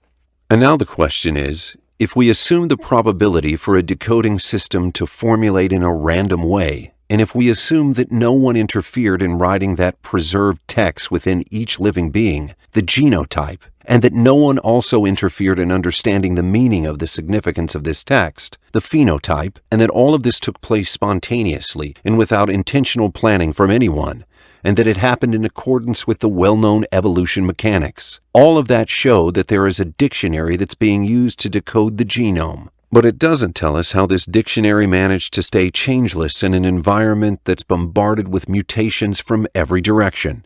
It also doesn't tell us how this dictionary was imposed upon the biological system.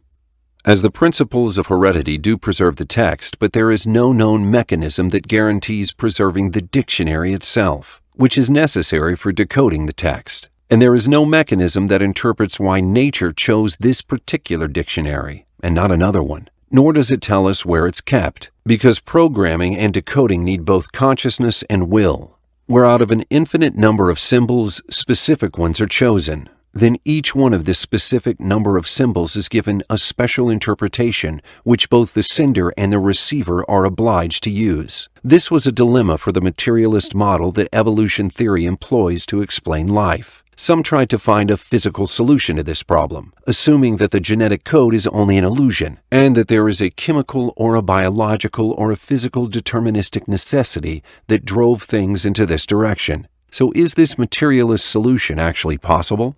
2. We already know there are 20 enzymes of aminoacyl tRNA synthetases, AARSs, which serve to attach the appropriate amino acid onto its tRNA.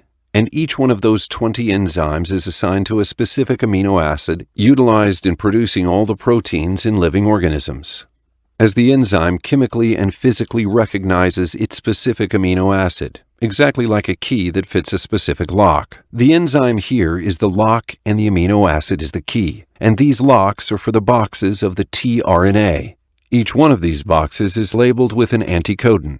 So if the message comes from the DNA by the mRNA carrying a group of specific codes and codons and enters into the ribozyme, which is the part responsible for interpreting this message, the result is then that the boxes of the tRNAs that hold specific numbers are brought, and they consequently bring with them their keys and locks.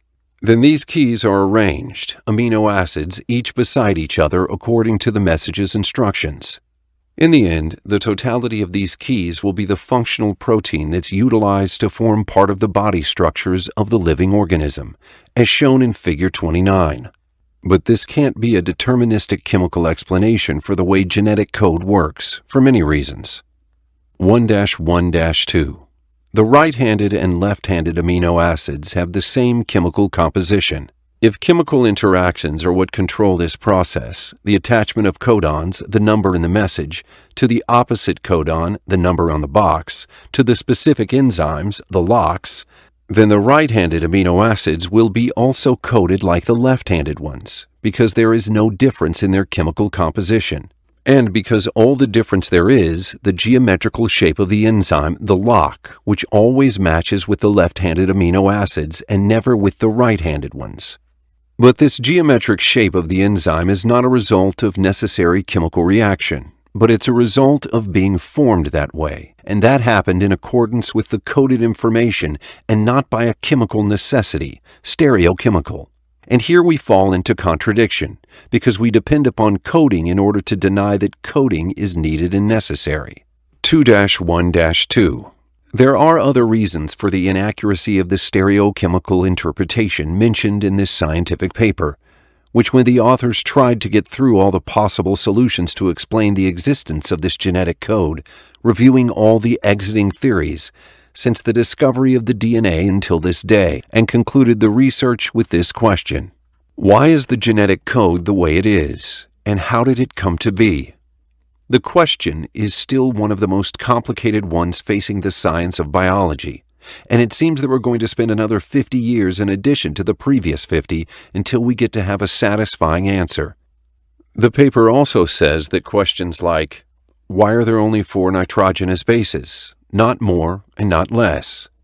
Why the codon constitutes of only 3 nitrogenous bases, and why only 20 amino acids? These are all legitimate questions we need to answer. To the author, the stereochemical theory wasn't a satisfying interpretation, and he mentioned some of his reasons. 2-1-2-1. There are many amino acids that have more than one codon, like leucine, who has 6 codons, Schedule 1. This goes against the stereochemical idea, because if the codon, the number in the message, was stereochemically attached to a specific amino acid, the key, there wouldn't have been a space for multiple codons for one amino acid. 2-1-2-2. The paper also mentioned another reason. That is, there are amino acids other than the known 20 biological ones which are a part of the protein composition in the living organisms. And these were inserted in practical experiments inside the cell with some genetic engineering, and they acquired genetic codes, like this research shows. And this is evidence that there doesn't exist any stereochemical necessity preventing the encoding of these amino acids. Likewise, there is no stereochemical necessity that requires specifically 20 amino acids out of a great number of them to perform the encoding. 2-1-2-3. It also mentions another reason: the existence of dictionaries different than the standard genetic code. In the mitochondria, for example. And that's the reason this living organism is considered to be one who lives in symbiosis with humans and other living organisms, and not part of them. The existence of more than one dictionary means that there is more than one way to decode the genome. And this clearly shows that the case is not a chemical or a physical necessity, but rather it's one of many possible codes that needs to be chosen out of all the others. And this doesn't have a satisfying explanation within the materialistic frame that uses blind mechanics that don't have a will. That's why Francis Crick suggested 40 years ago the theory of frozen accident, which is like choosing 64 random choices out of 10, then freezing the rest and making these a law. What made Crick say that is that he was trying to combine between the fact that there is a mandatory dictionary and the absence of a chemical necessity to explain it. So he devised this mythical solution, and it has been accepted since it's a materialist solution, even though it's an unsatisfactory one.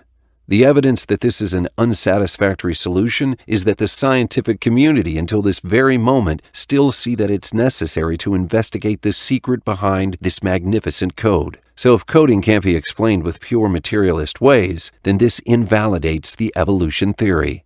1. The problem of consciousness. A lot of people think that science knows how the process of consciousness and rationalization take place, and that it's a finished case. And they don't know that all what science has is a knowledge of the brain interactions with these processes. And this happened by observing the loss of these processes for reasons of injuries in certain areas of the brain, or by observing the brain's activity during these states by using some electrical and electromagnetic devices, like electroencephalography or magnetoencephalography. But do these provide us with an adequate analysis of consciousness itself? How it happens, and why humans are endowed with this special gift? The answer is no.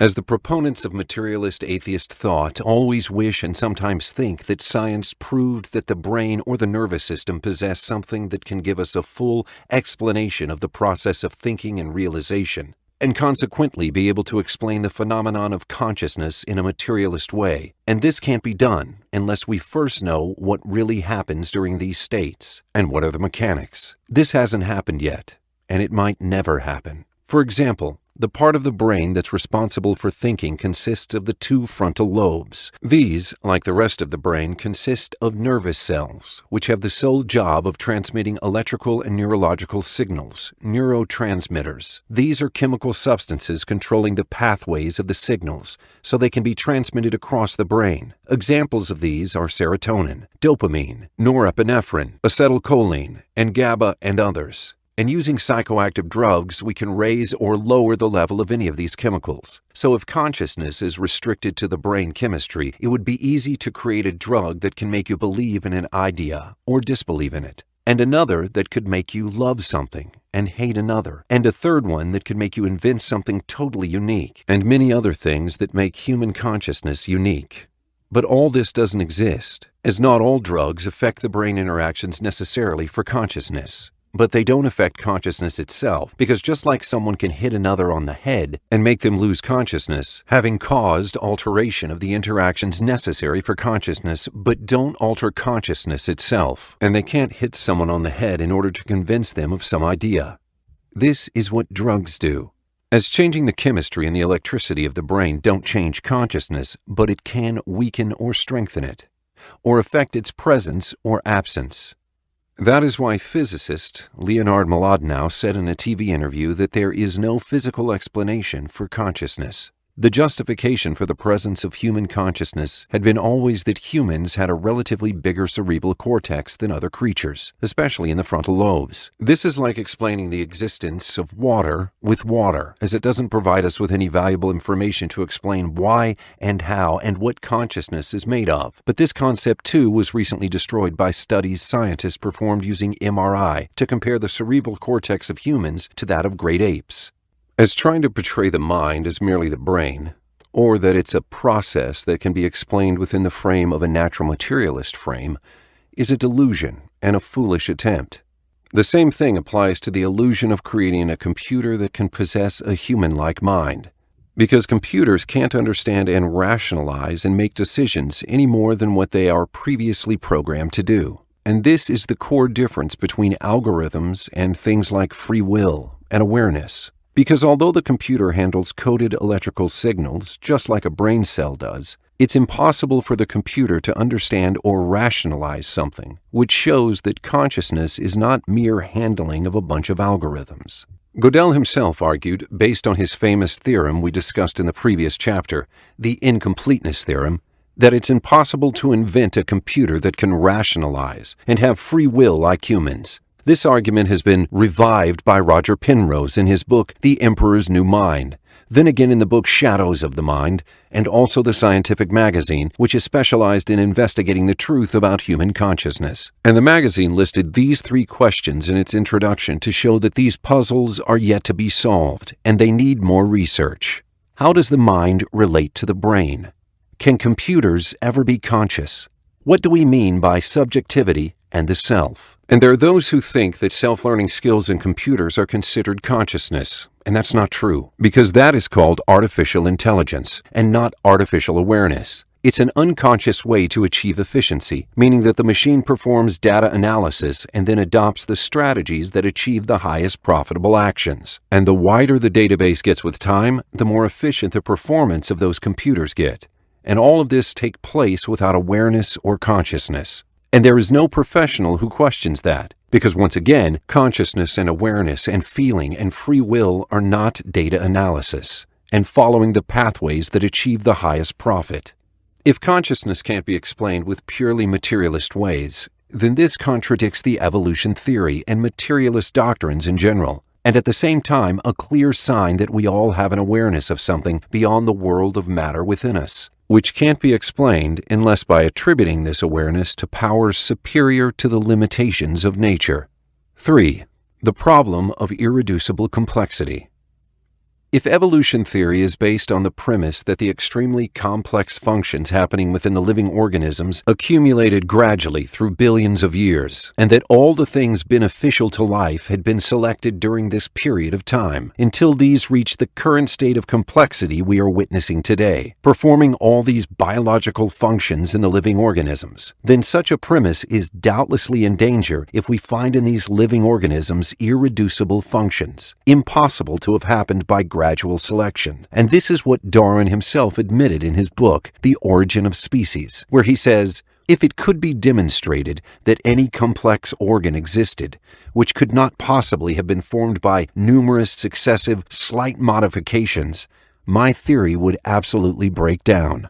This means that such an organ is complex in a way that's irreducible, i.e., the job it performs can exist before all the parts consisting that organ are in place. And if a single part is missing, the organ's function absolutely disappears. When you look at such an organ, you know for certain that it must have been purposely designed and perfected, because the function it performs, which is the reason for keeping it, according to the materialist Darwin theory, can only exist as whole. So, if 99% of the organ is in place, its benefit to the body is 0, and it won't be able to perform the job it was assigned to, just like the modern complicated appliances. If you cut a single wire or took a small part out of it, they would be completely non-functional. It's of course very unlikely that these appliances were assembled gradually because of accumulation of the benefits and advantages offered by primitive parts of these appliances. For example, the electric elevator's job is to carry people from lower levels of a building to the upper levels and vice versa. And this function can't be achieved before all parts of the elevator, wires, ropes, and engines, and the big cabin, and before all these things are in place and supplied by the necessary power. All of this has to happen before the elevator can move 1 centimeter. This is irreducible complexity and can't exist randomly without previous planning or wisdom and purpose. But if an organ or an appliance that's complex in a reducible way,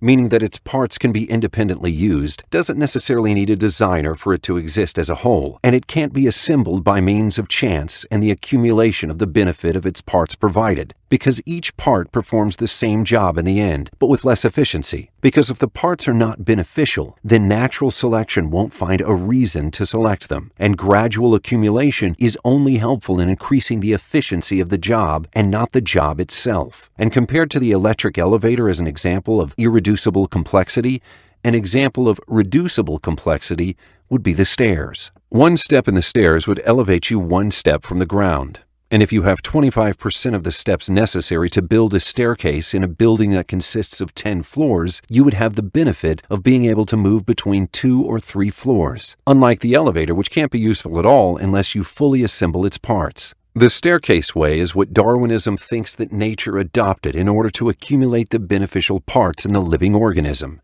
so its current complex parts can now perform their specific jobs. And this theory collapses if this is not the general case for all the organic functions in the living organisms. The truth is that a lot of these organic functions are irreducibly complex. Take the example of the flagellum, blood coagulation, DNA coding, and the immune system, and a lot more other examples.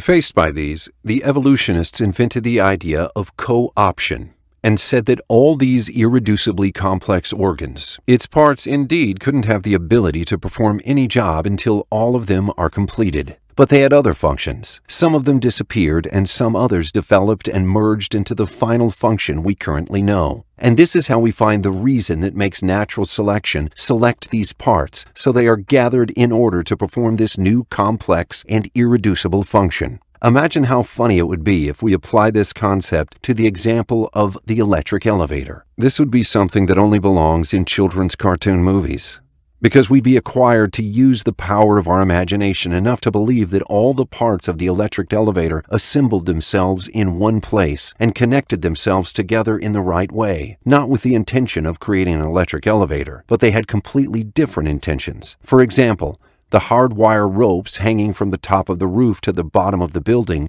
have been brought by a thief so he can break into one of the apartments. And he also brought strong pulleys so he can use the ropes to lift a big safe he was going to take from inside that apartment. And that safe was big enough to lift 2 or 3 people inside it. And at the same time, there was a person in the next building who vowed to God that if a certain wish happens, he would buy an elevator engine and sneak into the next building to put it in the hollow place in the middle of the building. And because of a stroke of luck, there was a third person who'd put it in this specific building too, electric transformers and connections in order to host a party for all the dwellers of the building. And during the time the thief was moving the safe out of the building, his foot slipped, and the big safe fell on the engine, and the wires mingled together, and the ropes were pulled, and a primitive electric elevator appeared, which the dwellers of the building could use later to develop a more sophisticated one. Because even though it's an irreducibly complex apparatus, it came into existence for completely different reasons, and the purposes other than creating an elevator. This is the logic of evolution which Dr. Michael Behe questioned in his famous book, Darwin's Black Box. So whomever doesn't find the story of the thief and the elevator difficult to believe is rightfully an evolutionist. And whomever can see this as an extremely superficial way that no sane person can believe or adopt,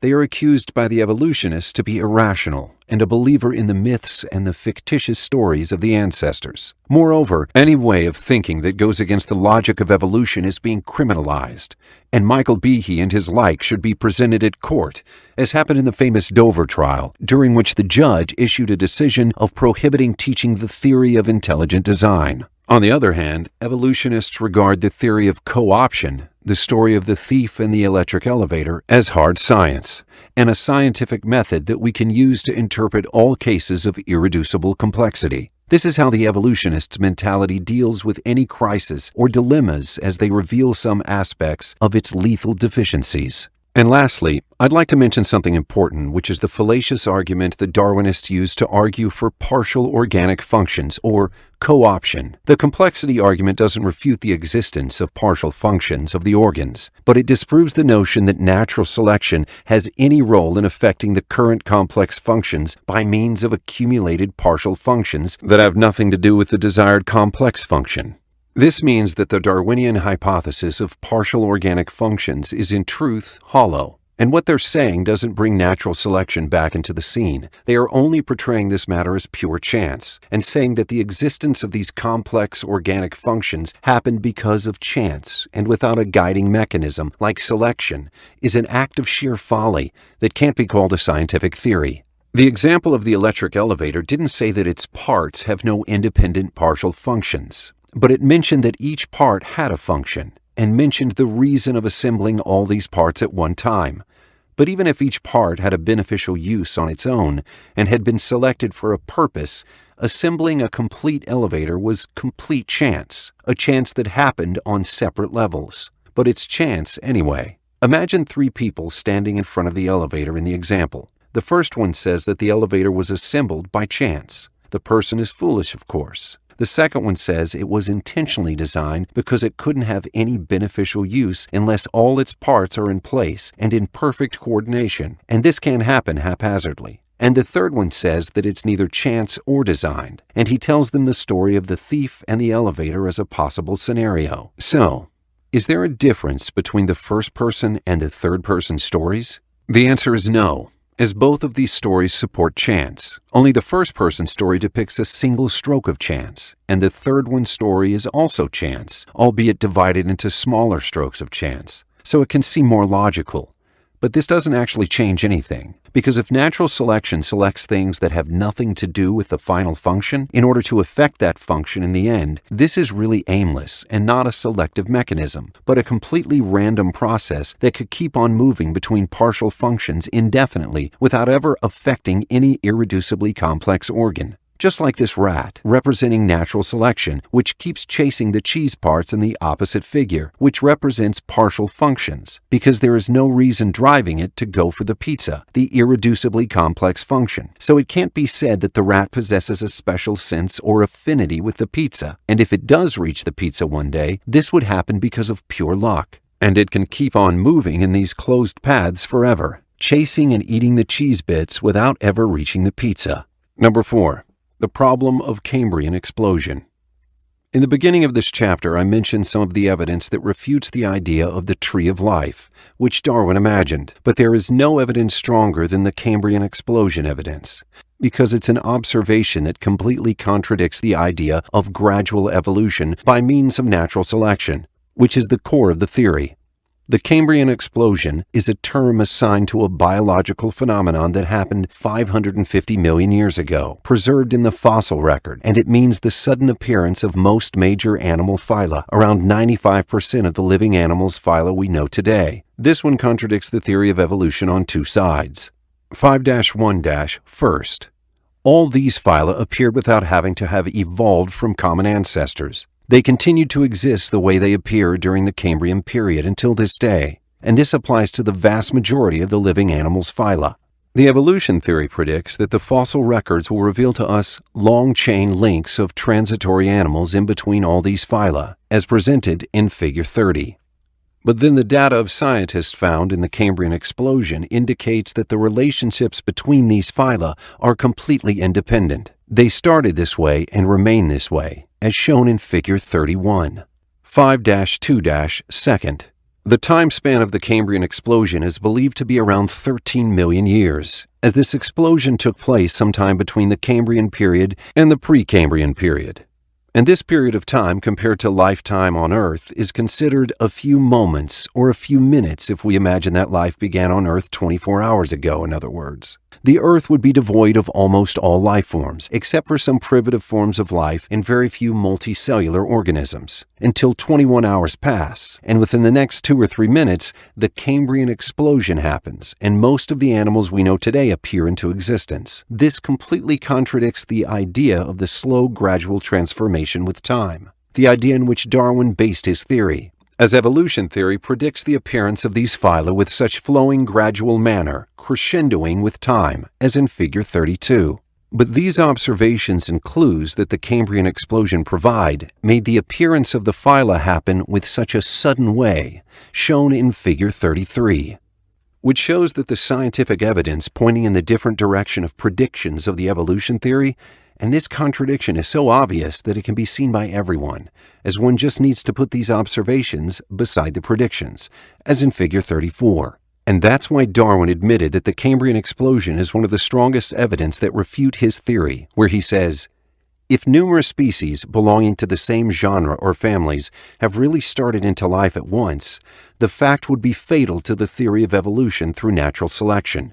But Darwin was depending on the incompleteness of the fossil record, and he was predicting that the fossil record would be complete one day and become the way the theory predicts, and then it will reveal the existence of creatures before the Cambrian period, and then this big leap which destroys his theory would finally get out of the way. But here we are, after more than 150 years after this theory was published, and after the discovery of hundreds of thousands of fossils. The Cambrian explosion is still the same as it was in Darwin's time. And this observation was proved to be completely true, and not because of our lack of knowledge about the remaining fossil record. And we verified that these observations do certainly contradict the evolution theory's predictions. 6. The problem of the tragedy of common resources, an obstacle that the evolution theory can't overcome. Introduction. This subject is an attempt to approach one of the most important paradoxes that can destroy the evolution theory. But it's not only the mere demonstration of the argument that destroys the theory, but rather a showcase of what the evolutionists have presented and what they are now presenting to deal with this problem, and a demonstration of what they themselves admit without question, because the result is really shocking. And for the reader who is searching for the truth to become a person who is able to make the correct judgment about this matter, even if they're not professional, because even the solutions that can be presented to deal with this problem can't be attributed to the evolution theory or its mechanisms. And this means that when the atheist searches for an explanation for the presence of life, they will find themselves facing one of two choices: believe in nothing or believe in the great creator. And evolution theory won't be one of those choices. This paradox doesn't only destroy the theory, but it also delicately proves direct intervention of an expert and knowledgeable power. And the biggest advantage it offers is that it achieves the condition of experimental testability like any acceptable scientific theory. And this advantage allows it to overcome the biggest obstacle intelligent design is also facing. Because as I mentioned in the first chapter, experimental science is unable to encompass all the truth, especially abstract truths like the meaning of design. And this has been exploited by evolutionists in order to make intelligent design seem like pseudoscience. But with God's help, we can make experimental science get to understand what design is, one way or another. Because this is not impossible, and this is indeed what this paradox will do to experimental methodology. In this chapter, I will, God willing, explain what is the paradox of the tragedy of common resources, and what kind of experimental evidence is used to prove it, and why it is a dilemma that the evolution theory can't overcome, and at the same time can't ignore, and how it is a direct evidence of the intervention of an extremely wise and knowledgeable power, and how we can verify it experimentally. 6-1. Evolution Theory and Cooperative Traits. The cooperative behavior in living organisms was and still is the biggest challenge confronting the evolutionists, as the presence of cooperative traits among living organisms is a very perplexing evolution dilemma. It doesn't just exist, but it's a very widespread and dominant phenomenon, as the living kingdom is rampant with many forms of such cooperativeness, from the smallest organism to the biggest ones. But cooperativeness is always costly, because when you are able to give or do something for the benefit of other members of your society, you are then standing in opposite direction of the materialist way of thinking, even out in human society and our daily lives. Because from the point of view of materialist thinking, what could you possibly gain from regularly giving a certain amount of your salary to the poor, for example? And what would you gain from sympathizing with others when they have problems, and giving them help and good advice? What would you gain from trying to rescue someone from sinking, or from burglary, or killing, or rape? All this might cause you losses, and you could even lose your own life. And of course, there is no material gain worth mentioning if you do these things.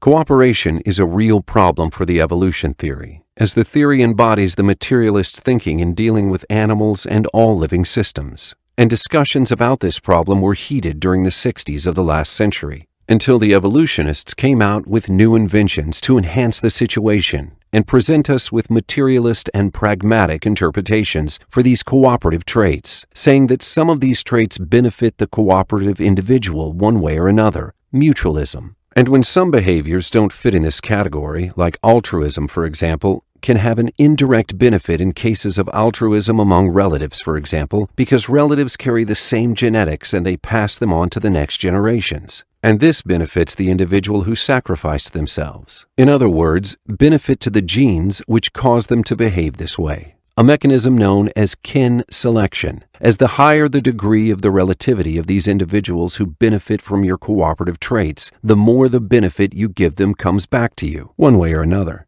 Because if these people succeed in surviving, this will cause all of your genes, or at least most of them, to be successfully transmitted to the next generations. And this is what supposedly motivates the living beings to transcend their instincts, from the evolutionist point of view.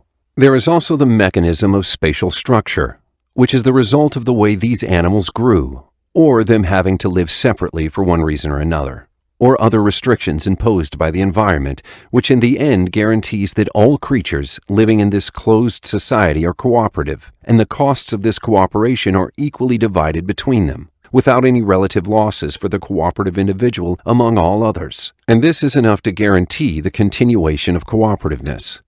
Also, there is the mechanism of punishment employed by the insects, being builders of large cooperative societies, like ants, bees, and hives and others, as there are individuals in these communities who punish those who fail to perform their active roles inside these communities by excommunicating them. There is also a similar mechanism that is coercion, which consists of forcing the individuals to behave cooperatively, or do behaviors beneficial for the community as a whole and not the individual, like the pheromones which queens release in order to suppress the ovaries of the worker bees so they don't produce eggs, to limit the sources of eggs, because that would corrupt the bee cell, and the queen's eggs won't get the necessary attention and care. Another mechanism is the diminishing returns, and it's an attempt to restrain the competition for gaining benefits within the community in order to limit uncooperative or exploitive selfish behaviors. For example, if you feel really thirsty, then the first glass of water would quench your thirst 50%, and the second glass of water would make you 20% thirsty, and if you reach for a third glass, you might not be able to drink all of it. This saturation performs a role in limiting the competition for the resources, and consequently has a role in restraining the evolution mechanisms which push everyone to gain as many profits and gains they can despite of any costs. For example, blood-sucking bats compete with each other for the best position to suck the victim's blood. But when they return to their dwellings at the end of the day, there will be those who would be about to burst from the loads of blood they had, and others whose bellies are empty. And then, after they were competing for this blood, they begin to share some of it among themselves, because of saturation. And this cooperative behavior guarantees that everyone gets what they need most days, because the same individual who would share the blood it sucked with its thirsty brother could be unable to find its food in the next day, and then it would borrow blood from others, and so on and so forth. So, saturation becomes the reason for this cooperative behavior. There are other mechanisms the evolutionists have been digging for years, so they can explain the presence of cooperative traits among the living species. But why did cooperative traits need all these efforts? Because if we were to ask for the reason for the presence of any trait in any living being, the answer will be always ready: mutations and natural selection. So what makes the basic evolution mechanisms unable to find an explanation for these cooperative traits? Why did it need outside help and many additional mechanisms like the ones I mentioned above? And do these additional mechanisms really solve the problem or not? The evolution theory predicts that the uncooperative, selfish individual within the living community would gain bigger profits because they are already inside a cooperative community without having to pay the expensive cooperation costs. And so they would beat the cooperative individual anywhere, supported all the time by natural selection wherever they go, as in Figure 35, symbolizing the cooperative individual as W and the uncooperative as C. So if any circumstances arrive, like immigration or mutations, the cooperative individual is present in the same society as well as the uncooperative. And so the inescapable result will be the uncooperative individual beating the cooperative one until cooperative individuals get fully extinct. And this result is affected by the very mechanisms of evolution.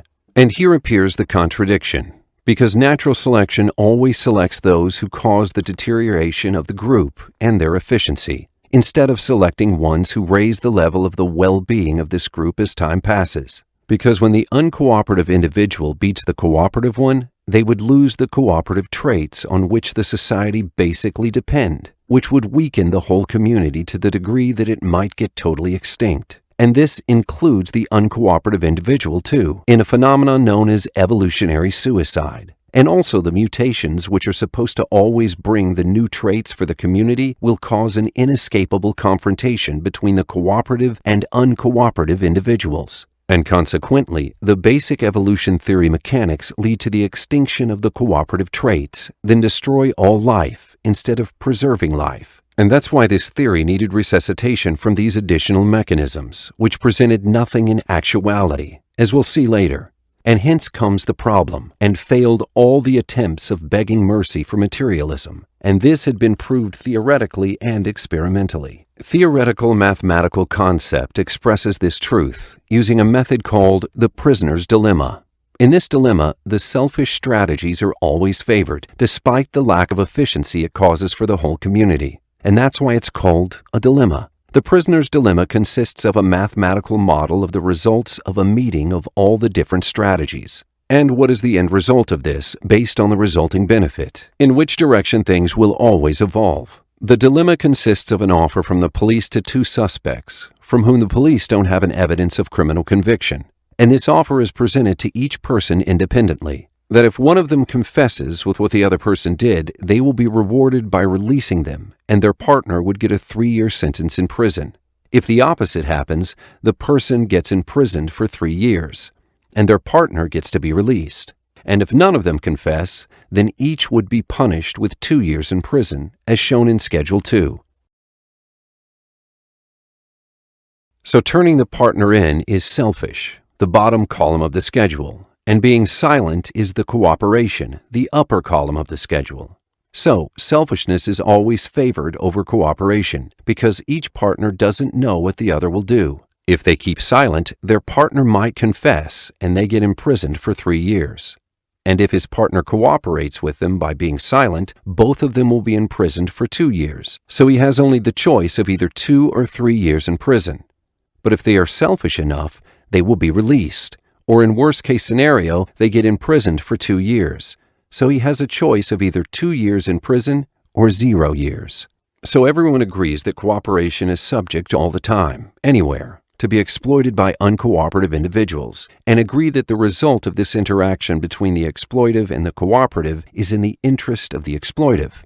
But reality doesn't support this premise, because living beings still exist, and their communities are rampant with cooperative individuals. And evolutionists admit all that, as whoever reads any scientific paper in the field of social evolution, for example, these ones, they would find that all what I mentioned here are axioms, which none of the evolutionists argue. And just some random quotes here and there. And for example, I will mention something easier than this, from this paper, the same reference 101. Cooperative behaviors that benefit other individuals have posed particular problems for evolutionary biologists. From the same paper. If explaining cooperation is one of the greatest problems for evolutionary biology, then explaining cooperation in microbes is one of the key aspects of this problem. And also this paper, which says, social evolution theory has devoted considerable attention to the fundamental problem of the evolution of cooperative behavior. And also in this paper, the origin of altruism is a fundamental problem in evolution. But despite these desperate attempts to present an evolutionist satisfying solution and interpretation of these cooperative traits by means of those additional mechanisms, after the fundamental mechanisms failed to do so, the problem is not over yet. It might have even just started, because these mechanisms might explain the birth of cooperation from the womb of materialism, but they soon fail to make materialism mercy its offspring, or let it reproduce and proliferate, as these are all completely partial solutions, just like a painkiller that a patient takes to alleviate their pain. The painkiller alleviates the pain a little bit, but it doesn't remove the cause of the disease. And as the effects of the painkiller go away, the pain comes back. As all these partial mechanisms don't deal with the source of the problem, because it can never be solved with materialists' ways. As I will show you later, because a solution like spatial distribution can limit the confrontation between cooperative and uncooperative individuals in a society. But this, of course, doesn't last for long, and there is no mechanism among these that present a general and substantial solution to the problem. And as we mentioned, cooperation is really widespread in reality, and even interconnecting with all forms of life, because using general resources in an organized way, preserving the resources, is a cooperative behavior. and all nature's resources are considered general, common resources. Moreover, cooperation is a helper in the production of these resources, and not just a wise consumer for them. As most simple-celled organisms depend on resources consisting of secretions produced by the cooperative individual, and this achieves the well-being for both of them, and not just the organism's personal advantage. And this happens in many forms, like absorbing and assimilating the nutrients, reproduction and fighting against other species, and other life essentials, as cooperation is the producer of resources in the life of a big part of the animal kingdom. And it's the wise regulator of its consumption in the lives of the remaining living beings. So, if materialism won't heed wisdom and admits the importance of cooperation in the living kingdom, there will be no resources, no life, and no existence of anything.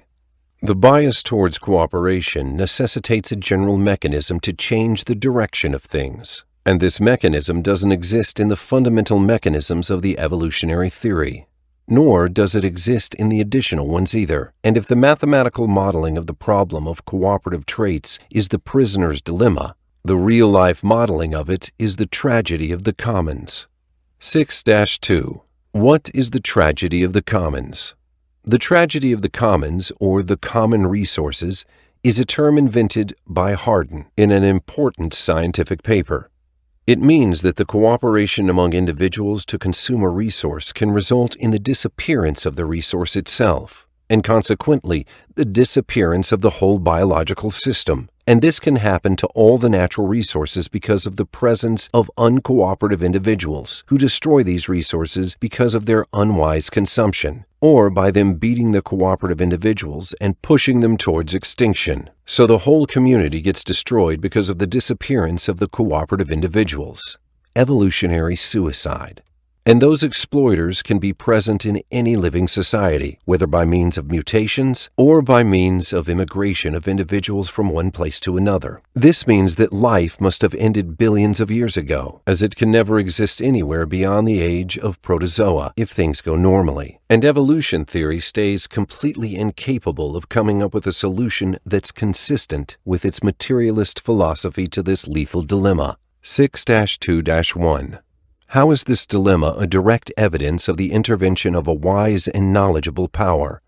Conscious intervention. Evolution goes in only one direction. That is, pushing the individual towards acquiring the greatest amount possible of the benefits and gains without maximum limit. And since there is a threshold beyond which resources can't renew themselves, if consumption reaches it, the presence of this threshold is a fundamental condition for the existence of the resources. It's similar to the capital investment necessary for starting a business, which if any amount of it was consumed, the whole business collapses. Because if partners in any business happen to spend from the investment capital, because they don't count their profits and spend all the money coming into their safe, thinking that all that money is their net profit and that their capital investment is safe, then this business is unquestionably sinking into oblivion. And that's why counting the profits is the only way to avoid this problem. But this counting process needs awareness, because there is no physical mark to distinguish between the money that belongs to the capital investment and the profit money, but only calculations mathematically distinguished between them. And this is what makes things worse for the evolutionary theory, because this minimum limit has no physical existence, but only a mental mathematical existence that can only be recognized by calculating it. Therefore,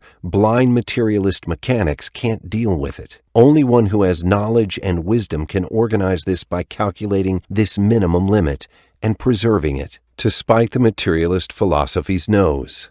And the example Hardin puts forward in his paper to illustrate the tragedy of the commons was an open pasture where all shepherds were allowed to bring their cattle. The grass in this pasture has a minimum limit which it needs in order to renew itself. And if any of it is eaten, the whole pasture will be destroyed, and it won't be able to renew itself. And this minimum limit has no physical existence, but only a mental mathematical one, which comes by calculating the number of shepherds and the number of cattle owned by each shepherd, and the time the grass needs to re-begin its cycle. So, it's in everyone's interest to commit to a specific number of cattle, and to bring no more into the pasture. But on the other hand, it's also in every shepherd's interest to bring more cattle into the pasture, because that would bring them more money. and the costs, the pasture, will be divided among everybody, and hence transgression can occur, and the pasture gets damaged, and everyone loses the pasture they depend upon. So all the solutions Hardin put forward in his paper required great skills and awareness. He suggested that the government gets involved in organizing this matter, or privatization, to assign a care provider for each section of the pasture. And all studies in this matter revolve around the same solutions, negotiations, agreements, etc. And this necessary intervention of ones who have knowledge and wisdom to organize this matter is shyly proved by the research. And this completely destroys the materialist approach adopted by the evolution theory, which is devoid of any awareness or intelligence of one who has wisdom and knowledge. But this simple example shows the need for such an intelligent care provider. And here, blind materialism commits suicide, and all attempts to revive it fail. Conscious intervention is the only general mechanism capable of handling infinite possibilities of the tragedy of the commons to take place in any society and in any time, by preventing selfish exploitation of the resources which causes the society to surpass the minimum limit necessary for the existence of these resources. And this can only be done by intricate mathematics, which can only be done by an all-knowing, all-wise being, and impossible to be subject to a blind materialist mechanism. 6-2-2. What are the experimental evidence for the occurrence of the tragedy of the commons? Scientific research provided experimental evidence detecting the way this tragedy took place, or almost did in reality. And these are a few. Because the basic principle is that this tragedy is rarely allowed to happen, because there is organization and care. Unexpected if things were at the mercy of blind, purposeless mechanisms. But, because of God's providence, these few occasions took place, or almost did, to give a clear proof that solidifies the mathematical and logical proofs. For example, 6-2-2-1, a kind of cooperative bacteria called Myxococcus xanthus. This is a bacteria that lives in groups and attacks its victims in collective swarms. And when the food supply diminishes, it builds something called a fruiting body, which is a way to survive harsh conditions by producing germs that can endure enough to reproduce their next generations in better future conditions. Be he exalted, the one who thus inspired such weak creatures. The fruiting body's lower half consists of supportive rod-shaped spore producers, and its upper half consists of spores, as in Figure 36. And each individual can either invest in building those rods or building spores. But without question, those who invest in building the spores are the ones whose offspring survive, because each spore will turn into a new bacterial colony, while those who continue to build the rods won't be able to survive, as if the dominant strategy of a certain strain is non-cooperative exploitation. The green-colored ones, cheaters, in Figure 36, because these want the biggest share possible, and so they only invest in building spores. The result will be that those get to survive, and the cooperative strain, which invests in building both rods and spores, will be extinct. Those colored in red, Figure 36, because they will keep producing only rods because of this uncooperative competition. And in the end, the selfish, exploitative strain fails to build the fruiting body on its own, because all its individuals are looking for the biggest profit, the result of which is that both strains get extinct. So here in this example, the resource which should be preserved is the minimum amount of the cooperative strain, which can only be detected by study, and they can only be preserved by restricting the selfish strain from being with the cooperative one. And all this can't be regulated by any blind mechanism. 6-2-2-2. Bacteriophages, or the viruses that invade the bacteria cell and proliferate inside it, eventually destroying the cell. Here, the bacteria is the prey and the resource the viruses compete with each other in order to obtain. There are those who consume this resource wisely, and these are the cooperative strains. And there are other most vicious strains, and these are the exploitative strains, which consume the bacteria in a very short period of time. And this causes them to take over the cooperative ones, because they are stronger and they proliferate faster and exist in greater numbers. but they at the same time destroy themselves because they proliferate strongly and in great numbers and consume all the existing bacteria, destroying the resource on which they feed. And this vicious proliferation can happen with all living beings, because if mutations favored the exploitative vicious individuals, nothing can stop them. And natural selection will support them as we previously showed, because they are the strongest in acquiring profits. Therefore, the ability to consume the resources must be determined and their reproduction regulated early, and regulated according to previous knowledge. There is no room for experimentation in reality, because the balance of the biological system can't afford it, especially that it consists of food chains. If each living being's reproductions is left unchecked, or reproduced beyond a certain limit or less than their necessary needs, this will cause a general disaster in the food chain of which they are a part. And that's because each species are both hunters and preys at the same time. And all this proves the existence of high precision and balance, and previous planning for everything, and that there is no room for random experiments inside the biological system. 6-2-2-3. Cancerous cells are strongest in proliferation and spreading, and enduring lack of oxygen than all the other body cells. They are death-resistant and have multiple strategies which make them more efficient than normal cells. Therefore, they are more profitable, and mutations and natural selection powerfully support their existence. Cancer eventually causes the death of the patient, and consequently cancer itself dies, as this evolutionary suicide that cancer commits is the natural result of the evolution mechanisms, which in reality is hostile towards life, as it's a genius micro-example of the process of destroying life, the furthest from creating and preserving life. In the case of cancer, the tragedy of the commons takes place because the gaining of profits overcomes the need of capital investment, the minimum safety of the normal cells, the resources of this system on which the system's existence depends, and because there nothing separates between the profits and the capital investment in reality.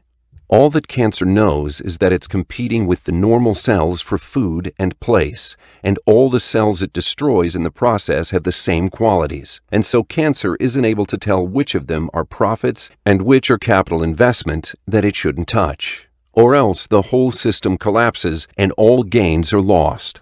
The author of this book has a scientific paper published in a professional scientific magazine, discussing the subject of cancer disease as a practical example of the tragedy of the commons, titled as Invasive Cancer as an Empirical Example of Evolutionary Suicide. And evolutionary suicide is a term that means the same phenomenon we are discussing here, the tragedy of the commons.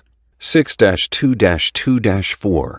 In the Atlantic Ocean, in front of one of the beaches in Canada, there is a place known to be a focal point for the gathering of codfish, known as the Grand Banks, which was abundant with this kind of fish, and then a great industry was established to hunt these fish with huge ships, and this caused a transgression of the threshold, the minimum survival and proliferation needs of the fish. And all the pressure of this hunt on the fish caused the selection of the fish that reach puberty and reproduction age faster, even though they reproduce less because of the diminishing of their fertility, the result of which was the inevitable end of all the codfish there, and the collapsing of this industry within 30 years, 1960 to 1990. This collapse was caused by the vicious competition among these huge companies and ships, the inevitable result of which was the destruction of the very resource they depended upon. And because there is no physical mark distinguishing between the profits and the capital investment that should have been preserved, all the fish look like each other. Therefore, the transgression happened. Because such distinguishing can only be known through earnest studies to determine the minimum limit of fishes needed in order to proliferate, and by enforcing a law punishing those who disobey it by making them pay fines if they hunt more than that limit, which would provide the desired protection for this resource to maintain its existence and reproduction. And all this needs awareness and power imposition, as such an aware intervention is the only solution to the problem. So what kind of a blind force among those blind evolution mechanisms can surround these things with its knowledge, that can organize things if we are to replace these huge ships with living predators who eat the same amount that these ships hunt? The ecosystem will just get rid of them, even if mutations and natural selections bring them.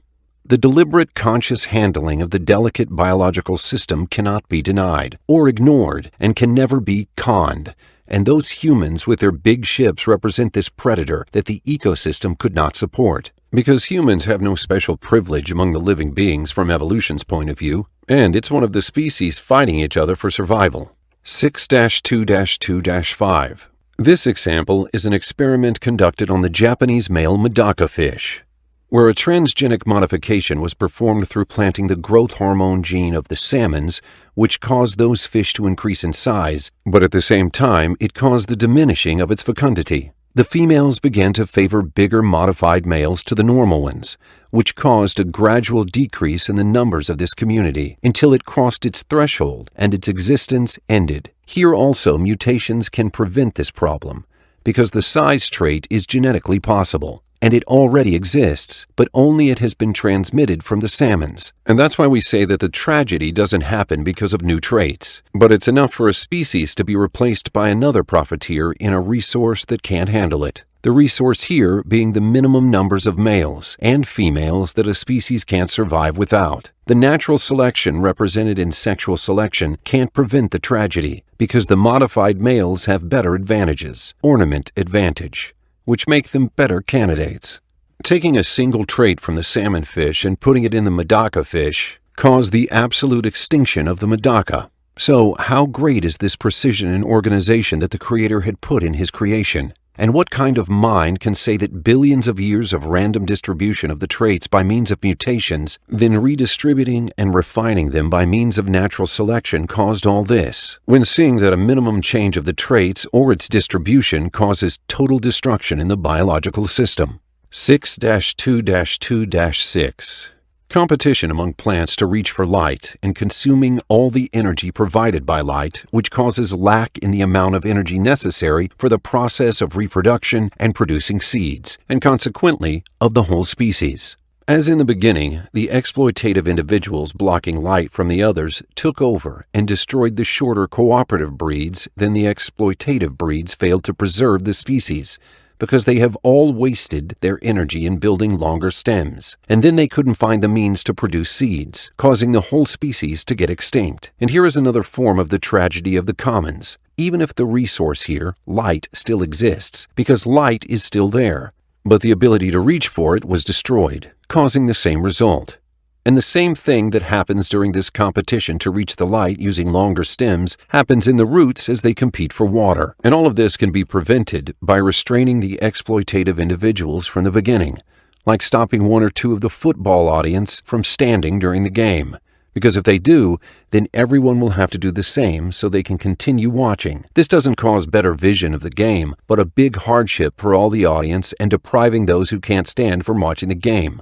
So whether they all stand or all sit, it won't make a difference. That's why this behavior should be stopped from the beginning, so everyone can watch without hardship. But mutations can't tell the future, nor can it prevent one of those possibilities. It just brings and allows everything for the sole reason that it's genetically possible, without exception. This necessitates the gentle intervention of an all-knowing and wise Creator, who organizes everything and creates as He wills. Otherwise, the extinction of all plants with this manner would have been a very legitimate possibility. And surely, if plants disappeared, all animals and birds and everything else will follow. Because as we know, plants are the source of storing energy on Earth for the rest of the living animals, and they're also the source of oxygen on the planet. So how delicate and precise is the living system that God created, that if the minutest manipulation takes place, terrible and unimaginable consequences follow. And all this contradicts the current evolutionist scenario, based on continuous manipulation of the biological system, and on the premise that it can afford all these manipulations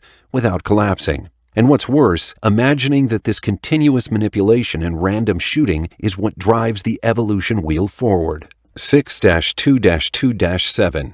Cooperative insects like ants, bees, and hives. Everyone knows that these species are rampant with many different forms of cooperation, and each one of these cooperative traits can lead to the tragedy of the commons if uncooperative individuals appear. One of the most intriguing things on which experimental studies focused is the response of worker bees to a chemical that the queen secretes called the pheromone, in order to suppress the ovulation in these worker bees' ovaries. Because the only female in the bees and ants colonies who has got the right to reproduce is the queen.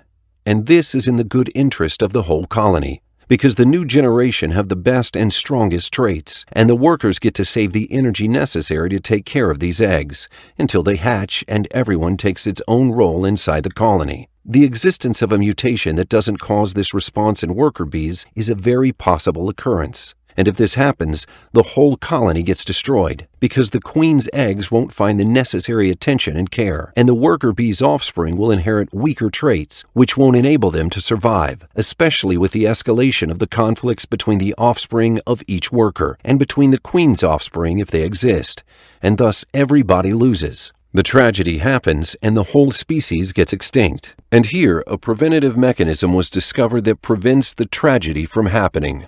That is pleiotropy, or the gene that influences multiple phenotypic traits, meaning that the gene's interpretation inside the body is two traits, and not just one.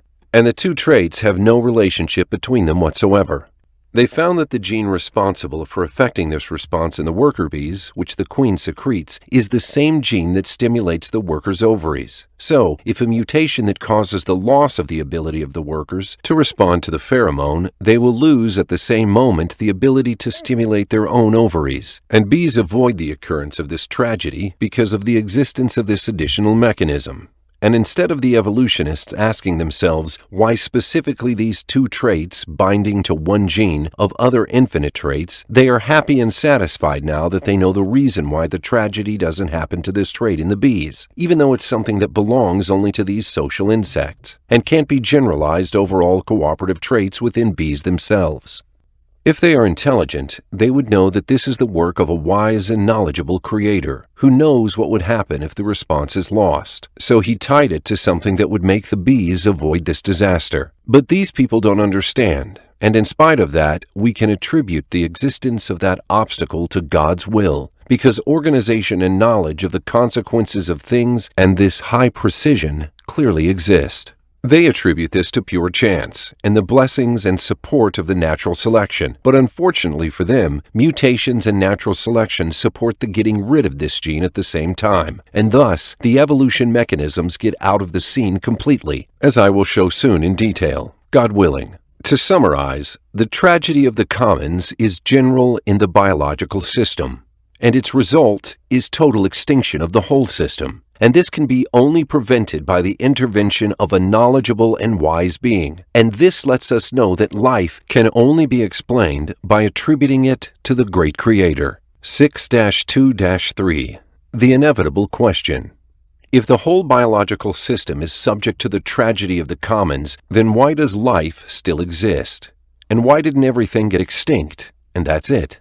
I didn't invent this question, but rather it's a central question in the science of biology, and a challenge that will always remain in front of the evolution theory as long as it lasts. It's a well-known and famous question that you can find in many scientific papers, like this one, for example.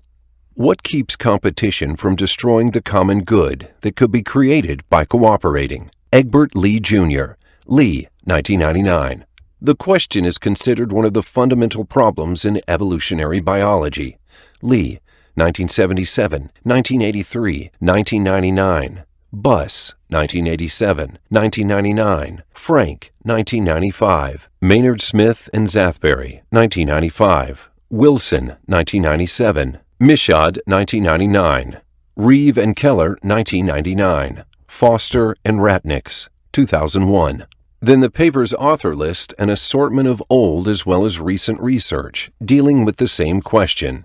This paper also asks the same question. The observation that evolutionary suicide can result from common evolutionary phenomena, such as selection for higher harvesting intensity or for higher growth rate, raises a fundamental question. If this phenomenon is widespread, then why does life generally persist? All the solutions that have been presented for this problem are insufficient and purposeless because they are partial solutions for a general phenomenon that has infinite possibilities, which makes these solutions only a deviation from the right answer, no more and no less. The truth is, the existence or the non-existence of these additional partial mechanisms are equal, and they can't save the evolution theory from this problem. And this is what I will show you in the coming section. 6-3. An example that shows the complete fallibility of the evolution theory's mechanisms, the fundamental as well as the additional ones, when it comes to the tragedy of the commons. There is a very widespread phenomenon among bacteria called the stationary phase, because if bacteria proliferate in greater numbers than the available resources, it will get extinct within a few hours, as a result of the tragedy of commons. And that's why the Creator instilled in it a very complex machine consisting of chemical compounds which enable the bacteria to know the number of other bacteria around, how much of the resources is available, and it determines the rate of its proliferation accordingly, meaning that they will willingly stop or carry on with the reproduction according to its calculation of its share of the available resources. This behavior saves it from the tragedy of the commons, represented here by the outside available resources. And this behavior is considered one of the additional mechanisms I listed in the beginning, improvised to save the evolution theory, which is the mechanism of coercion. Because restricting the growth happens because of the activation of certain genes working on restricting the growth.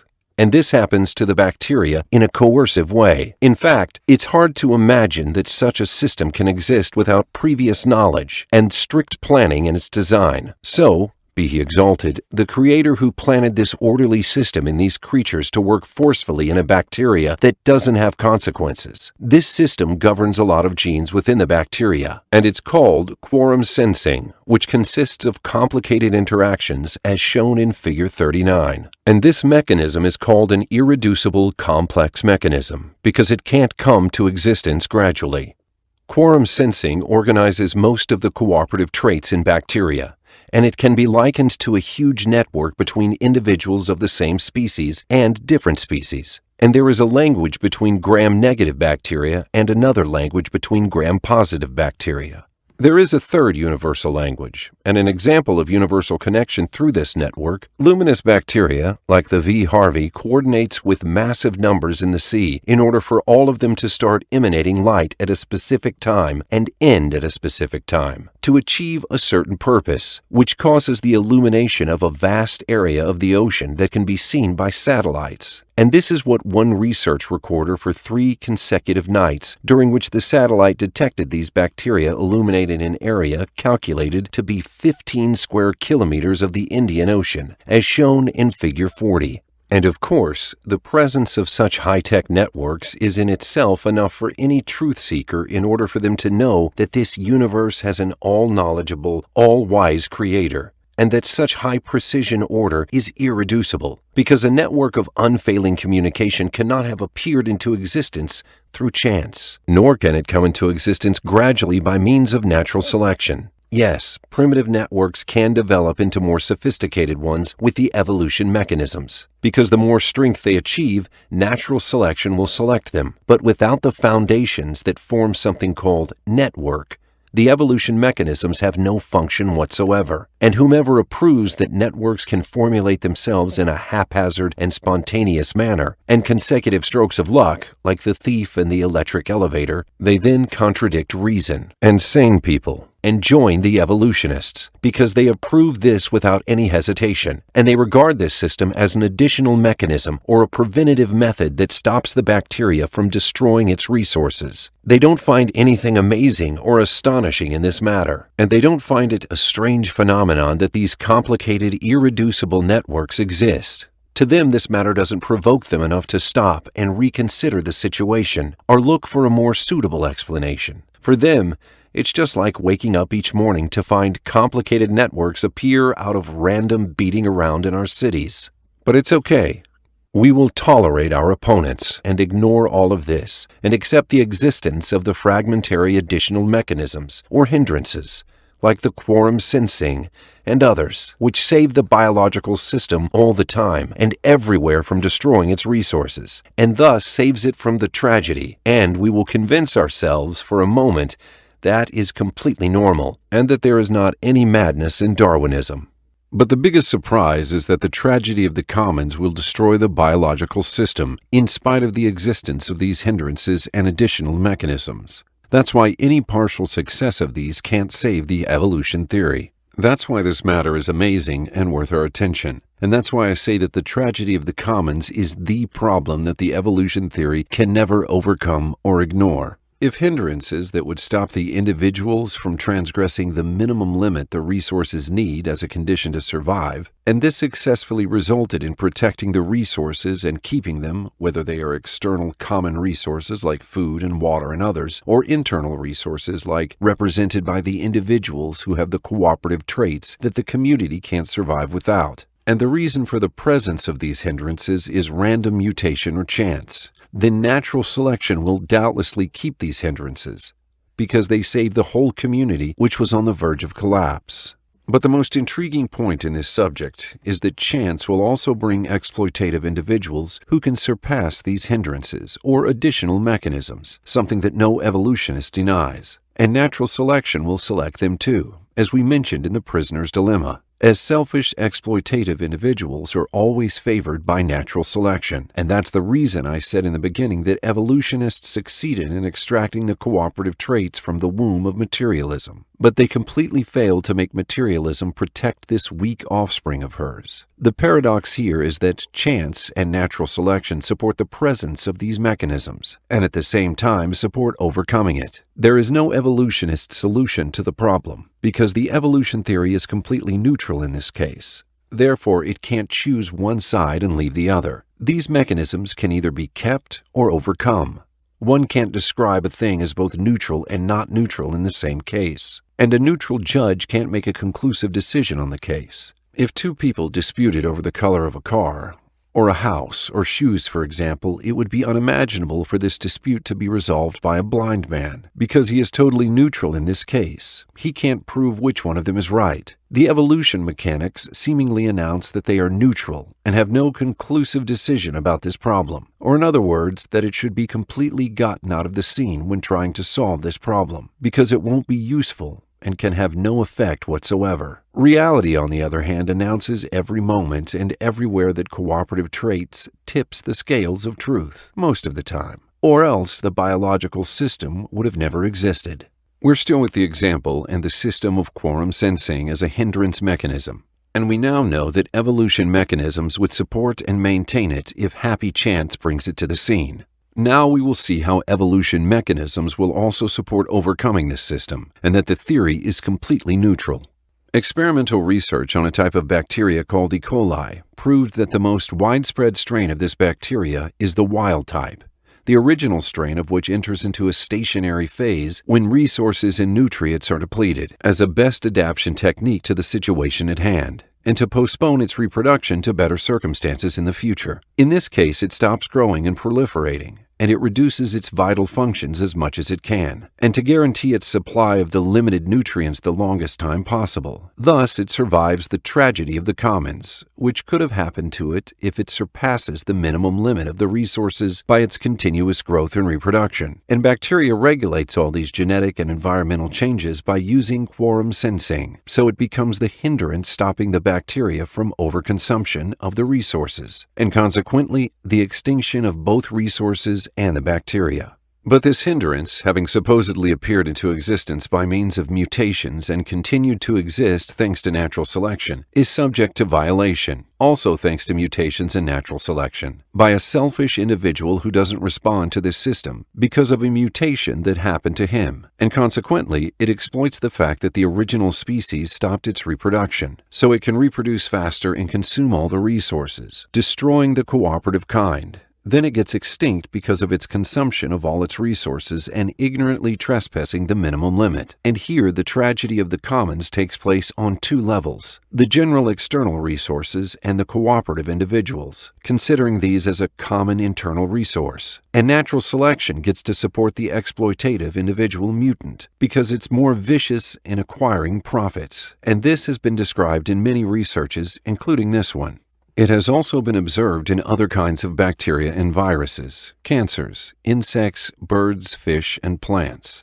Its occurrence is possible in all of the biological system without exception, and that's why it isn't possible to ignore or go around this problem, and Darwinists can't turn the blind eye to it, or postpone it to the future like they did with many very obvious dilemmas, like irreducible complexity, and the emergence of the vast majority of the living beings all at once in the Cambrian explosion, and the contradictions between the fossil records and the predictions of the evolution theory, and many other dilemmas. And that's because the tragedy of the commons is not a historical event that ended, but a problem that renews itself, anticipated each moment and everywhere. And it can also be subjected to experimentation. So where's the way out? So, it's not possible to have a solution for this problem in an evolutionary context, whether hindrances exist or not, and whether these are many or few, because these additional mechanisms in reality can't stop the fundamental mechanisms of the evolution theory, mutations and natural selection, from supporting the selfish who's going to violate them, and thus it will always be breachable, like the common resources protected by the hindrances in the first place.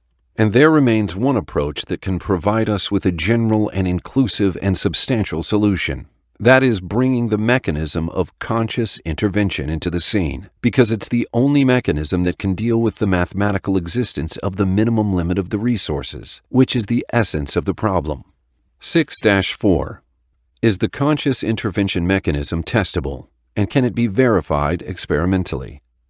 Bacteria is the best candidate for studying all the evolution mechanisms in a practical way, and choosing among the evolutionary scenarios. And this is due to its short lifespan, its existence in great numbers, and the easiness with which its environmental conditions can be controlled, and also because it's easy to effect genetic modifications within it in order to either make it acquire new traits or eliminate its original ones. And that's why the biggest battlefield that can either make the evolution theory victorious or totally destroy it is inside the labs of bacteria and prokaryotic organisms. And most of the fundamental conditions that the bacteria needs in its life are based on cooperative traits, as bacteria only live in organized groups. And in addition to that, they literally build cities so they can live inside them. And these cities are surrounded with strong walls from all sides, made of materials that have special characteristics that protect what's inside these cities from any external attack. There are passageways inside those cities to take out the excretions and others to allow the nutrients inside and distributing the oxygen. Even work is distributed among the bacteria by means of genetic orders, determining the specialty of each cell. The city is called biofilm, and it includes 99% of the microbial life. And this biofilm sticks to the surfaces of living beings' bodies, or to the surface of non-living things, and it gives the bacteria tremendous strength to cope with the surrounding harsh conditions, and keeps it alive, even if it's boiled, or if the liquids carrying the bacteria are boiled. And this makes it 1,000 times more resistant to antibiotics, compared to its resistance when it's outside the biofilm. This biofilm, in its construction and development, is a group work, and a perfect example of cooperation. Therefore, it's subject to invasion by the uncooperative individuals, as we previously explained. And the biofilm is the cause of the chronic diseases that don't respond to antibiotics or to any medicines. And it could keep the patients chronically diseased with these vicious ailments for tens of years, with symptoms that could be sometimes severe and some other times less severe, or vanish for some time. But soon these symptoms return, and the cycle goes on indefinitely. This is why attacking this disease with injecting the patient with uncooperative individuals modified genetically inside the labs will result in the destruction of the original type, and afterwards it can be easy to kill the uncooperative individuals.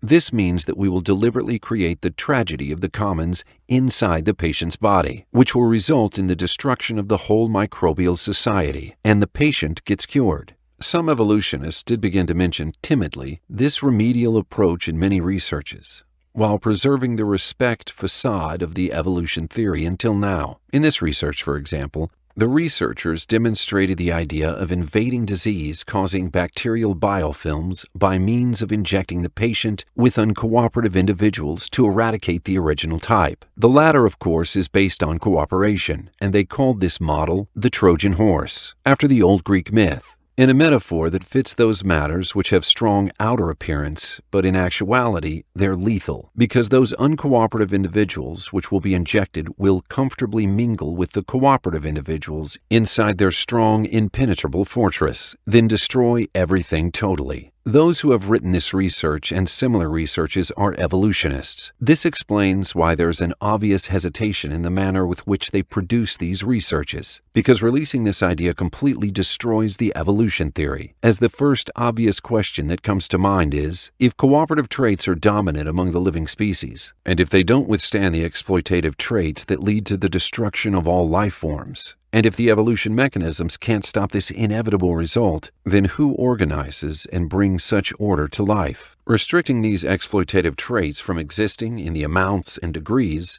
which can cause the extinction of life on Earth. Because this question has one answer, the evolutionists handle this subject with extreme caution, because they know that elaborating on this subject will destroy their theoretical foundations of understanding life in a Darwinian manner. The medical benefits that can be acquired from this new remedial method are big, because it can cure difficult bacterial diseases, and also viral infections, and maybe even cancer, because cancer cell communities are based on cooperative traits too.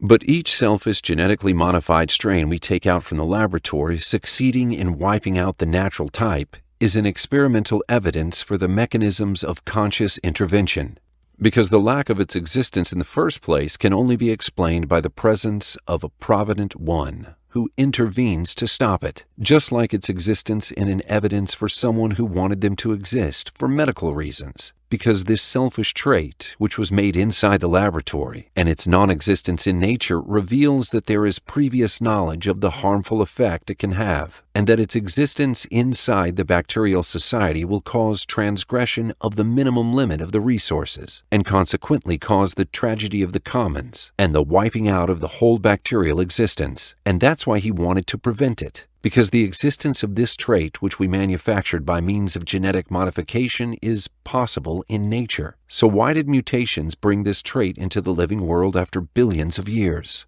If it appears, no evolutionary mechanism can stop it, as we previously mentioned. And the result would have been the extinction of all forms of life, because all living beings will be subject to the same thing, the invasion of the selfish and the tragedy. Consequently, the evolutionary mechanisms don't and can't have a real explanation for life unless we add to it the mechanism of conscious intervention, and it's a necessary mechanism that can be verified experimentally. But because it contradicts the materialist atheist philosophy which the theory of evolution was originally founded for the sake of strengthening and supporting it, and so it won't be easy for the scientific community to admit the existence of this mechanism, in spite of the obviousness of its theoretical and empirical supportive evidence. And the author of this book has a scientific paper published in a pre-publishing website, which is a website where researchers get to publish their papers for a period of time until they're verified by the experts and published in scientific magazines. In this paper, I gathered all these ideas I proposed in this book about the dilemma of the tragedy of the commons, and I proposed the conscious intervention mechanism as a mechanism that fulfills the condition of experimental verification. But I'm still suffering from the obstinacy of the evolutionists, and I wasn't able to publish it in a scientific magazine until now. But with God's help, I will not stop trying. 6-5. Conclusion. The tragedy of the common resources is a dilemma that kills evolution, and its fundamental or additional mechanisms with which the evolutionists tried to save the theory will never work, because they all remain subject to the tragedy itself in the end, and there is only one solution for this dilemma: the presence of someone who can preserve the minimum limit required for the maintenance of the natural resources. This limit is a mathematical calculation that doesn't have a material existence, meaning we can never know it unless we do extremely intricate calculations. And this is only in the power of someone who has great knowledge and awareness. And this shows that the matter can only be solved by the all-knowing, knowledgeable, all-wise to bring order to this matter. And this is what's meant by the conscious intervention mechanism. This is a mechanism that can be empirically verified by deliberately creating the tragedy in the disease-causing bacterial communities by means of growing genetically modified bacteria with selfish traits, which causes the wiping out of the bacterial community altogether. If the occurrence of the tragedy in this experiment proves the existence of deliberate creation of the selfish traits, then the lack of occurrence of this tragedy in real existence proves that there is a certain power that wants to stop the selfish traits from existing in enough numbers to destroy life. 7. Comparison between evolution and intelligent design. Statement 1. The phenomenon of life is explained in a fulfilling and correct manner with the materialist evolution mechanisms. Evolution theory? Valid. Intelligent design? Invalid, because it's an extra hypothesis that's not needed and should be eliminated according to Occam's razor principle. Number 2. Statement. If there is a phenomenon or many phenomena that can't be explained by evolution mechanisms. Evolution theory contains an error or a deficiency or simply needs adjustment, and this adjustment is probably another materialist mechanism. Intelligent design. It doesn't have to be right, because if the evidence for its correctness is our lack of knowledge of the true explanation of the phenomenon, then this is a logical fallacy known as appeal to ignorance. Number 3. Statement. If there is a phenomenon or a number of phenomena like the Cambrian explosion, irreducible complexity, the avoidance of the tragedy of the commons, which can't be explained by means of evolutionary mechanisms but can be explained by intelligent design or conscious intervention. Evolution theory? Invalid. If intelligent design mechanisms succeed in fulfilling the condition of experimental verification, and there is no other experiment that refutes the intelligent design's hypothesis. Intelligent design? Valid. Succeeding in fulfilling the condition of experimental verification, and there is no other experiment that refuted the intelligent design's hypothesis. Number 4. Statement. Testability and empirical verification is one of the conditions of scientific theory. So what is the position of evolutionary and intelligent design mechanisms in regards to this condition? Evolution theory. Some mechanisms met this condition like mutations and natural selections. These are testable in regards to their occurrence, but they fail to meet this condition when new complete organic functions of the living organism appear, let alone the emergence of a new living being. Intelligent design. The mechanism of conscious intervention meets this condition, as it's a testable mechanism which hypothesizes that there are infinite possibilities of the existence of uncooperative organisms which have been deliberately prohibited from existing in the first place. And if these organisms come to life, they would be supported by the evolutionary mechanisms instead of prohibiting them, causing a grave disaster to the balance needed for these organisms to live, which results in destroying the original cooperative type and also the selfish type. And this didn't happen in reality, and this empirical verification will be affected by means of genetic engineering inside the microbes, the basic prelude to attack the original kind, which causes the extinction of both in the end.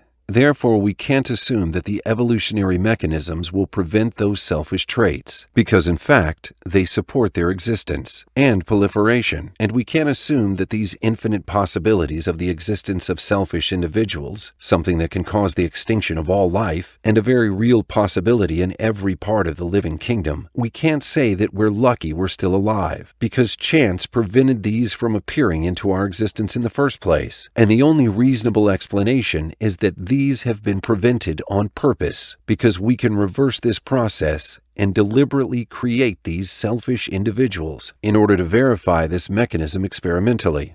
So if the occurrence of this tragedy in the experiment is real, then this proves deliberate intervention to create these destructive organisms. And likewise, because the tragedy doesn't occur in nature, then this proves that there is a power that wanted to prevent the existence of these selfish traits. Statement Number 5. Falsifiability is one of the conditions a scientific theory must meet. So what is the position of the evolution theory and intelligent design in regards to this condition? And are there any refuting phenomena and experiments? Evolution theory. Contradictory phylogenetic relationships in the polygenetic tree, if we try to assemble it using similar genes or proteins by any means, is a contradictory observation and refutation of the evolution theory. And also the fossil record doesn't match with the scenario the theory predicts, especially in regards to the phenomenon of the Cambrian explosion. As the evolutionary scenario is falsifiable in some of its aspects, and this is in the good interest of the theory, and it fulfills this condition, but it's certainly not in its good interest that the contradictory observations are happening in reality, and this is what happened. Intelligent design.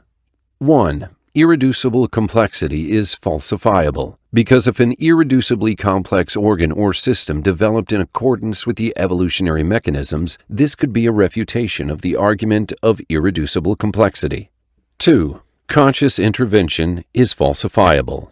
If there is a general materialist mechanism that can prevent the selfish traits from destroying the biological system, and if such a mechanism can cover all the great many possibilities challenging life each moment and everywhere, then this would be a refutation of the conscious intervention mechanism. But such mechanism simply doesn't exist in reality, and it's improbable for it to exist, as all the proposed mechanisms are fragmentary. They can prevent the selfish traits, but only in certain conditions, and it can't deal with all the possibilities. And the reason for that is that the key solution to the problem, and the root of the problem, is knowing the minimum limit that the natural resources need in order to renew themselves, the threshold beyond which the whole living community gets destroyed. And this limit has a mathematical existence, and not a materialist one, which necessitates the presence of intelligence and awareness.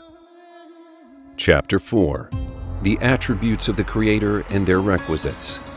What is based and depends on them, which can be deduced from the previous two proofs. The evidence of causality and the evidence of high precision and perfection don't only prove the existence of the Creator, but they also demonstrate some of the attributes of the Creator, be He exalted. An honest contemplation of these proofs leads one to believe in the existence of a Creator. They cause many atheists to become deists who believe in a Creator. But the role these proofs play don't end there, as they are sufficient as well for bringing the deist to the gateway of Islam. Because when atheistic misconceptions are clarified and the belief in the existence of the Creator starts to enter the heart, one would search for the qualities and attributes of the Creator. And at this point, the deistic misconceptions come along and block his way. Deists believe in a Creator, but they don't approve of any religion, so they're also as irreligious as the atheists. And they believe that the Creator didn't send any messages to the world, and that He created the world, then left it without any further intervention. So, they don't feel the need for any methods of worshiping the Creator, and there is no hereafter, or judgment, nor is there reward and punishment. Thus, they are similar to the polytheists in their denial of the messages and the hereafter, despite their belief in the presence of the Creator. And they forget that the qualities of God have requirements and consequences that are in complete disagreement with their disillusions. In this chapter, we will investigate some of these qualities and attributes in order to refute these delusions. Number 1. Is there a logical proof for the absolute perfection of the Creator? Answer: yes, on two aspects.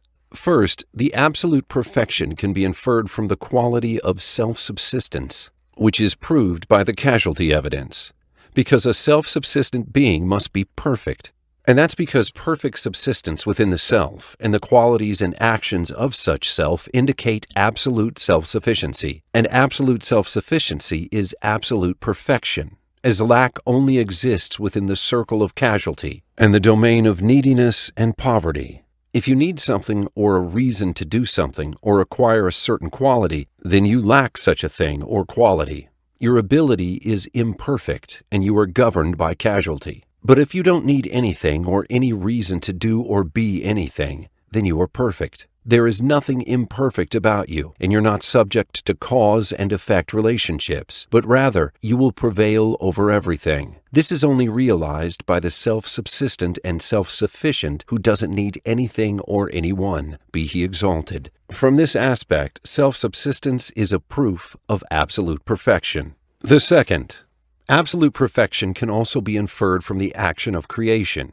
and that's because who creates everything without needing anything or for the reason of learning or ability must be capable of everything and knowledgeable of everything, or they wouldn't create anything. And anyone who possesses such qualities would be perfect in every action they perform, because imperfection in action is caused by the ignorance of the doer of the manner with which they should do things. So they are incapable of creating perfect things, or ignorance of the beauty or ugliness of things. so they don't know, and this is impossible for they who are knowledgeable of everything. Or the imperfection of action could be because of lack of ability to accomplish the perfection they desire, or lack of ability to desire creating perfect things, because they are overwhelmed by evil desires. And all of this is impossible for who is capable of everything, as he, be he exalted, is perfect in his names and qualities and actions. Thus we can infer the perfection of the Creator, be he exalted, from the qualities demonstrated by the evidence of causality, like self-subsistence,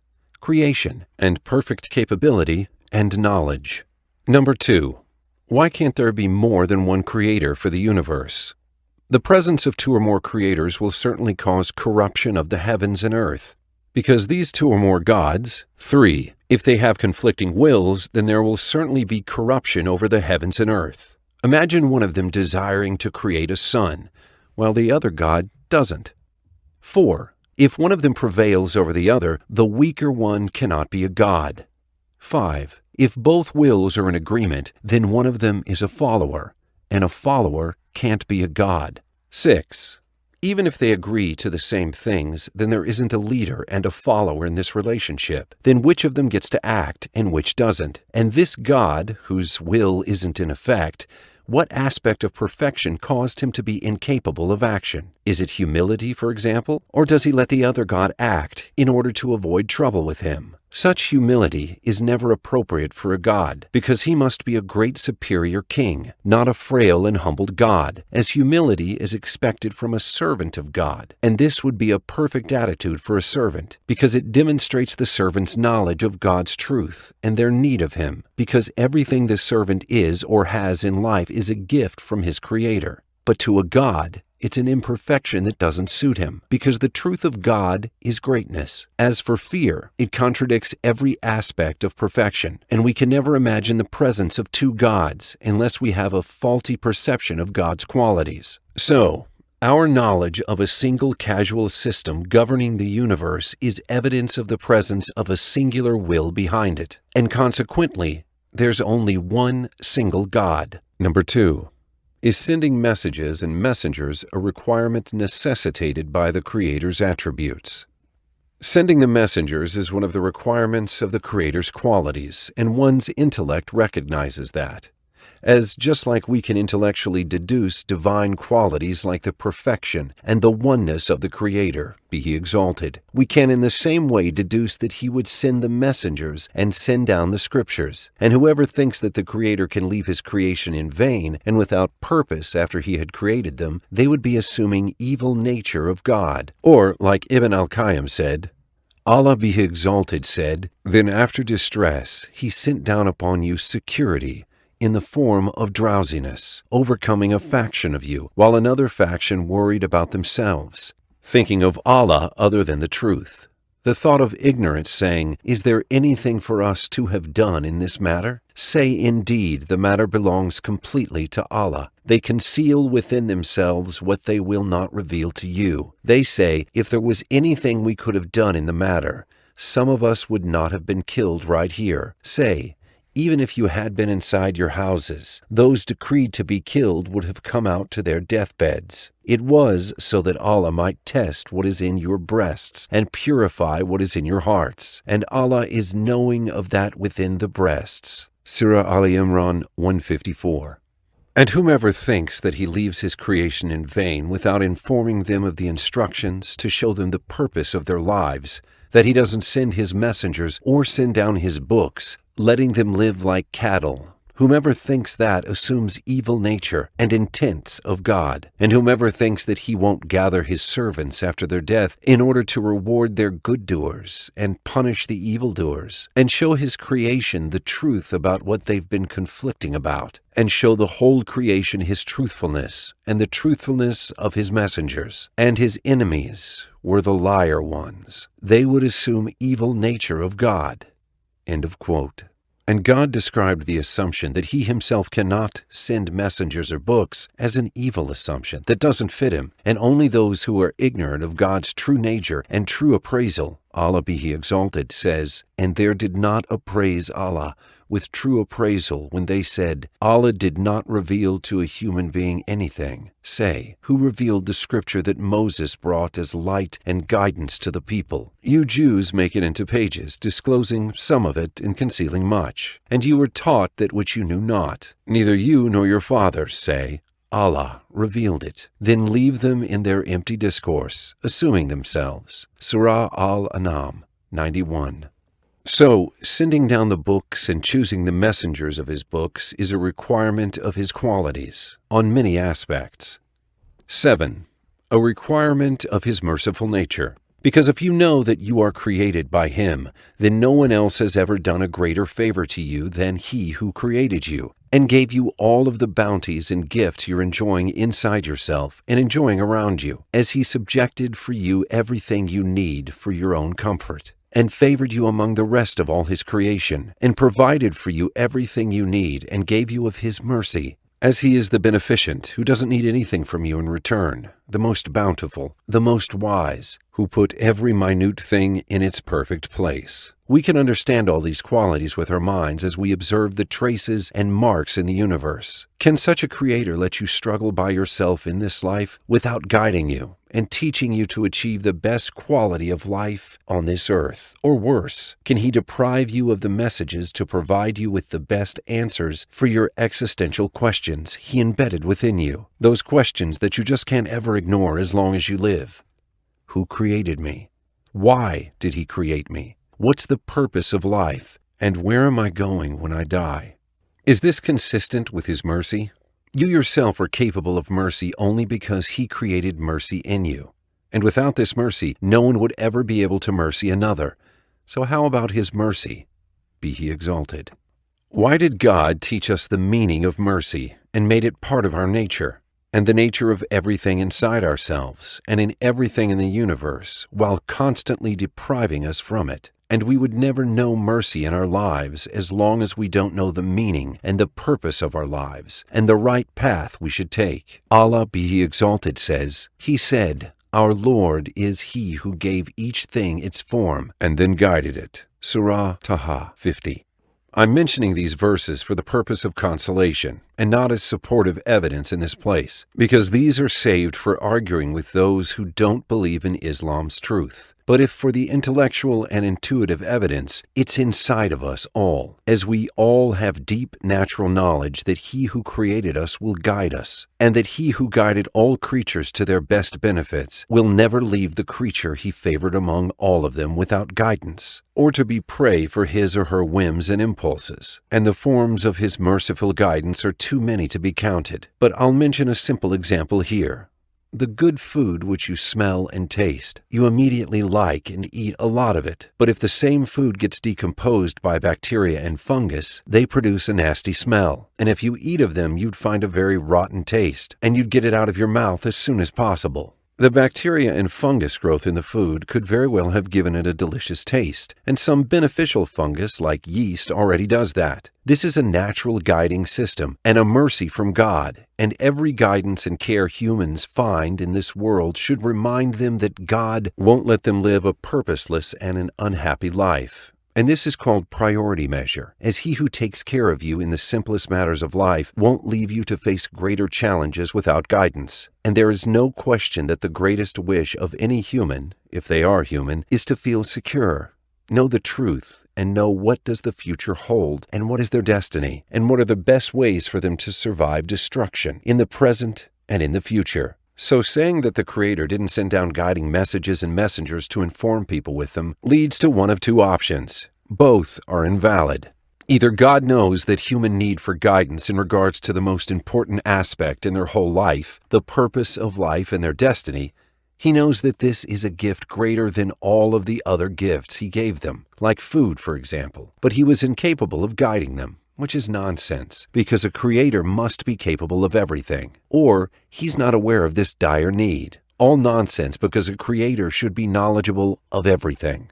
To my best knowledge, God knows better. This is the evidence the Quran used in order to argue the polytheists of Quraysh, who admitted that there is a creator, but denied the message. So the Quran reminded them of a guidance familiar to them as He says, "And if you should ask them, Who has created the heavens and the earth? They would surely say they were created by the exalted in might, the knowing, the one who has made for you the earth a bed, and made for you upon it roads that you might be guided. Surah Az-Zukhruf 9:10.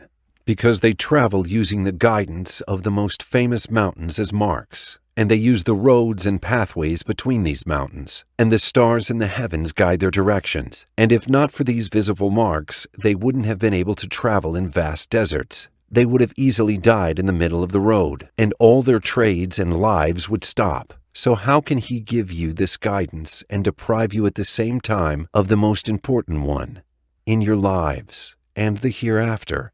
Some people would surely ask, if things are that obvious, then why can't we expect all God's deeds and be able to predict what will happen in our lives beforehand? My answer is that this is a useless comparison, because the person asking this question confuses between the private guidance that a human gets to learn throughout their life and the guidance of his species and kind as a whole, the greatest guidance, without which all other forms of guidance would be useless. And there is no way we can acquire this kind of knowledge, because as you can't use personal things to infer the existence of other personal things, you also can't use a general thing to deduce the details of the personal. And that's why Allah, be He exalted, says, or do they say, He has invented about Allah a lie. But if Allah willed, He could seal over your heart, and Allah eliminates falsehood and establishes the truth by His words. Indeed, He is knowing of that within the breasts. Surah Ash-Shura 24. In this example, we can know for sure that God certainly eliminates falsehood,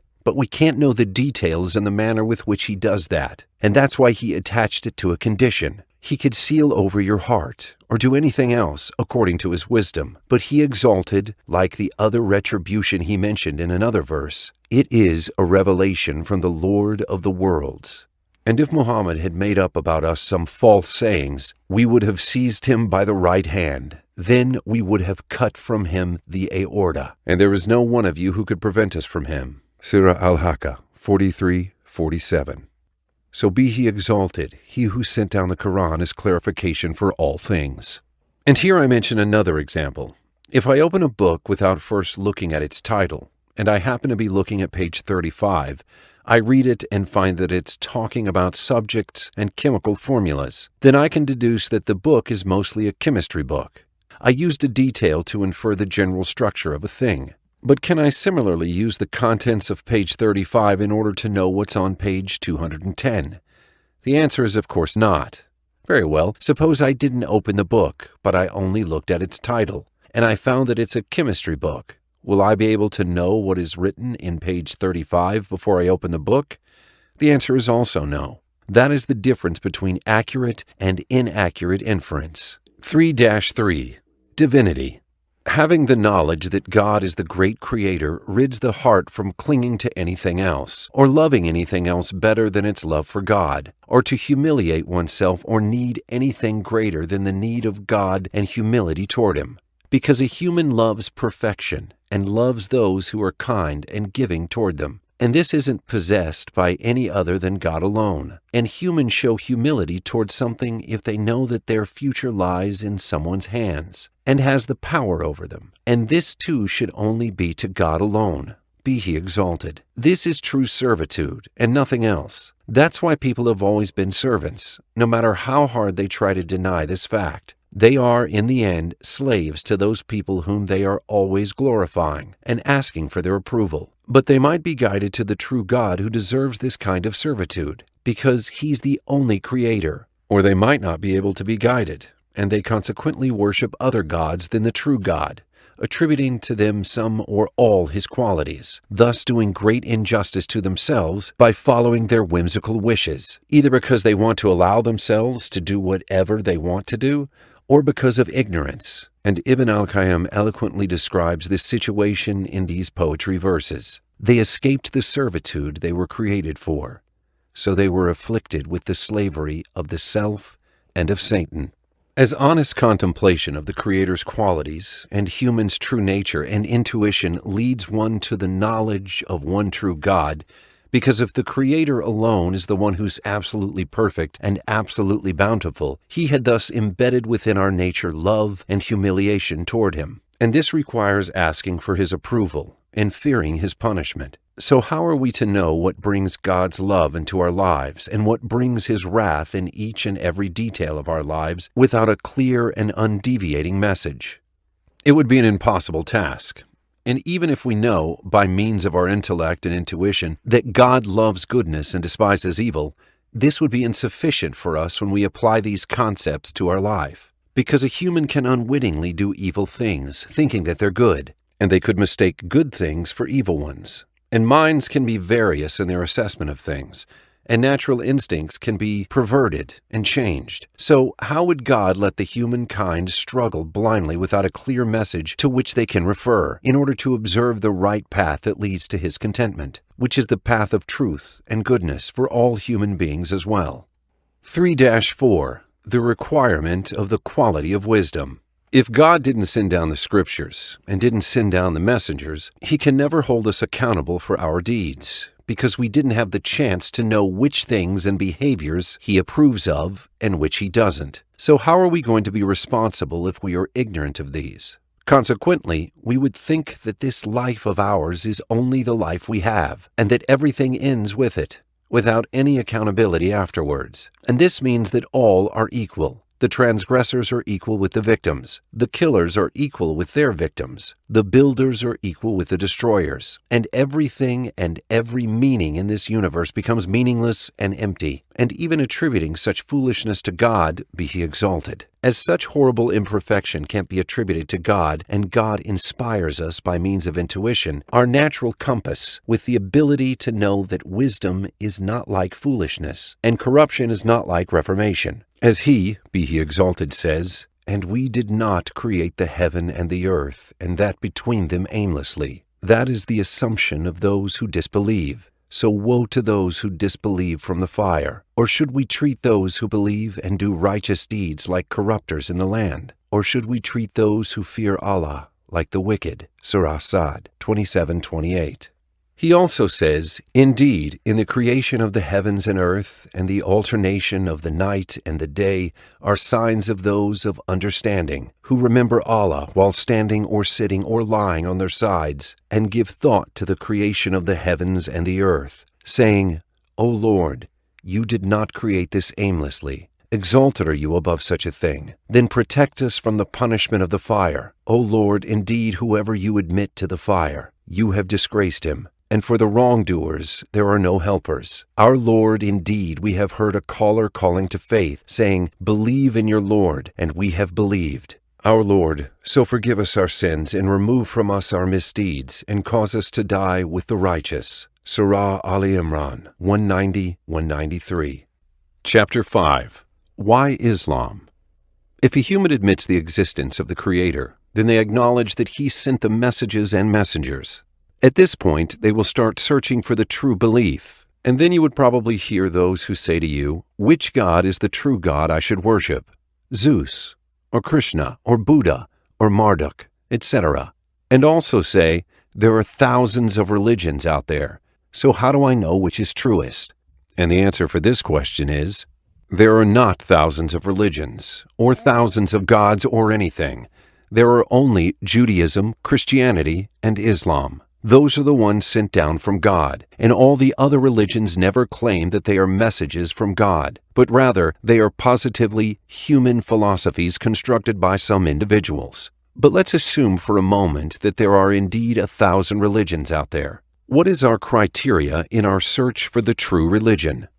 I will hear some in the story of God's prophet, Abraham, peace be upon him, arguing his people who did believe in a creator, but they were setting partners with him.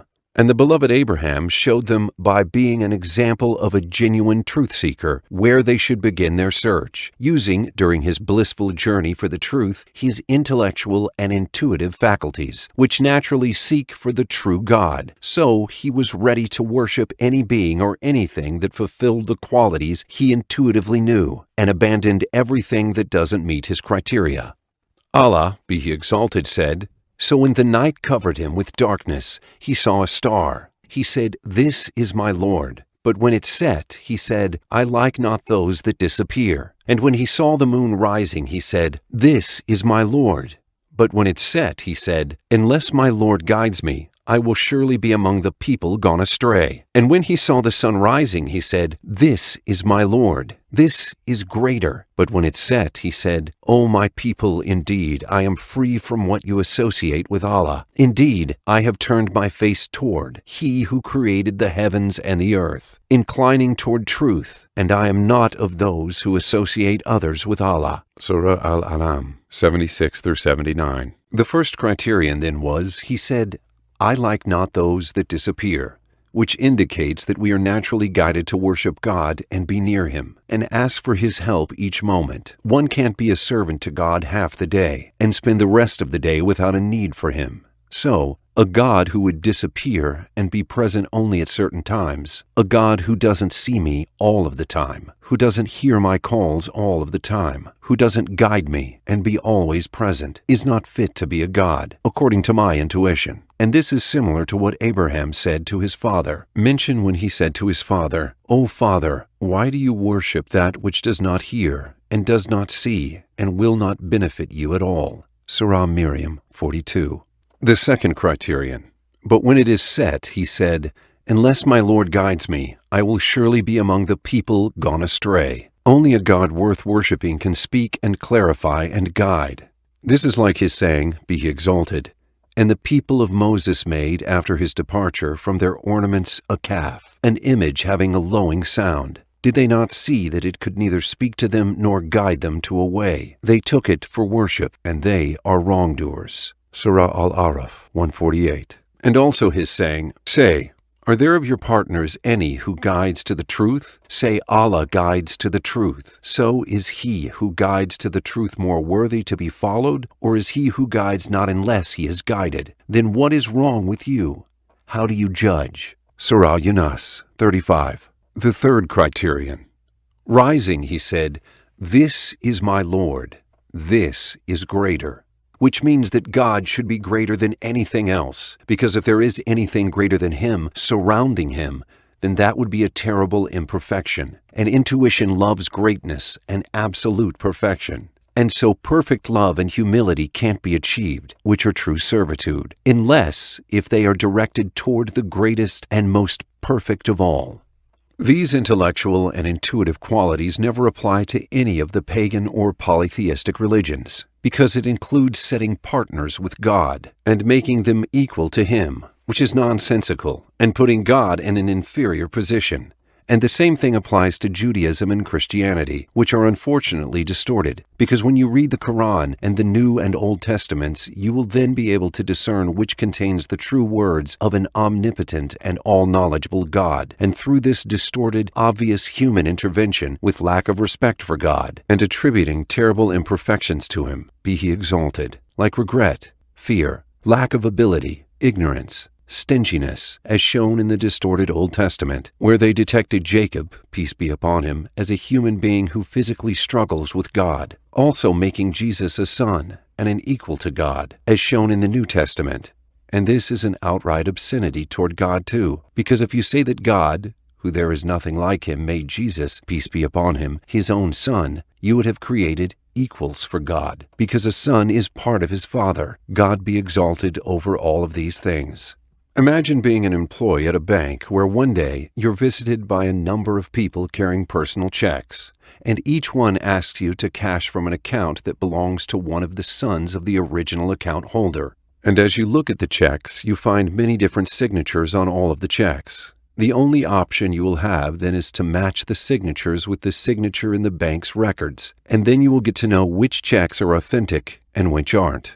Honest and objective contemplation of the Quran lets us know that it's indeed Allah's words, and not just the work of the sheer genius of a poet or a philosopher, surpassing all his contemporaries, because genius people in all walks of life do bring into their societies knowledge in ways none of their contemporaries are able to duplicate. But the source of the knowledge they bring remains the same one everyone can take from: accumulated human knowledge and human intellect. But the Prophet's messages, including the Quran, are totally different than what any humans or jinn can ever produce. Thus, these words hold the signature of God. Going against the norms is but excellence over the contemporaries or some of them. But in the end, it can happen with other people within a certain profession or certain field of knowledge. And this genius person who surpassed others is but someone who had to, intellectually though, benefit from the causes he needed to employ in order to achieve the results they achieved, while a divine sign indicates that the one who sent it possesses perfect capability and perfect knowledge, and other qualities of perfection possessed by none other than the Creator, thus revealing the qualities of the sender.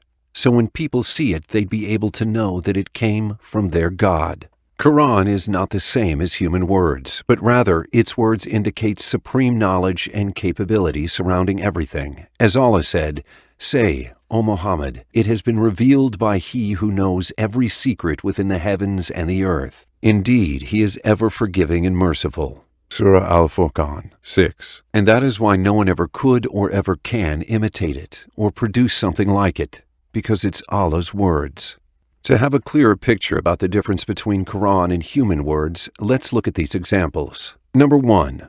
The Quran style. I don't just mean its eloquence, which indeed crippled the most eloquent of Arabs. I mean the unique way it helps ingraining the meanings in one's psyche. Whether these meanings constitute beliefs and great argumentative skills, or meanings that help correcting and purifying deep human feelings. If we investigate Islamic history, we'd find that correct Islamic faith based on deep understanding of the Quran and the Sunnah was and still constitute the greatest resource of powerful answers for all kinds of questions and arguments, renewing themselves in different ages and different places. And to have such ability to present firm arguments and evidence appropriate for answering and refuting all kinds of arguments indicates a dynamic, comprehensive approach fit for all times and all kinds of thought that nobody can produce, as detailed explanations and arguments are always the best way to narrow and reconcile the gaps in the human thought process. But at the same time, this detail is restricted within a certain frame, which it isn't able to surpass, as though it was previously designed only for this purpose, and one needs only reassemble the argument in a new way so it can fit the new changes. Quran's arguments never mention details. They just mention the unchanging basic foundation of the issue, which will always exist, no matter how multiple and varied are the ways the skeptics come up with. For example, the distinctive measurement method to prove the occurrence of events, what Shaykh al-Islam Ibn Taymiyyah used to call the Quranic method to prove occurrence, answers many of the arguments of modern physics in this time and age of ours. Also, the distinctive measurement to clarify the meaning of casualty and prove the impossibility of nullifying it is within Allah's words. Had there been within the heavens and earth gods besides Allah, they both would have been ruined. So exalted is Allah, Lord of the throne, above what they describe. Surah Al-Anbiya 22.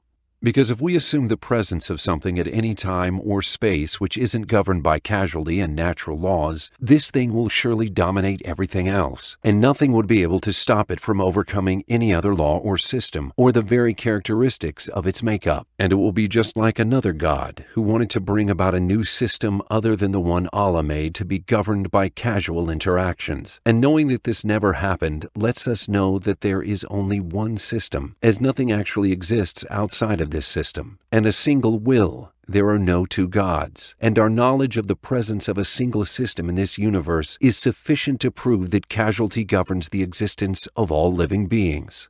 Also, the argumentative style of the Quran is far from being human, because they are exceptionally deep and easy and devoid of any false premises. They are also perfectly interactive and correlated, as each part needs the other in order to present a complete and full picture of our existence, as the evidence for the existence of Allah and the evidence of His wisdom and His perfect knowledge and mercy necessitate justice and holding the human kind, endowed with intelligence and free will, accountable for their deeds, and require the presence of a system of reward and punishment in perfect accordance with these deeds, and previous information and warning through sending the messengers and revealing the lies of those who claim to be divinely inspired. Quran also has a unique style addressing the human self and purifying it, as one's able to perceive in all the stories of the Quran basic lines drawing and depicting humanity with all its good and evil capabilities, stories that you can relate to and find your true position in life, and the path you should take, and also all the kinds of obstacles you could be confronted with along the path, and the ways and solutions you can use to overcome them. That is why most of these stories always end with a verse that reminds all of us with the prophethood of Muhammad, peace and praises be upon him. And because Quran stories are not like humans, one could read them again and again indefinitely without ever getting bored, learning new things every time we read and contemplate them.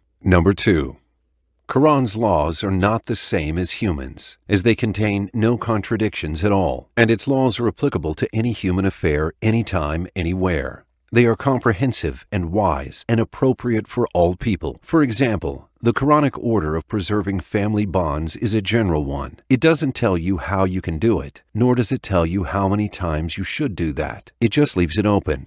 After confirming that it's a form worshiping on equal footing with prayer and fasting, leaving it open to be determined by people according to the traditions of their different societies. For example, you could achieve this by giving some of your money to family members, and other times you could provide them with emotional support and good advice, etc. This is an extremely wise manner of presenting an important instruction because it expands the things that should be expanded and restrict those which must be restricted. Also, the easiness of the instructions in the Quran and their ability to be flexibly applied to people's lives at all times and everywhere in forms and ways that can fill hundreds of books. And yet you find in the Quran and the Sunnah concise descriptions of all the varying issues people can ever meet during their lives, by mentioning varying issues and the reason it could apply to you or anyone else. Number 3. The influence of the Quran over one's heart, inner being, is not like the influence of poetry that could cause boredom if repeated over and over, but rather its effect, known to every believing Muslim, is an evidence that shows that it wasn't made by any humans. As after the Quran clarifies the truth and doing away with falsehood in ways only befitting the most knowledgeable and wise, Allah, instead of matters ending at this point, paving thus the clear path for everyone who wishes to succeed, we find the Quran ordering us with things like prayer, fasting, preserving family bonds, and supporting the orphans, and tells you that your faith increases as you do these things. What do these things have to do with an abstract thought in your head? In addition, it tells you to stay away from evil things like adultery, lying, usury, stealing, bad manners, breaking bonds with your parents, or insulting them in any way, and tells you that your faith decreases if you do these things. And indeed, all of these effects take place, and Muslims do feel the increase or decrease of the light of faith inside their hearts. The Quran tells that whomever turn away from these instructions is subject to be deprived of the gift of belief, no matter how intelligent they are, and they won't be able to see the truth and the evidence again after they were able to perceive the truth in the beginning. As Allah, be He exalted, says, O you who have believed, respond to Allah and to the Messenger when He calls you to that which gives you life, and know that Allah intervenes between a man and his heart, and that to Him you will be gathered. Surah Al-Anfal 24. And you might even find this same person dying for a cow they were worshipping. Such information can only be inspired by one who is knowledgeable and capable of everything. Otherwise, belief should have been only a fixed, abstract idea, not subject for any decrease or increase. And even if it did, this would be because of the lack or availability of the causes of knowledge, and not because of certain behaviors totally independent of those causes. Number 4.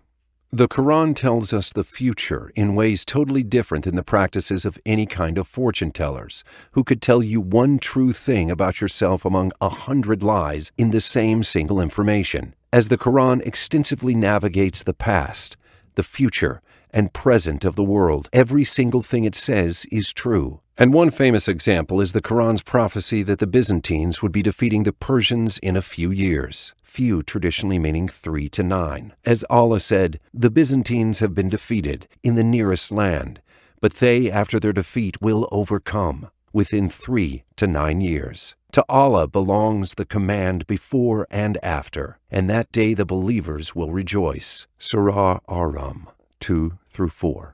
Which indeed happened during the period of time the Quran mentioned, and that prophecy was very famous and was heard by everybody.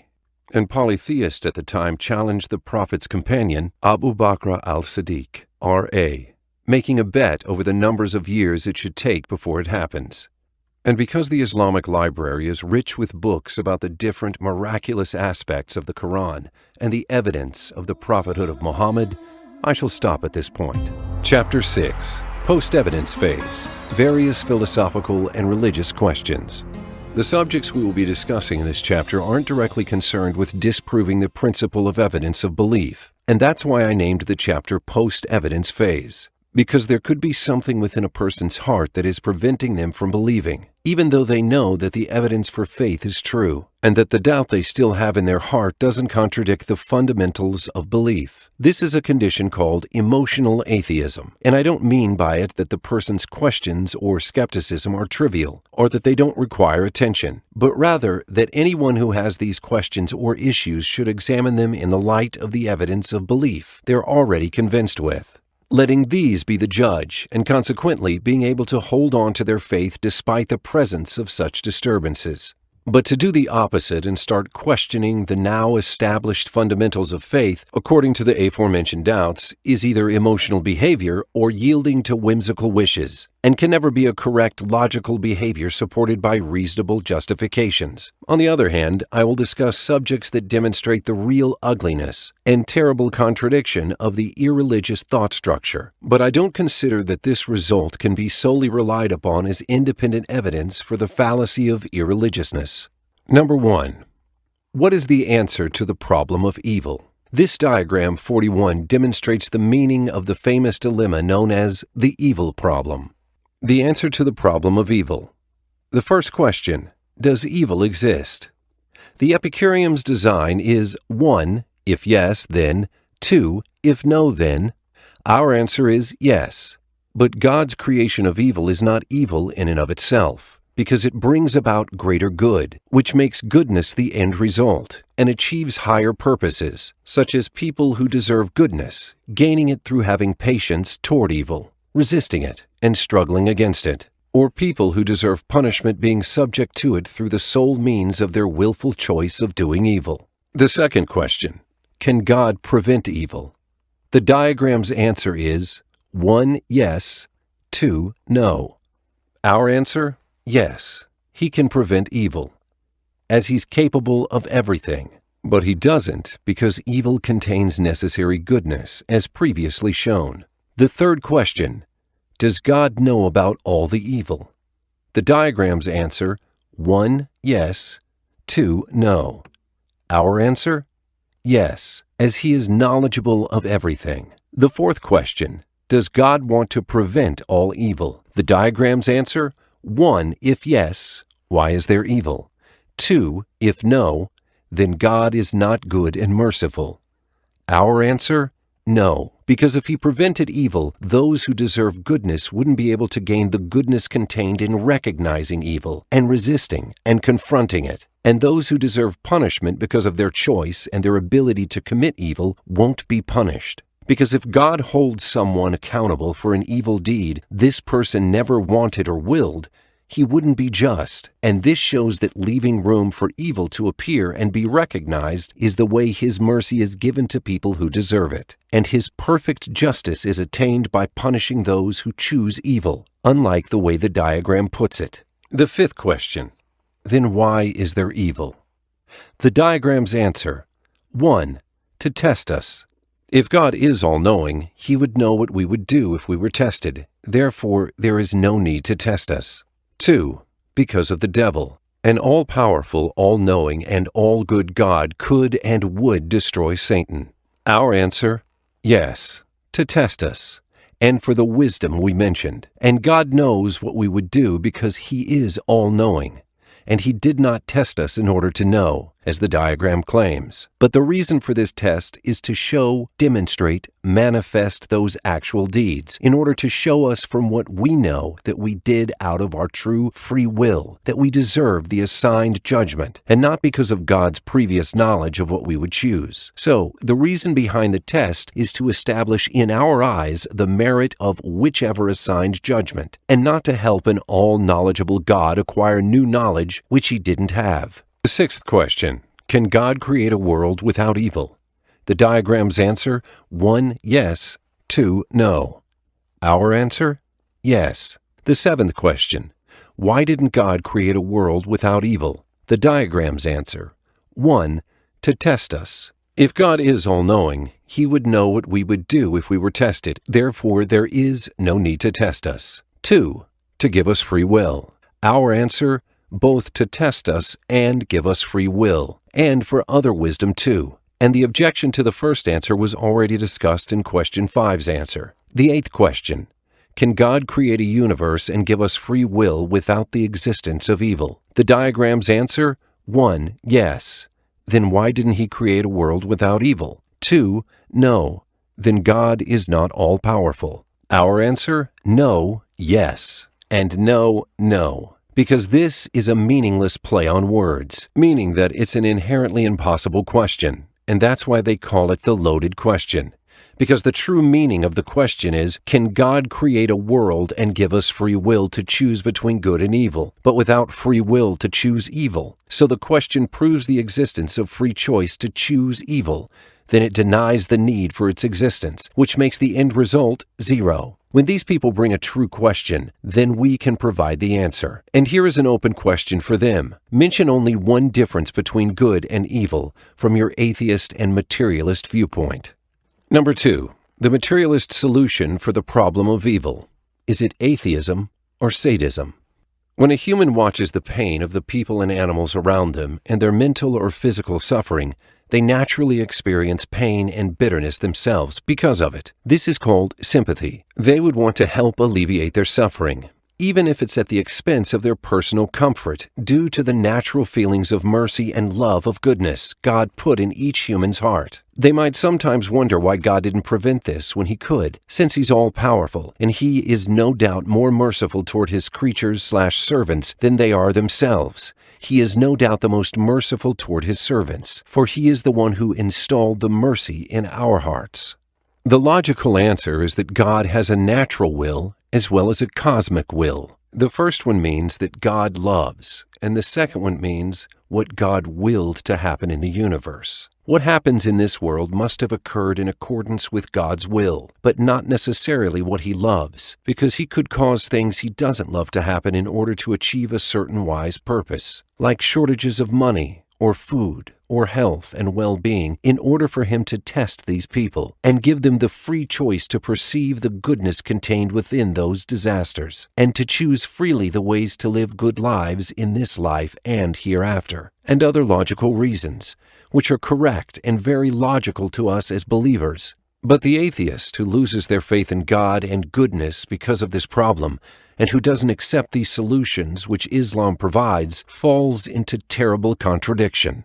They on one hand deny God because they persist on not trying to understand what religion says, and insist that God loves evil, thus denying the existence of God, even though the problem of evil doesn't refute God's existence in the first place. And they refuse to worship Him, when they should have recognized looking into the meaning of evil itself, because if we love goodness and hate evil because of our instinctive nature, which we know to be true, by first knowing that God is the one who endowed us with this gift, and secondly because God did clarify in His message that He loves goodness and despises evil, and sent general and specific instructions to do good, promising that He will reward us with the best rewards as we do that. As for the atheist who lost belief in God and in His good intuition and the judgment day, who believes in nothing other than the material existence, they just have to look for better understanding of evil and the pain they themselves suffer when watching other humans and living beings suffer, and the fact they never want to hurt another, because this instinctive hatred of evil doesn't have any real meaning for a materialist point of view that they choose to adopt when they decide to become an atheist. Sometimes enjoying watching these evils can be more appropriate for them, and they start seeing this enjoyment as a form of adaptation with nature. And that's because Darwinism tells you that individuals struggle and fight with each other in order to achieve their personal gain. So, if the pain they experience when they're watching others suffering is genuine and deep, they are certainly more self-defeated and less adaptive and competent than sadists, who enjoy humiliating and punishing people or watching them suffer. And these are certainly behaving in perfect accordance with materialism and the Darwinian natural laws, Because conflict with others for personal gain, which is supposed to be the secret of life and the reason for its existence, certainly have negative consequences for others, as there is an association between personal gain and inflicting pain and harm on others. And sympathy with other people's suffering becomes an obstacle that must be gotten rid of. Sadism is, considering the damage that happened to others, is in itself a personal gain. And this is surely a sign of healing in the materialist doctrine, and the remission from meaningless metaphysical delusions, as sadism is the materialist viewpoint of life's good son, and the correct materialist solution for the problem of evil, because from this viewpoint, it's meaningless to hate evil and feel pain because of it. Why feel pain while we can benefit from the enjoyment of watching it and even participating in it? I hope every atheist will start to contemplate this matter well before they fool themselves and others, trying to convince everyone that the reason for their atheism is their excessive sensitivity and desiring the well-being of others, or what is generally known as the problem of evil, because that would be a terrible contradiction, as we clarified. And maybe that's the reason for the involvement of communism in killing millions of people, and the cruel horrors surpassing all expectations as the iconic leaders of atheism practiced what they believed in on real ground. People like Stalin, Mao Zedong, and others. When you experience genuine pain, and you really despise the horrors and the tragedies happening around you, you have only two choices. The first one is you listen to your intuition and human nature that tell you that evil is ugly, and recognize that those feelings you have were embedded within you by a power that also hates these things. And that is what Islam says. The second choice, you see the world from the materialist point of view and find that there is no legitimate justification for the pain and the desperateness you experience when watching others suffer. And there might even be legitimate reasons for inflicting this pain on others, or at least trying to push away the personal pain and replace it with enjoying and relishing these pains. And that is sadism. Either you become a materialist who feels pain when watching people suffer from evil and agony, atheist because of the problem of evil, and this is a meaningless contradiction. In other words, as each one of us contemplates evil, we are faced with two options: either be a believer or a sadist. But there can never be an emotionally sensitive atheist whose reason for becoming an atheist is the problem of evil. Number 3. Why are all the tragedies inflicting Muslims today? Isn't there any one of them worthy of empowerment? When you contemplate Allah's words, be He exalted, in Al-Qasas saying, "And the wife of Pharaoh said, He will be a comfort of the eye for me and for you. Do not kill him. Perhaps he may benefit us, or we may adopt him as a son." And they perceived not. Surah Al-Qasas 9. You begin to remember that there are other places in the Quran where you read the same words. In Surah Yusuf, "And the one from Egypt who brought him said to his wife, Make his residence comfortable. Perhaps he will benefit us, or we will adopt him as a son. And thus we established Joseph in the land that we might teach him the interpretation of events. And Allah is predominant over his affair, but most of the people do not know." Surah Yusuf 21. And this might make you want to know what kind of relationship exists between these two stories, and the location of the verses in these stories exactly. You soon begin to perceive a great secret about the laws of Allah which govern victory and enablement. This secret is the answer for the question, how is truth enabled to become victorious over falsehood? Which is also the answer for the question, why all these tragedies and hardships in the lives of Muslims? In the story of Yusuf, peace be upon him, we see that Allah, be He exalted, wanted to establish Yusuf in the land, and He did that by making him the offspring of one of the great kings in the land. No, I beg your pardon, please. This happened by making him a slave. Not only a slave, but also a prisoner. And when mentioning how he got to be a slave, Allah, be He exalted, said, "And the one from Egypt who bought him said to his wife, Make his residence comfortable. Perhaps he will benefit us, or we will adopt him as a son. And thus we established Joseph in the land that we might teach him the interpretation of events. And Allah is predominant over his affair, but most of the people do not know." Surah Yusuf 21. He established Yusuf in the land and enabled him to be a leader by being an owned slave? Yes, this is the means Allah chose to enable a human. Then when you look into Surah Al-Qasas, you find that Allah tells us about the criminal horrors committed by the Pharaoh of Egypt, and He, be He exalted, wants to establish those who were oppressed in the land, as He says, "Indeed, Pharaoh exalted himself in the land and made its people into factions, oppressing a sector among them, slaughtering their newborn sons and keeping their females alive. Indeed, he was of the corrupters." And we wanted to confer favor upon those who were oppressed in the land, and make them leaders, and make them inheritors, and establish them in the land, and show Pharaoh and his minister, Haman, and their soldiers through them that which they had feared. Surah Al-Qasas, 4-6. Very well. So the next verse will surely be a confirmation that Allah will send to the Pharaoh a prophet leading a great army behind him, to free those weak, oppressed people from his clutches, or to invite them for the truth. So if he refuses, he fights him and ends these troubles and afflictions the Pharaoh was causing, especially that Pharaoh used to claim that he is the true God, and exploit his authority and power to propagate that, and consequently ending his reign as part of establishing the truth over him and the ones who believed him. Not exactly. As you continue reading, you find the next verses as thus, "And we inspired to the mother of Moses, suckle him. But when you fear for him, cast him into the river, and do not fear, and do not grieve. Indeed, we will return him to you, and will make him one of the messengers." And the family of the Pharaoh picked him up out of the river, so that he would become to them an enemy and a cause of grief. Indeed, Pharaoh and Haman and their soldiers were deliberate sinners. And the wife of Pharaoh said, "He will be a comfort of the eye for me and for you. Do not kill him. Perhaps he may benefit us, or we may adopt him as a son." And they perceived not. Surah Al-Qasas, 7-9. How strange. Allah wanted to establish the Israelites in the land, so He sends them a baby boy.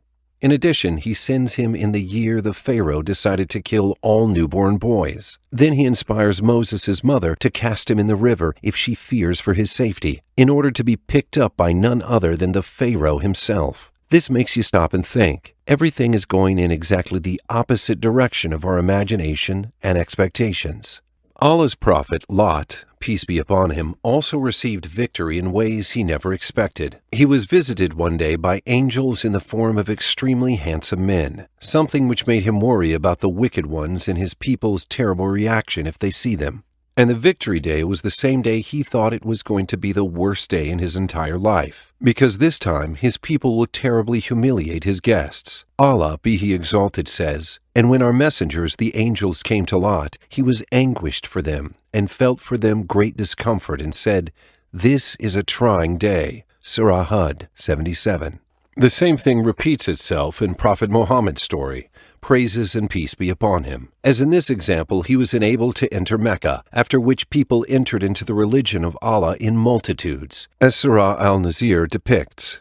When the victory of Allah has come and the conquest, and you see the people entering into the religion of Allah in multitudes, then exalt Him with praise of your Lord and ask forgiveness of Him. Indeed, He is ever accepting of repentance. Surah Al-Nazir, 1-3.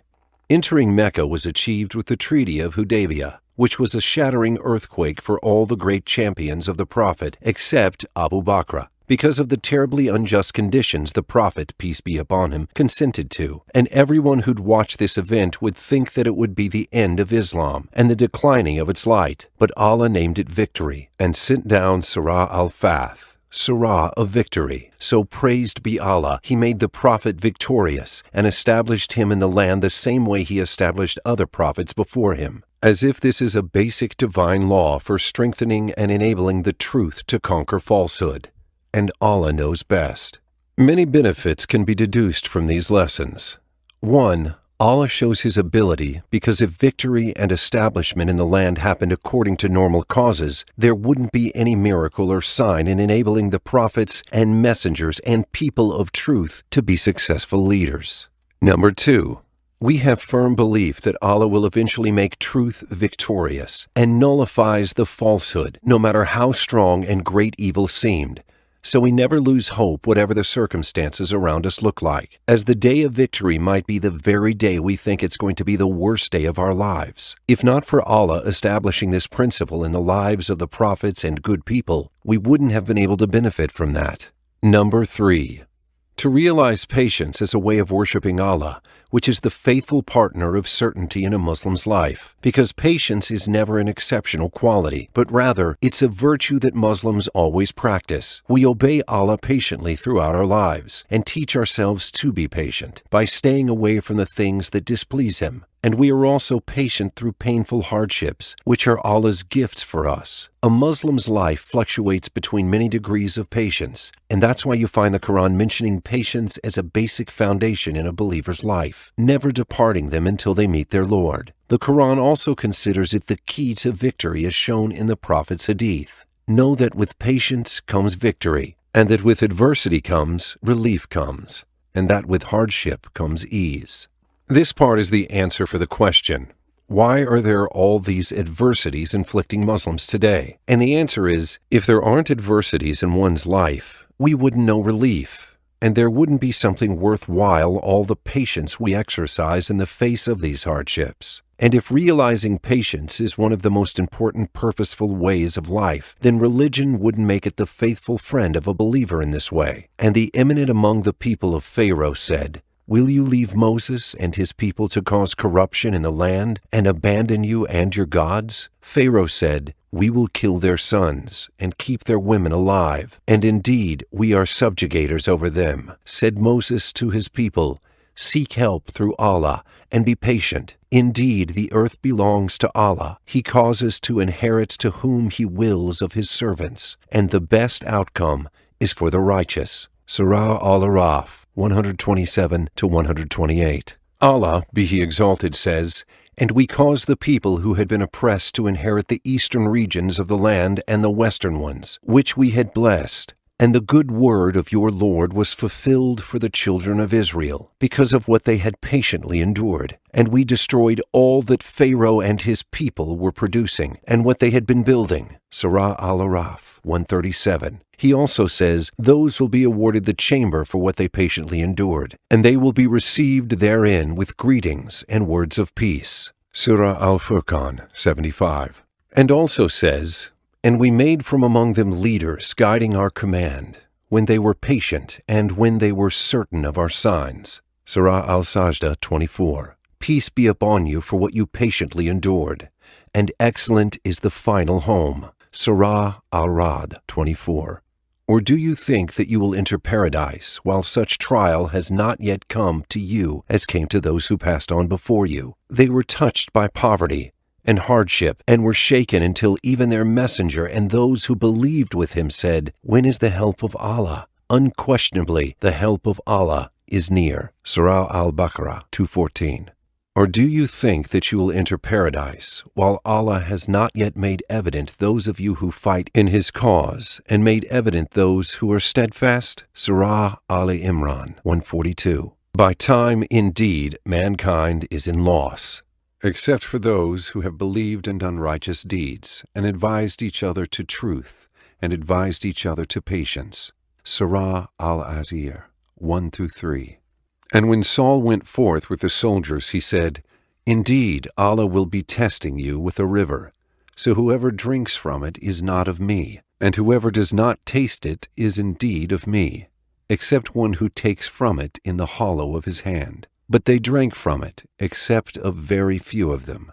Then when he had crossed it along with those who believed with him, they said, 'There is no power for us today against Goliath and his soldiers.' But those who were certain that they would meet Allah said, 'How many a small company has overcome a large company by permission of Allah? And Allah is with the patient.' And when they went forth to face Goliath and his soldiers, they said, 'O Lord, pour upon us the patience, and plant firmly our feet, and give us victory over the disbelieving people.' So they defeated them by permission of Allah. And David killed Goliath, and Allah gave him the kinship and the prophethood, and taught him from that which He willed. And if it were not for Allah checking some people by means of others, the earth would have been corrupted.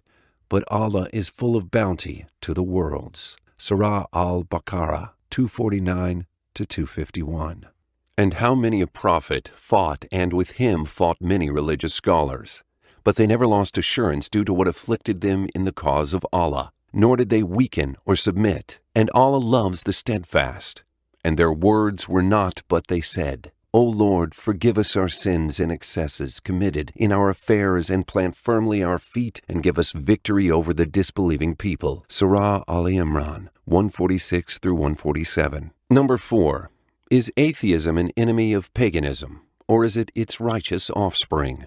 For the first moment, some people would genuinely think that atheism is the product of our modern age, and that it has nothing to do with paganism, which was widespread in ancient times, because paganism is the worshipping of multiple deities, while atheism denies the existence of the Creator and many other gods. So these two would be totally contradicting. There are those who propagate this idea as one of the advantages of atheism, and portrays atheism as a necessary result and fruit of the increase in one's knowledge, and makes paganism parallel with the concept of religion and worshipping. So accordingly, as one gets to learn more about modern science, they naturally get rid of the concept of religion and servitude. But the truth is different, because atheism is a negative form of worshipping nature, by implicity, attributing all existence to nature, and this veneration is doubtless a form of worshipping, or positively with the presence of feelings of veneration for the forces of nature in one's mind, or continuously mentioning and announcing it, which is clear worship, and the latter group of people is known as pantheists, or believers in the unity of existence. And there's almost no difference between pantheism and atheism, but one must say that pantheists add a touch of beauty on their bitter atheist relief, because instead of trying to commit suicide after you find out that life is meaningless and that there is no creator, pantheism tells you not to do it. You'd better love and celebrate this fact. This touch is surely beneficial to the atheists, because atheism is a doctrine unfit for human consumption, and without a little beauty,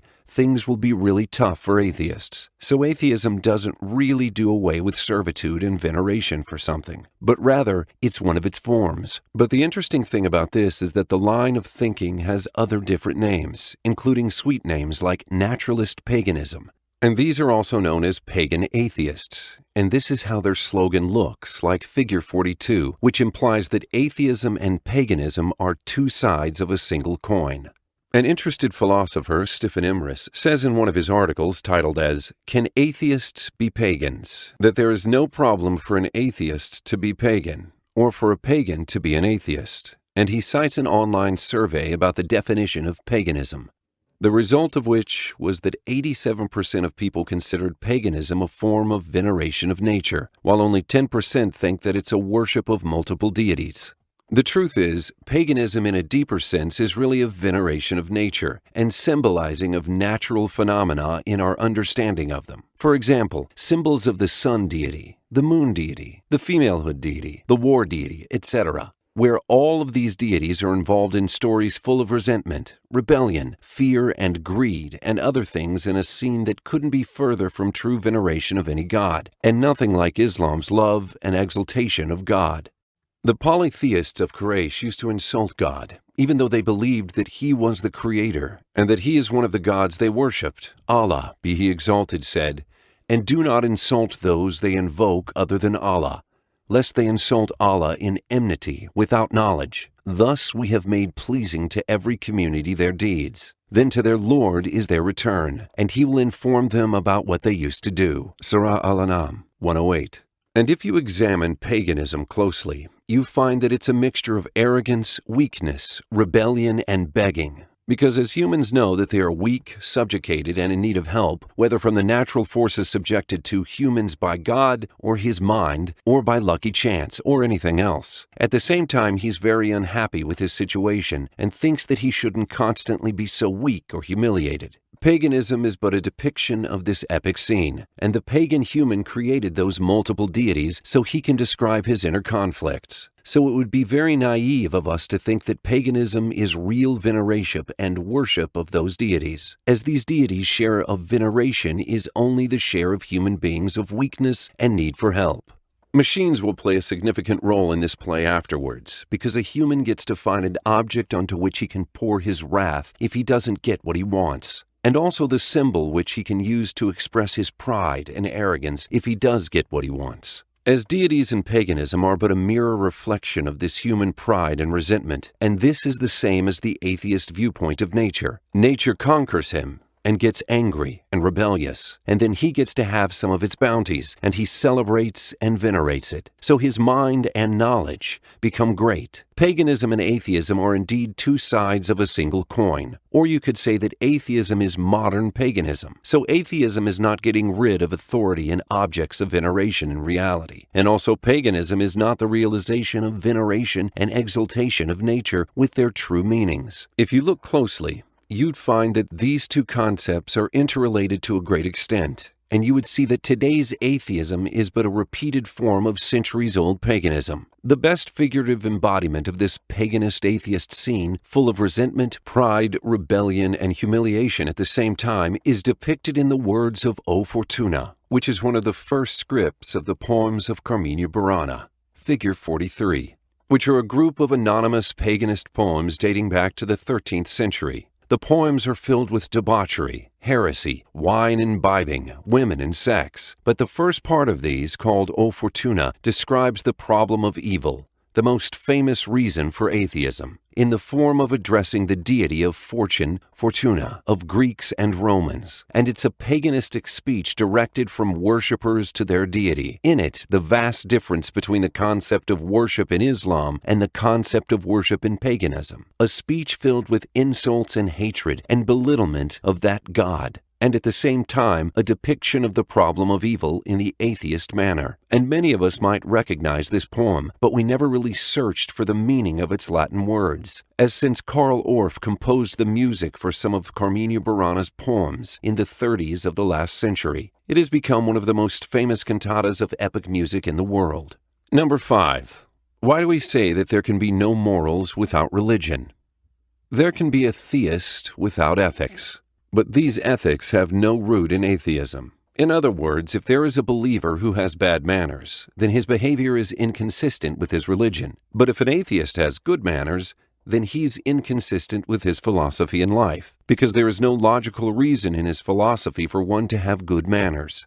And if each human is born with a great reservoir of good manners embedded in their natural intuition, then an atheist should get rid of this unjustifiable reservoir just like they get rid of any unjustifiable primitive thought stuck in their head. Because getting rid of primitive and unjustified manners or thoughts is a requirement of atheism. And Prophet Muhammad never said that he was sent to make people start to have ethical values. But he said, I was sent to uphold the perfect ethical values. As religion justifies keeping these ethical values, it gives them purpose and deeper meaning. And it's the source that clarifies the detail of general ethical values and encouraging them. And this fact has many facets. Number 1. If God didn't exist, then there wouldn't be perfect truth. Everything will be relative because there is no fixed reference for anything abstract. Number 2. If the day of judgment doesn't exist, then commitment to ethical values can be very understandably described as stupidity and foolishness, because then this life will be everything we've got. And that's why Allah, be He exalted, said of those who don't believe in the judgment day that they won't feed the poor, nor would they take care of the orphans. Have you seen the one who denies the recompense? For that is the one who drives away the orphan, and does not encourage the feeding of the poor. Surah Al-Ma'un 1-3. And Allah, be He exalted, also said, and they give food in spite of love for it to the needy, the orphan, and the captive, saying, we feed you only for the countenance of Allah. We wish not from you reward or gratitude. Indeed, we fear from our Lord a day austere and distressful. Surah Al-Insan 8-9. Number 3. If a religious legislation that provides humans with detailed instructions for the correct ethical behavior in a certain situation, or any application of life that they don't know much about, a person could unknowingly participate in the destruction of the very things they want to repair. They might even kill and destroy, thinking that what they're doing is exactly ethical or correct, and that they are doing the right things. Number 6. What did religion give to humanity? Number 1. They made them learn the difference between themselves and animals governed by nothing but their instincts. Number 2. It ordered them to establish justice, and with good conduct, and giving to relatives, and forbid immorality, bad conduct, and any form of destruction or oppression. Number 3. It gave them the only true way to gain the contentment and support of the Lord of the worlds and enter his paradise in this life and the hereafter. Number 4. It taught them the reason for their creation, who created them, and what destiny is awaiting them, and saved them from the nihilist thoughts surrounding them, which devoid life of any meaning, because the result is one, dying and turning into a pile of dust, as there is no meaning to anything we could do in this life. Number 5. It gave them the Quran, which contains the medicine for every mental struggle and a cure for every destructive lust, turning humans from sick slaves of their lusts into sound people who are able to see the truth. Number 6. It gave them everything they need in order for them to know the most important truths, and the lack of need of any other source of information about their inner worlds and what's happening around them, and guided them for the worshiping ways to solidify and increase faith, and forbid them from doing the sins, because sins harden the heart, causing them to be blind from the truth. Number 7. It told them that if good things come to them and they are thankful and humble, then those things will be increased. And if bad things happen to them, they must be patient and never lose hope, all the time consoling them and telling them to expect good things if they are patient.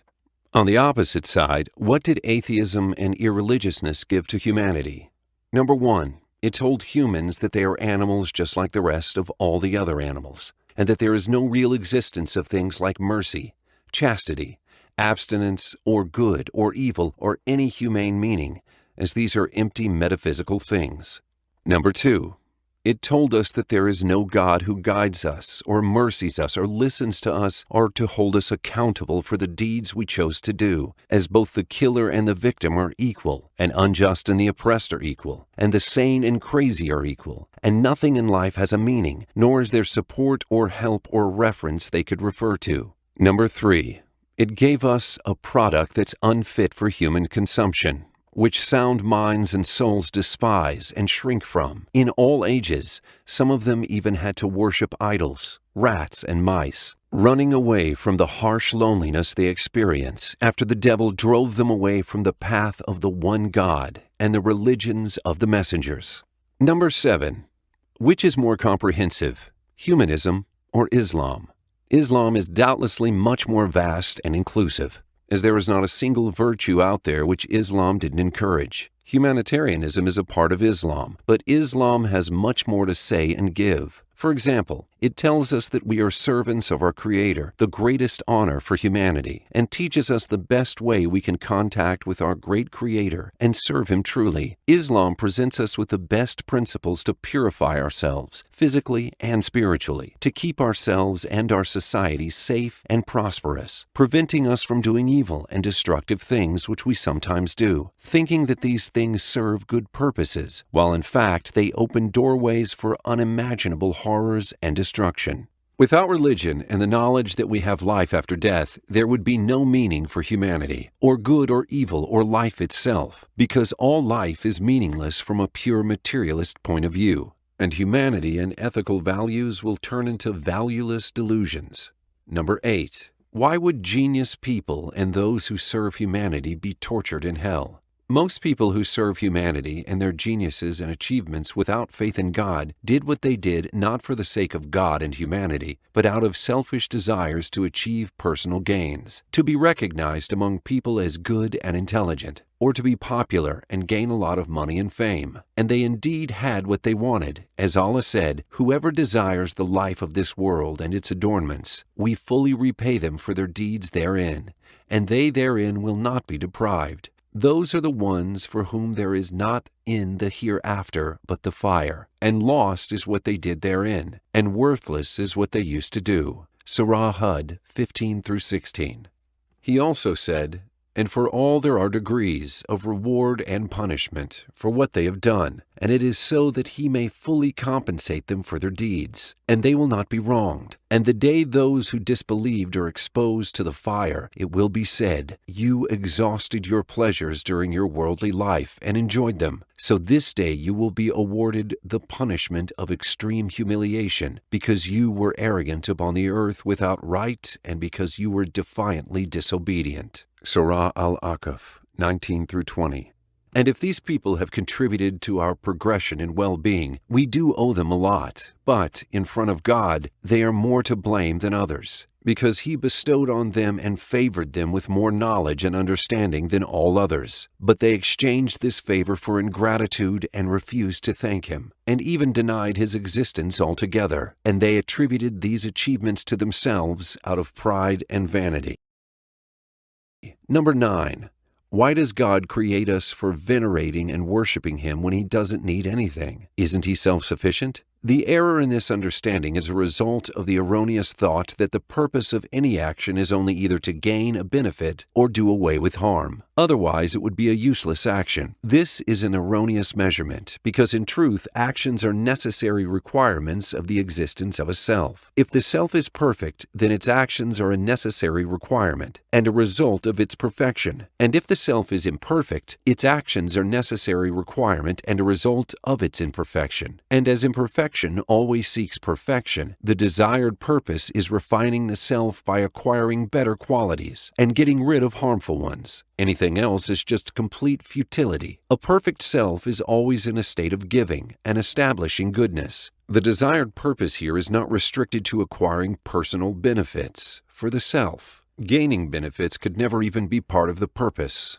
So why does God do things like creation, giving management, infusing life into things, or taking lives and causing death? The answer is that God acts in perfect accordance with His best names and supreme qualities, and we act in accordance with our qualities of imperfection and limited ability. For example, when I ask you why you acted in a certain way, you would tell me that you did it in order to gain something, a pleasure, or a benefit, or to do away with a harmful thing. To us, this is perfection. But in actuality, it's imperfection, because needing something is a lack of something in your life, or self, and this is imperfection and limited ability. Or maybe you'd say that you did something just for the sake of it, without a certain purpose. Acting meaninglessly is imperfection in itself. That's why I can describe any action of any living creature as imperfect, because this creature is fluctuating between two states. Both of them are imperfect. The first state, their action is purposeless. This is fooling around, and fooling around is an imperfect quality. The second state, they do it for a purpose. And for any creature, that purpose is a need of something, in order to either acquire something beneficial or do away with harm, so they can fulfill a certain need, which is itself lack and imperfection. But when it comes to the Creator, on which basis do we apply to Him the same rule and think that He's acting for the same reasons we do? Is He a creature like us? Is He weak and in need like us? We already proved that He's perfect and self-sufficient. The answer is that He acts in accordance with His qualities and not ours. And all these qualities are ones of perfection. For example, He is generous towards you and bestows on you good bounties, because He is bountiful, and is just towards you because He is just, and so on and so forth. These actions are not a fulfillment of self's needs, but they are extensions of His perfection, the influences and requirements of His qualities. He created us so we worship Him, but it's us who need to worship Him for our own well-being and happiness, and He doesn't need us to worship Him, because He is the self-sufficient, the laudable one. And it's not logical to think that a self-subsistent God needs anything, or needs this worshiping. While He created both the worshiping and the worshiper, He created us and the very capability and the willpower with which we worship Him. Number 10. Can God create a rock which He can't lift, or can He create another creator like Him? God is capable of everything. Anything that can be inherently impossible, i.e., impossible to exist in the first place, is not a thing. It's just an error in the imagination of the one who asks this question. And it's a meaningless question, as if the questioner never did ask the question, and at the same time demands the answer, because the question is meaningless in the first place. If a questioner asks me, name something that's both eternal and an event, I would say to him that their question is illogical and meaningless, because the quality of eternity is in direct contradiction with the quality of occurrence, and the two qualities can exist together in anything in the world, as that is only an error in understanding. And what you're asking about is not a thing in reality, and it's not even a thing in the mind. That's why it has nothing to do with God's capability of everything, because God is capable of everything. So is the question, can God create something like Him? The meaning of this question is really, can God, the Creator, create a God like Him? God is uncreated. Truth is that this question has no meaning in the first place, and so answering it is impossible. It's like you trying to prove something by negating it, and consequently, the result is zero. 1 minus 1 equals 0. Because how will this second God be a creator like God when He was created by God? And this is the same as our question here. Can God create a rock which He can't carry? Because in order to be able to carry it, His capability must have limits which it can't surpass, despite the fact that in order for Him to be capable of everything, His capability must have no limits. The meaning of this question is equivalent to, is God capable of being capable? It's like saying that He who is perfect is imperfect because He couldn't be imperfect. This is just a meaningless playing around with words in order to confuse the meaning, because the inability to be imperfect is not an imperfection in the self, but it's rather perfection itself. Number 11. How do we answer Euthyphro's dilemma?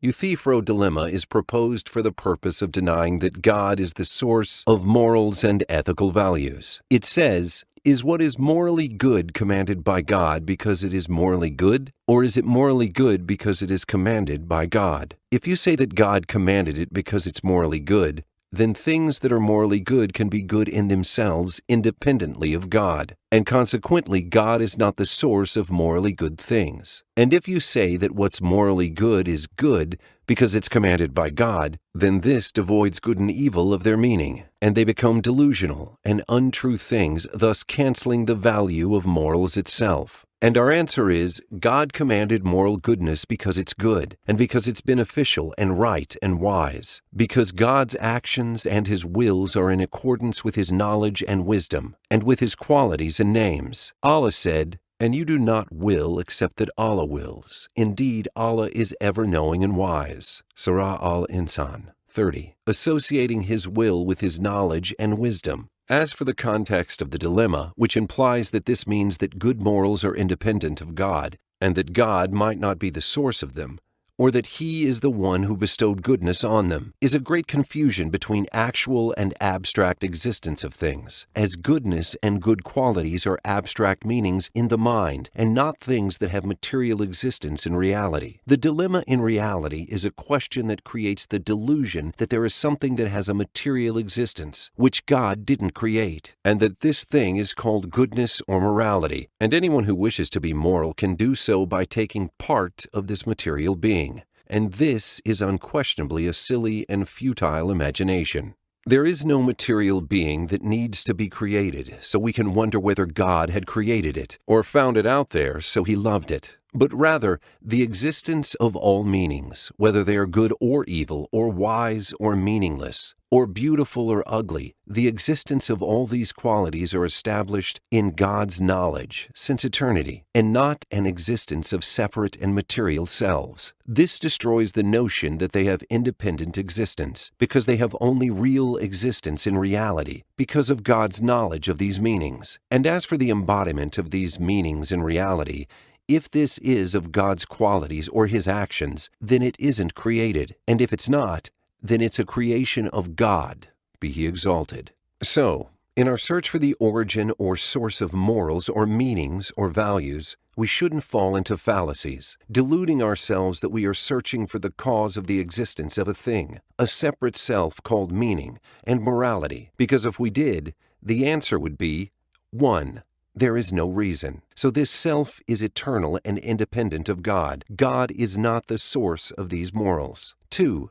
This self has a cause, i.e., God created it, and so its existence is possible. And we can imagine that God could have created it differently. Morals are good because God commanded them. Both options are wrong. Because from the beginning, they fell in a fallacy we created for ourselves. That is the imagination that we are speaking of, a thing that has external and independent existence. The correct approach is to firstly know that the existence of morals is mental and abstract. Then we look afterwards for its source and find that morals are true in themselves, and that these meanings have been established since eternity, inseparable from the Creator and His attributes and knowledge. Number 12. How can a disbeliever get punished for eternity based on a finite lifetime?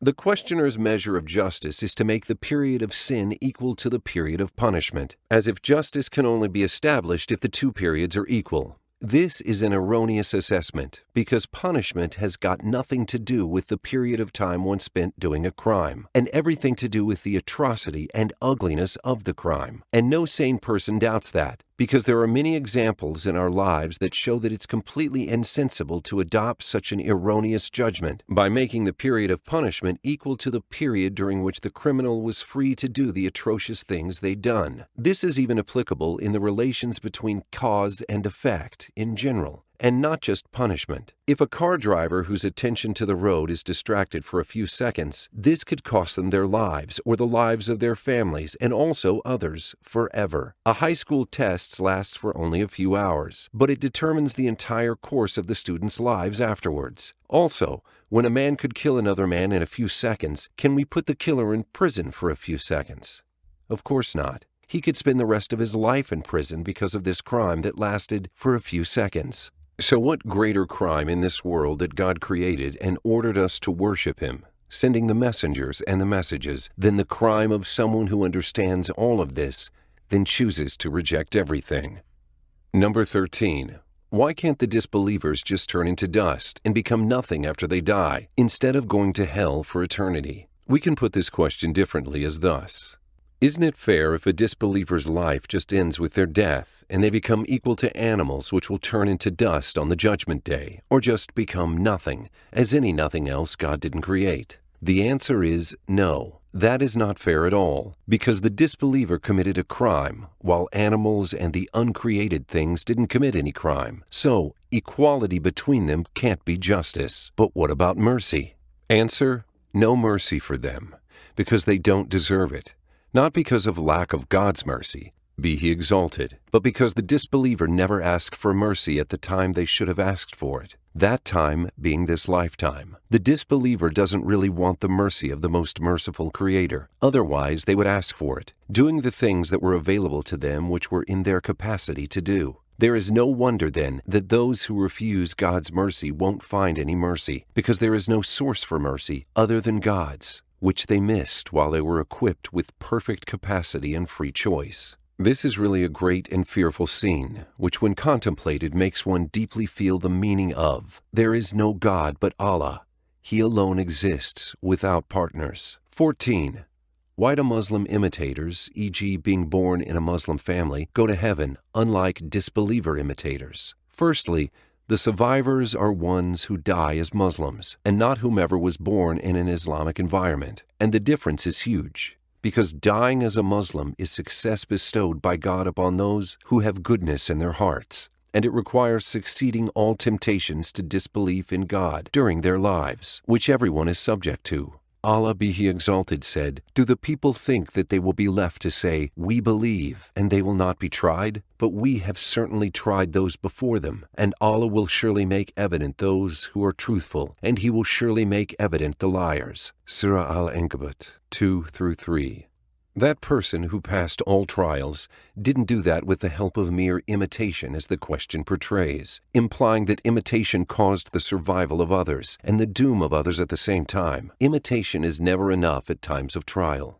Those survivors doubtless had other tools very different than imitation, and those tools don't have to be deep knowledge and intelligence, as restricting belief to abilities of deep understanding is one of the sophistries of Al-Kalam philosophers. Faith has many diverse paths, and the simplest of people can have faith because of their pure and unperverted intuitive nature, or because of their true love and veneration for their Creator, and refusal to set partners with Him. or because of other gentle guidance that God puts in their hearts, or certain situations they encounter in their lives which make them experience the presence of special care and attention very closely, or by answering their prayers, or many other ways.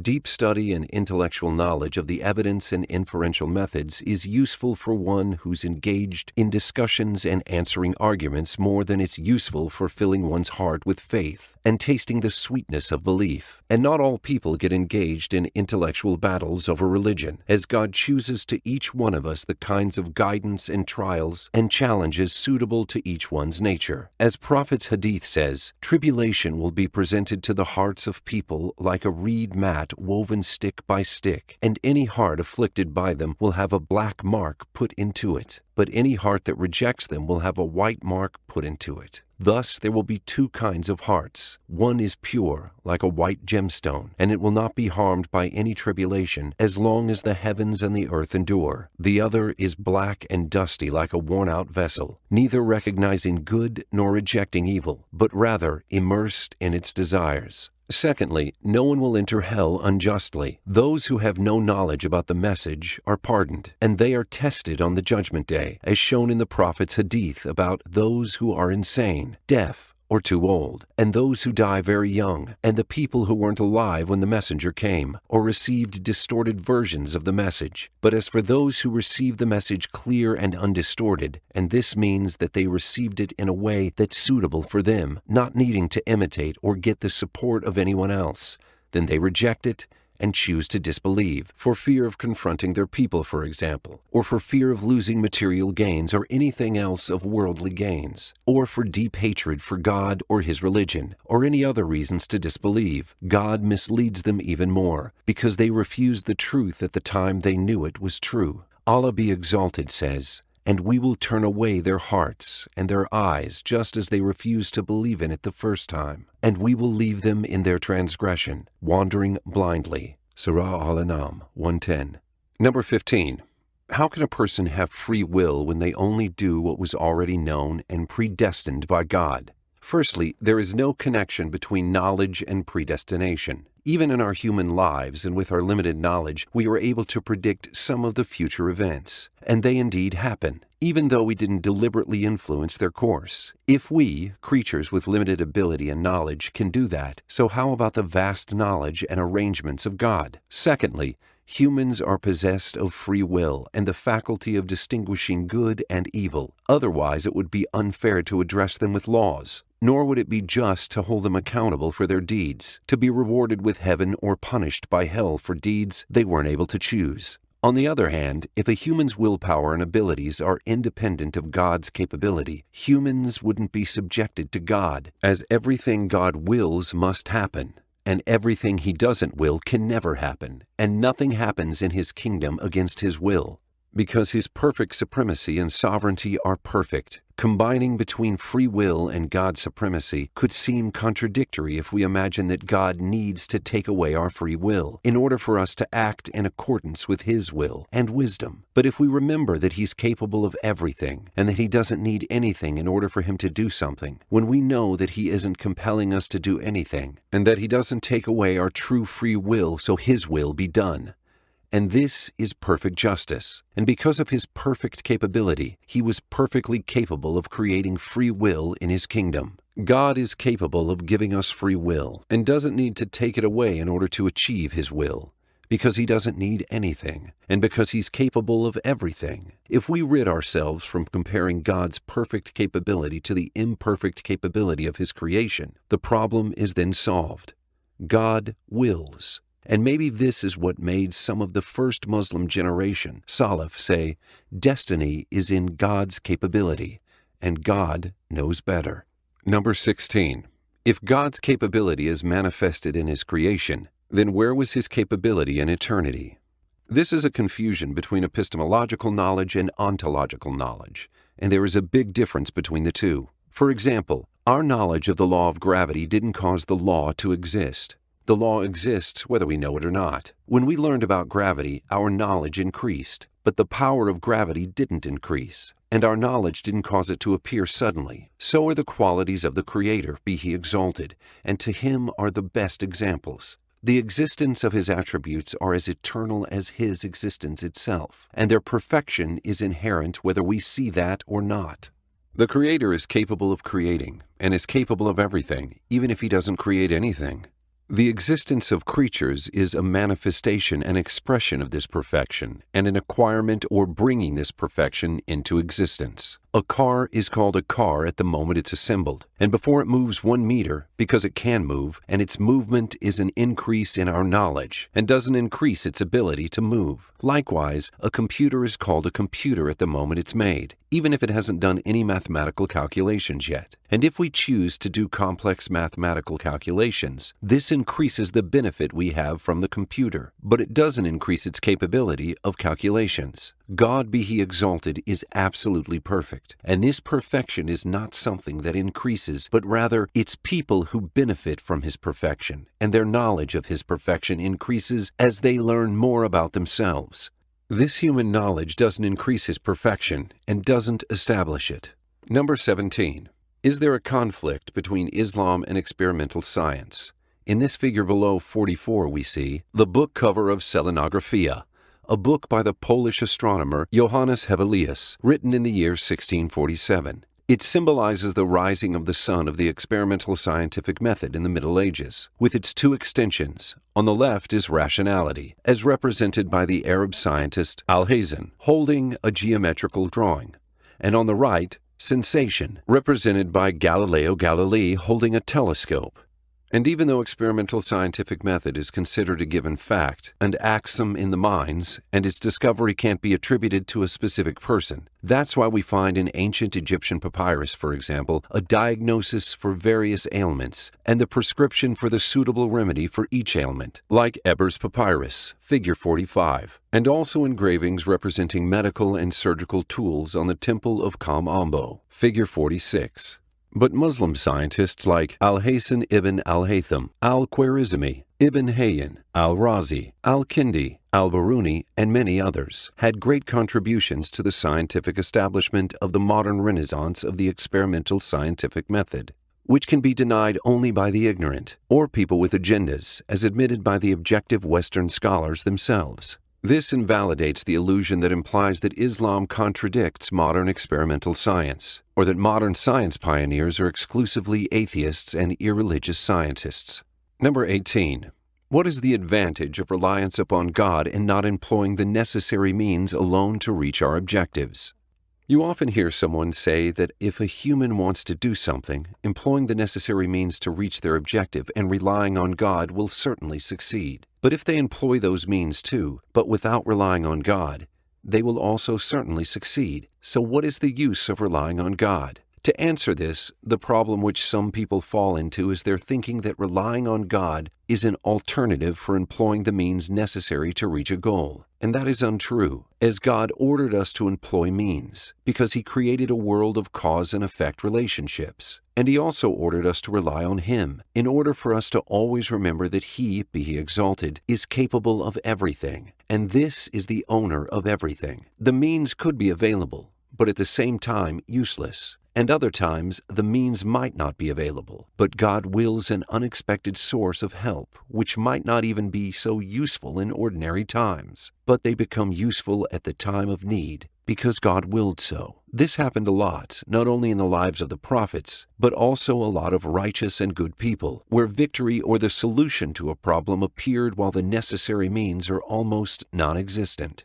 Islam encourages us to look for and employ the right means, just like all materialist doctrines do. But Islam added something important that gives us the dominion over nature, instead of being helpless slaves of nature. This addition, which is the difference between us and the atheists, is that if necessary means don't exist, this means worshippers lose every hope, unlike believers who rely on God, who don't lose hope and never despair, but they exercise the highest degree of patience. The other problem related to this subject is that some people deal with reliance on God and prayers as a given, something that God has to do for His servant. Not just that, but also in the same way this person requested and without delay as well. And this is a great mistake, because reliance upon God means the delegation of the matter to God. and complete surrender to Him, seeking His help and gratitude for His will. Prayer, too, is honest supplication to God, and a true servant is all the more humble when the answer for their prayer is delayed, and not more angry and bored whenever the answer is late. Number 19. Why do intelligent people go astray if religion is so clear and irrefutable? This is the core of the hateful blind imitation and following of masters and authority, unfortunately, and it's one of the greatest tests. Allah said, "And we did not send before you, O Muhammad, any of the messengers except that they ate food and walked in the markets, and we have made some of you people as trial for others. Will you have patience? And ever is your Lord seeing." Surah Al-Furqan 20. And God often gives us glimpses of the kind of conversation that will take place in hell between the masters, people of any authority, kings, presidents, religious scholars, and even science pioneers, and the ones who followed them blindly, where the followers blame their masters and dignitaries because they rejected God because they followed them. Allah, be He exalted, says, "The day their faces will be turned about in the fire, they will say, 'How we wish we had obeyed Allah and obeyed the Messenger.' And they will say, 'O Lord, indeed we obeyed our masters and our dignitaries, and they led us astray from the right way. O Lord, give them double the punishment and curse them with a great curse.'" Surah Al-Ahzab 66-68. It's of God's blessings upon people that the foundations of faith in God are established at the core of all sciences and axioms and simple facts, and at this level everyone is equal, and they don't need each other's advice. Then, after that, they are various in their capabilities and knowledge, as God gave the simplest of people the ability to seek the truth for themselves, without following anybody else in matters of faith, even if they were followers of their masters and dignitaries in other worldly matters. But there is a question: why disbelief is widespread among masters and dignitaries, and peoples of power and authority? The answer is because pride and clinging to the worldly gains are some of the biggest reasons for oppression and staying from goodness, and these are diseases of the heart which can afflict everybody, but are rampant among people of power and authority. Allah, be He exalted, said, "No, but indeed man transgresses because he sees himself self-sufficient." Surah Al-Alaq 6-7. Number 20. Why does God care for the disobedience of an individual on a tiny planet in this vast universe? Answer: why would the person himself get angry when God cares for their disobedience, and doesn't get angry when they see how God takes care of His creation, as tiny as their size in the universe, bestowing on them His gifts of magnificent bodies, equipped with sound veins and arteries, and hearts and brains, livers, kidneys, lungs, and with sight and hearing, and the ability to understand and speak, then created for them bounties of delicious foods and drinks, and made for them spouses and children to enjoy with. Then He sent down the books and the messengers, and made easy for them the sciences that enable them to be masters of this world. And why does this person get angry and bitter, and make of themselves an enemy to God, and denies His existence when a few of these gifts and bounties are taken away from them? Doesn't the same logic they follow tell them that the greater the Creator is, the more this Creator should be neglectful for them? And if praises are given to God for His care and attention to each tiny creature barely seen with the eyes, when He gave them its most suitable structure to their environment and arranged for that tiny minute creature their most suitable foods and life, why isn't the same, God be praised, when He cares for the actions of humans? And if God said that it's okay for the tiny negligible to kill hundreds and thousands and even millions of other humans, as negligible and insignificant as He is, will God then be praised too? I put in these questions in order to show the futile contradictions in this premise, which tries to imply that God holding humans accountable for their deeds is something inappropriate for a great God, because perfect greatness and capability and knowledge and sovereignty entail that He doesn't neglect anything in His kingdom, small or big, and trying to portray the negligence of the tiny insignificant human as a sign of greatness, and that His care for the deeds of humans is imperfection in God, is a lame attempt that's contradictory to one's mind. In addition, misdeeds like adultery, theft, killing, and other deeds are not trivial things, and humans are not trivial things in this universe, but they are creatures who've been honored by God, and this materialist measurement of triviality and greatness is certainly a kind of stupidity. Because humanity and goodness and morals and beauty and justice and everything that has meaning in people's lives, if we use the same measurement they use, the weight of all of these things will be smaller than that of the tiniest atom in this universe. These are all trivial things in the eyes of materialism. Number 21. Where is the wisdom in killing an apostate? When a questioner asks, why does Islam order the killing of the apostate? When Islam doesn't rely on the number of believers and never fears skepticism? In order to answer this question, there are things that must be made clear first. Firstly, who is an apostate? It's the person who announces their disbelief, as hypocrites are not killed even if their hypocrisy is obvious. As long as a hypocrite doesn't announce their rejection of the faith, they are still externally Muslim and should be treated as one. As for the apostate, they don't only announce their rejection of the faith, but they also invite other people to do the same. Secondly, does Islam kill someone because they are a disbeliever? No.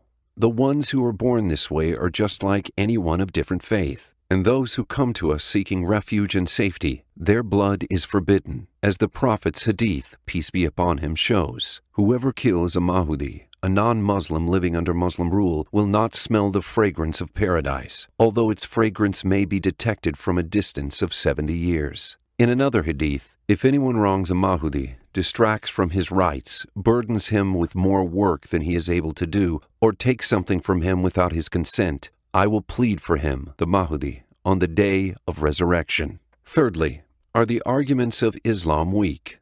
Never. It's a religion that challenges all humankind with the solidity of its arguments and commands its followers to invite people to Islam by means of intelligent conversations and debates, on the condition that those who do that are well equipped for this purpose and not lay people who aren't professional in the domains of discussion and debate and who have good knowledge of the details of the religion. Fourthly, does Islam care about acquiring great numbers of believers and compels people to convert? No. As Allah says, there shall be no compulsion in acceptance of the religion. The right course has become clear from the wrong. So whoever disbelieves in Taghut and believes in Allah has grasped the most trustworthy handhold with no break in it, and Allah is hearing and knowing. Surah Al-Baqarah 256. And it surely allows people of different faiths to practice their rituals and raise their children according to their religions, and there are many Christians and Jews who live in Islamic countries until today. Fifthly, is an apostate killed immediately? No. The state must provide for them professional scholars who discuss the religion with them and clarify everything well, with good treatment, for a few days or more. If the apostate isn't convinced, they're invited to keep their disbelief secret. But if they persist on announcing their disbelief and inviting other people to do the same, then they are killed.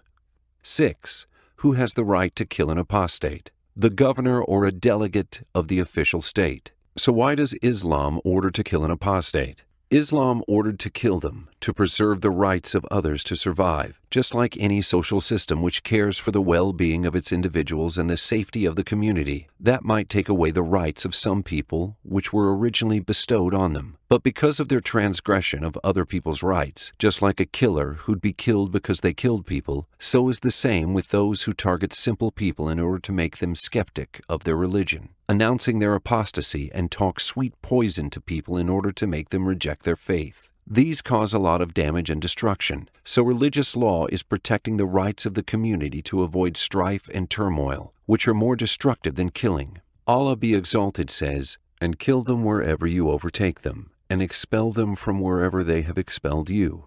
And fitna is worse than killing. And do not fight them at Al-Masjid Al-Haram until they fight you there.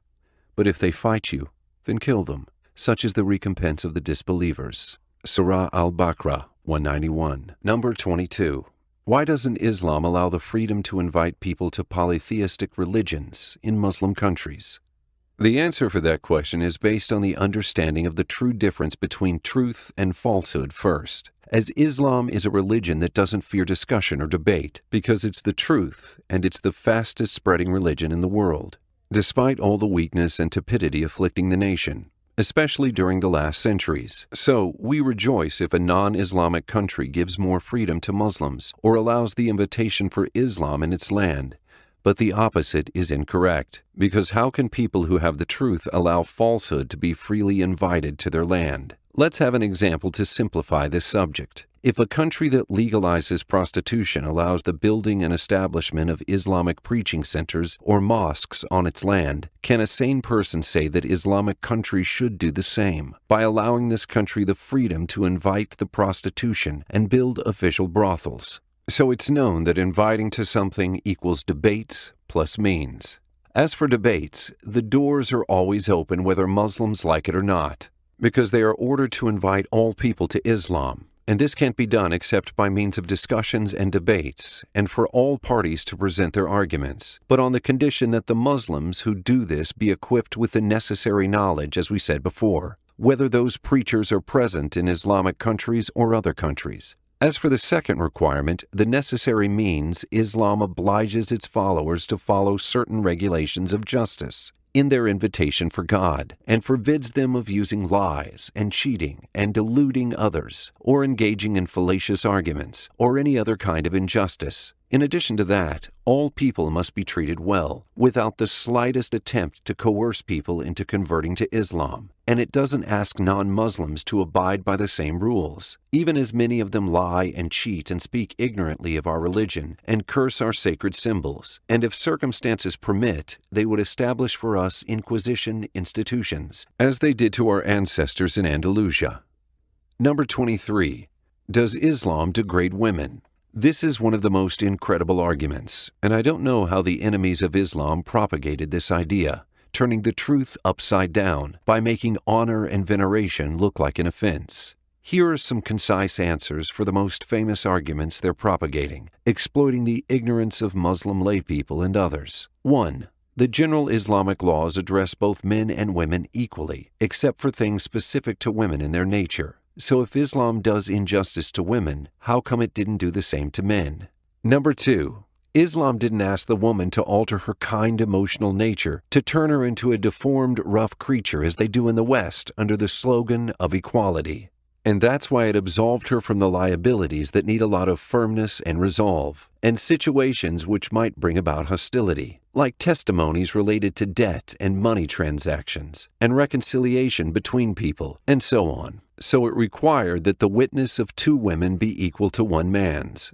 So is this injustice or more comfort to her and mitigation of problems where she could meet unnecessary challenges? Whomever thinks that this is an evidence that Islam belittles women's intelligence, we tell them that a liability which requires great intelligence and memory skill like narrating hadith is surely much more important than testimony. As in this case, 1 woman's memorization of the hadith is accepted in Islam. The mother of the believers, Aisha, R.A., is one of the greatest hadith narrators, as it was reported that she narrated and taught more than 2,000 hadiths, and Allah, be He exalted, ordered the Prophet's wives to narrate hadith and narrate the Quran verses exactly the way they are inspired. Allah, be He exalted, said, "And remember what is recited in your houses of the verses of Allah and wisdom. Indeed, Allah is ever subtle and acquainted with all things." Surah Al-Ahzab 34. Number 3. Islam didn't deny a woman's right to work and earn money, but it put regulating conditions for it, like avoiding men's congregations, while women in the West continue to suffer from all kinds of harassment. So, is this protection of a woman or injustice? Number 4. Islam obliges a man to fulfill all of a woman's financial needs and to take care of her, whether she is an unmarried sister, a daughter, a mother, or a wife. But we don't see the West taking care of women unless they are young, and when the expiration date of the Western woman is finished, they are put in elderly care homes or thrown out in the streets without any support, just like any consumer product. Number 5.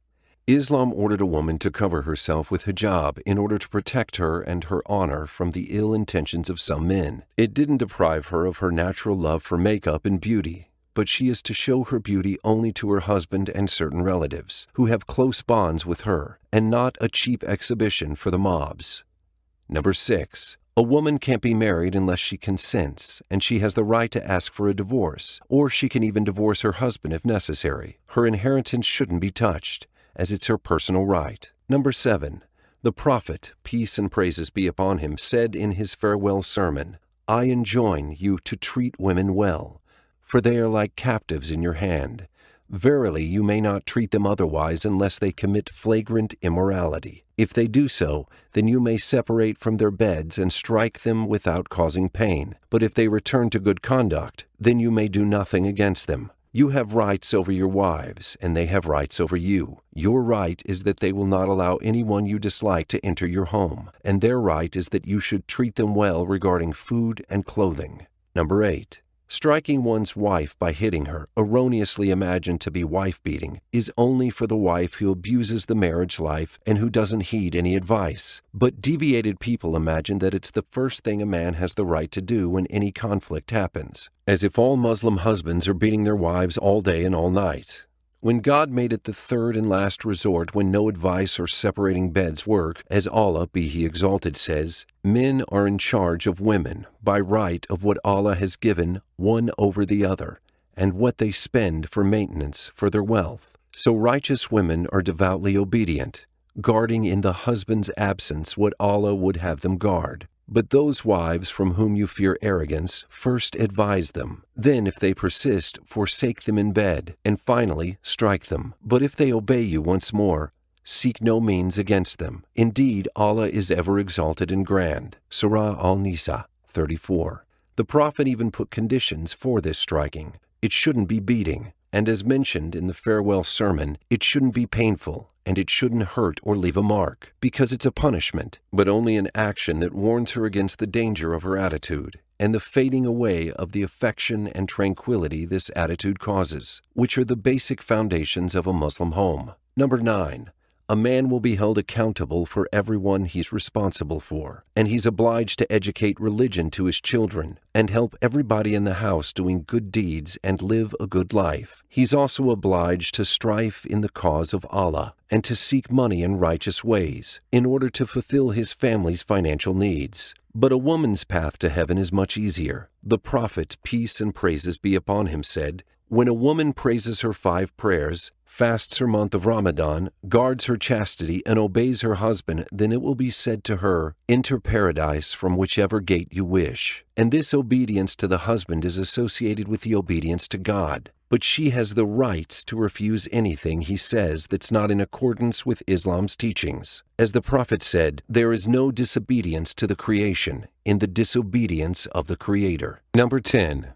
Islam ordered a man to treat his wife as part of him, to feed her of his food and buy her the clothes she needs, and never say a bad word to her, not to strike her face or leave her in bed, as shown in Hadith. What right can any wife demand of her husband? He replied. You should give her food when you eat, clothe her when you clothe yourself, not strike on her the face, and do not revile her or separate from her except in the house. Number 24. False signal. If a group of people agreed to do a secret mission and agreed to a starting signal, that the boss scratches his head 3 consecutive times, but unfortunately for them, the boss gets a real itch and he couldn't stop himself from scratching his head 3 consecutive times, which caused them to start the mission at the wrong time, and consequently, the mission failed. This is a false signal. I called it signal because it's not purposeful. It doesn't have a real objective meaning by itself, just like all the words and codes we use, as there is no casual relationship between scratching one's head and starting secret missions. And I called it false because it doesn't convey the desired message agreed between the parties. An atheist perceives religion as something that doesn't have a real objective meaning, because to them, if it wasn't for the religious scholars and the religious fools, there wouldn't be any necessary need that calls for religion with all its foundations and details and rituals. In their eyes, it's a false sign that doesn't contain within it any real meaning or benefit, but it exists only because of the false pretensions of the religious people, which they see as delusions, or mental suggestions, or anything else. But in the end, it's something useless and valueless which doesn't contain any truth. But the biggest problem with an atheist is that they continuously talk about the importance of knowledge, and work, and civilization and human rights, or even talk about drugs and sex, forgetting all these things are also false signals, because that's the use of knowledge, and studying this universe and harnessing the forces of nature. Does this give us more luxury? What's the use of the existence or absence of comfort and luxury in our lives? After all, these are all silly electric signals in our brains, which we were haphazardly brought about by the blind mechanisms of nature during our evolutionary journey. What is the objective difference one gets from having the company of the most attractive woman in the world or the ugliest, or to get nothing at all?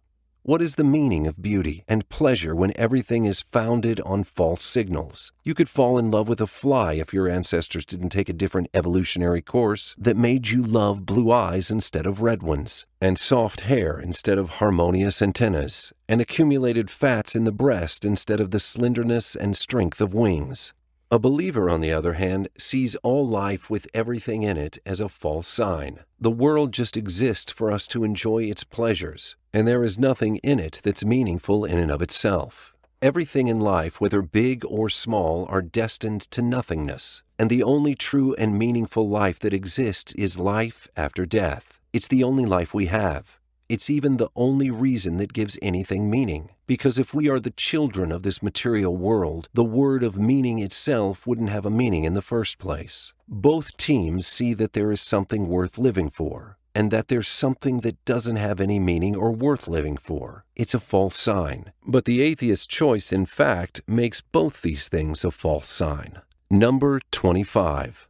Can humans think that they are the product of a deterministic and materialist process, led by Darwinian evolution, and at the same time think that they are humans who both enjoy and are endowed with values and morals which matter doesn't possess? I think the life of George R. Price answers this question well.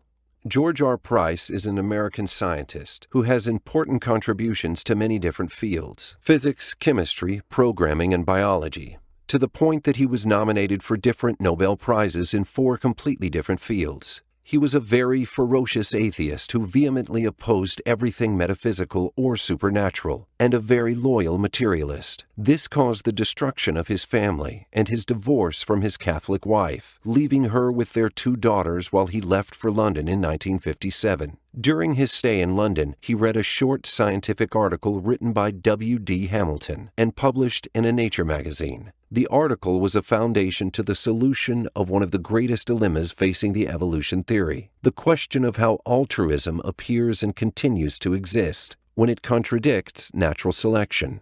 Hamilton's paper, who is considered to be the greatest biologist after Darwin, was just a simple idea, and he didn't even mention a single reference for his idea. So Price put a mathematical equation describing Hamilton's idea about the natural selection of close relatives, which even included the famous axiom of survival of the fittest. That was the moment when the world began to speak of Price's genius, especially after he and Maynard Smith applied the game theory to the biological systems in 1972. But what was even more incredible is that right after Price, the militant atheist, put his famous equation, and as the world began to applaud his genius for the first time, he surprised everyone with a strange announcement. That is, his equation could have been easily discovered by anyone else, and that it was a wonderful inspiration and a gift from God. Soon after that, Price converted to evangelical Christianity. In actuality, Price's equation says that what we regard as pure altruism is in fact selfishness that's concordant with natural selection. And this is what Richard Dawkins described later with colloquial language in his book, The Selfish Gene. And this means that ethical morals never existed, and that pure materialism governs everything. This is a conclusion that Price never accepted, and he spent the rest of his life trying to overcome his equation, but he unfortunately couldn't. Price used to go out into the streets of London, searching for homeless people in order to give them food and money, and he even used to take them to his house until his house became filled with them. Then he donated everything he had to the poor and became homeless, sleeping in the streets and cleaning public toilets until he committed suicide in 1975. Price did all that to prove to himself that he's a human being, and that the motivation that drives him is a non-materialist, ethical, and spiritual one, and to prove to himself that he's much more than what natural selection and materialism are saying about him. Today, atheists speak day and night of the perfect harmony between materialism philosophy. Price must have understood the materialist natural selection theory. Or is it possible that atheists don't really understand what humanity really means? Number 26. Does a disbeliever have a right to refuse going through this test, whose outcome is an eternity in hell? The test itself is not the reason of the failure of those who failed, but rather it's just a reason to show and reveal their failure. It's like a criminal who would criticize the police for revealing his crime and says, "I'm in prison because of the damn police," forgetting that the police only revealed his crime, and it wasn't the reason why he committed it. As long as the test was suitable for the capacities of the students, and as long as they were given absolute freedom to write what they wish without anyone forcing them, then it's a fair test. And if it's a fair test, and that the test wasn't in itself the reason of the failure of these students, so where is the injustice then?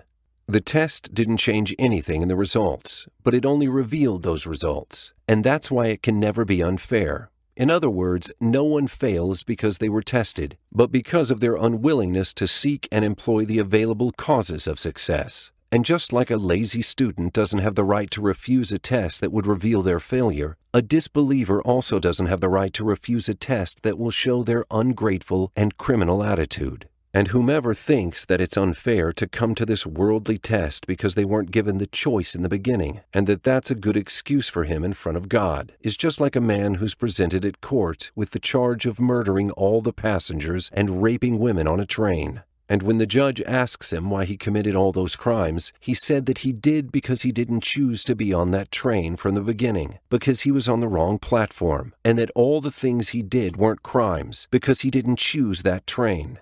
And consequently, he doesn't deserve punishment for the evil he did, or praised for the good things he did.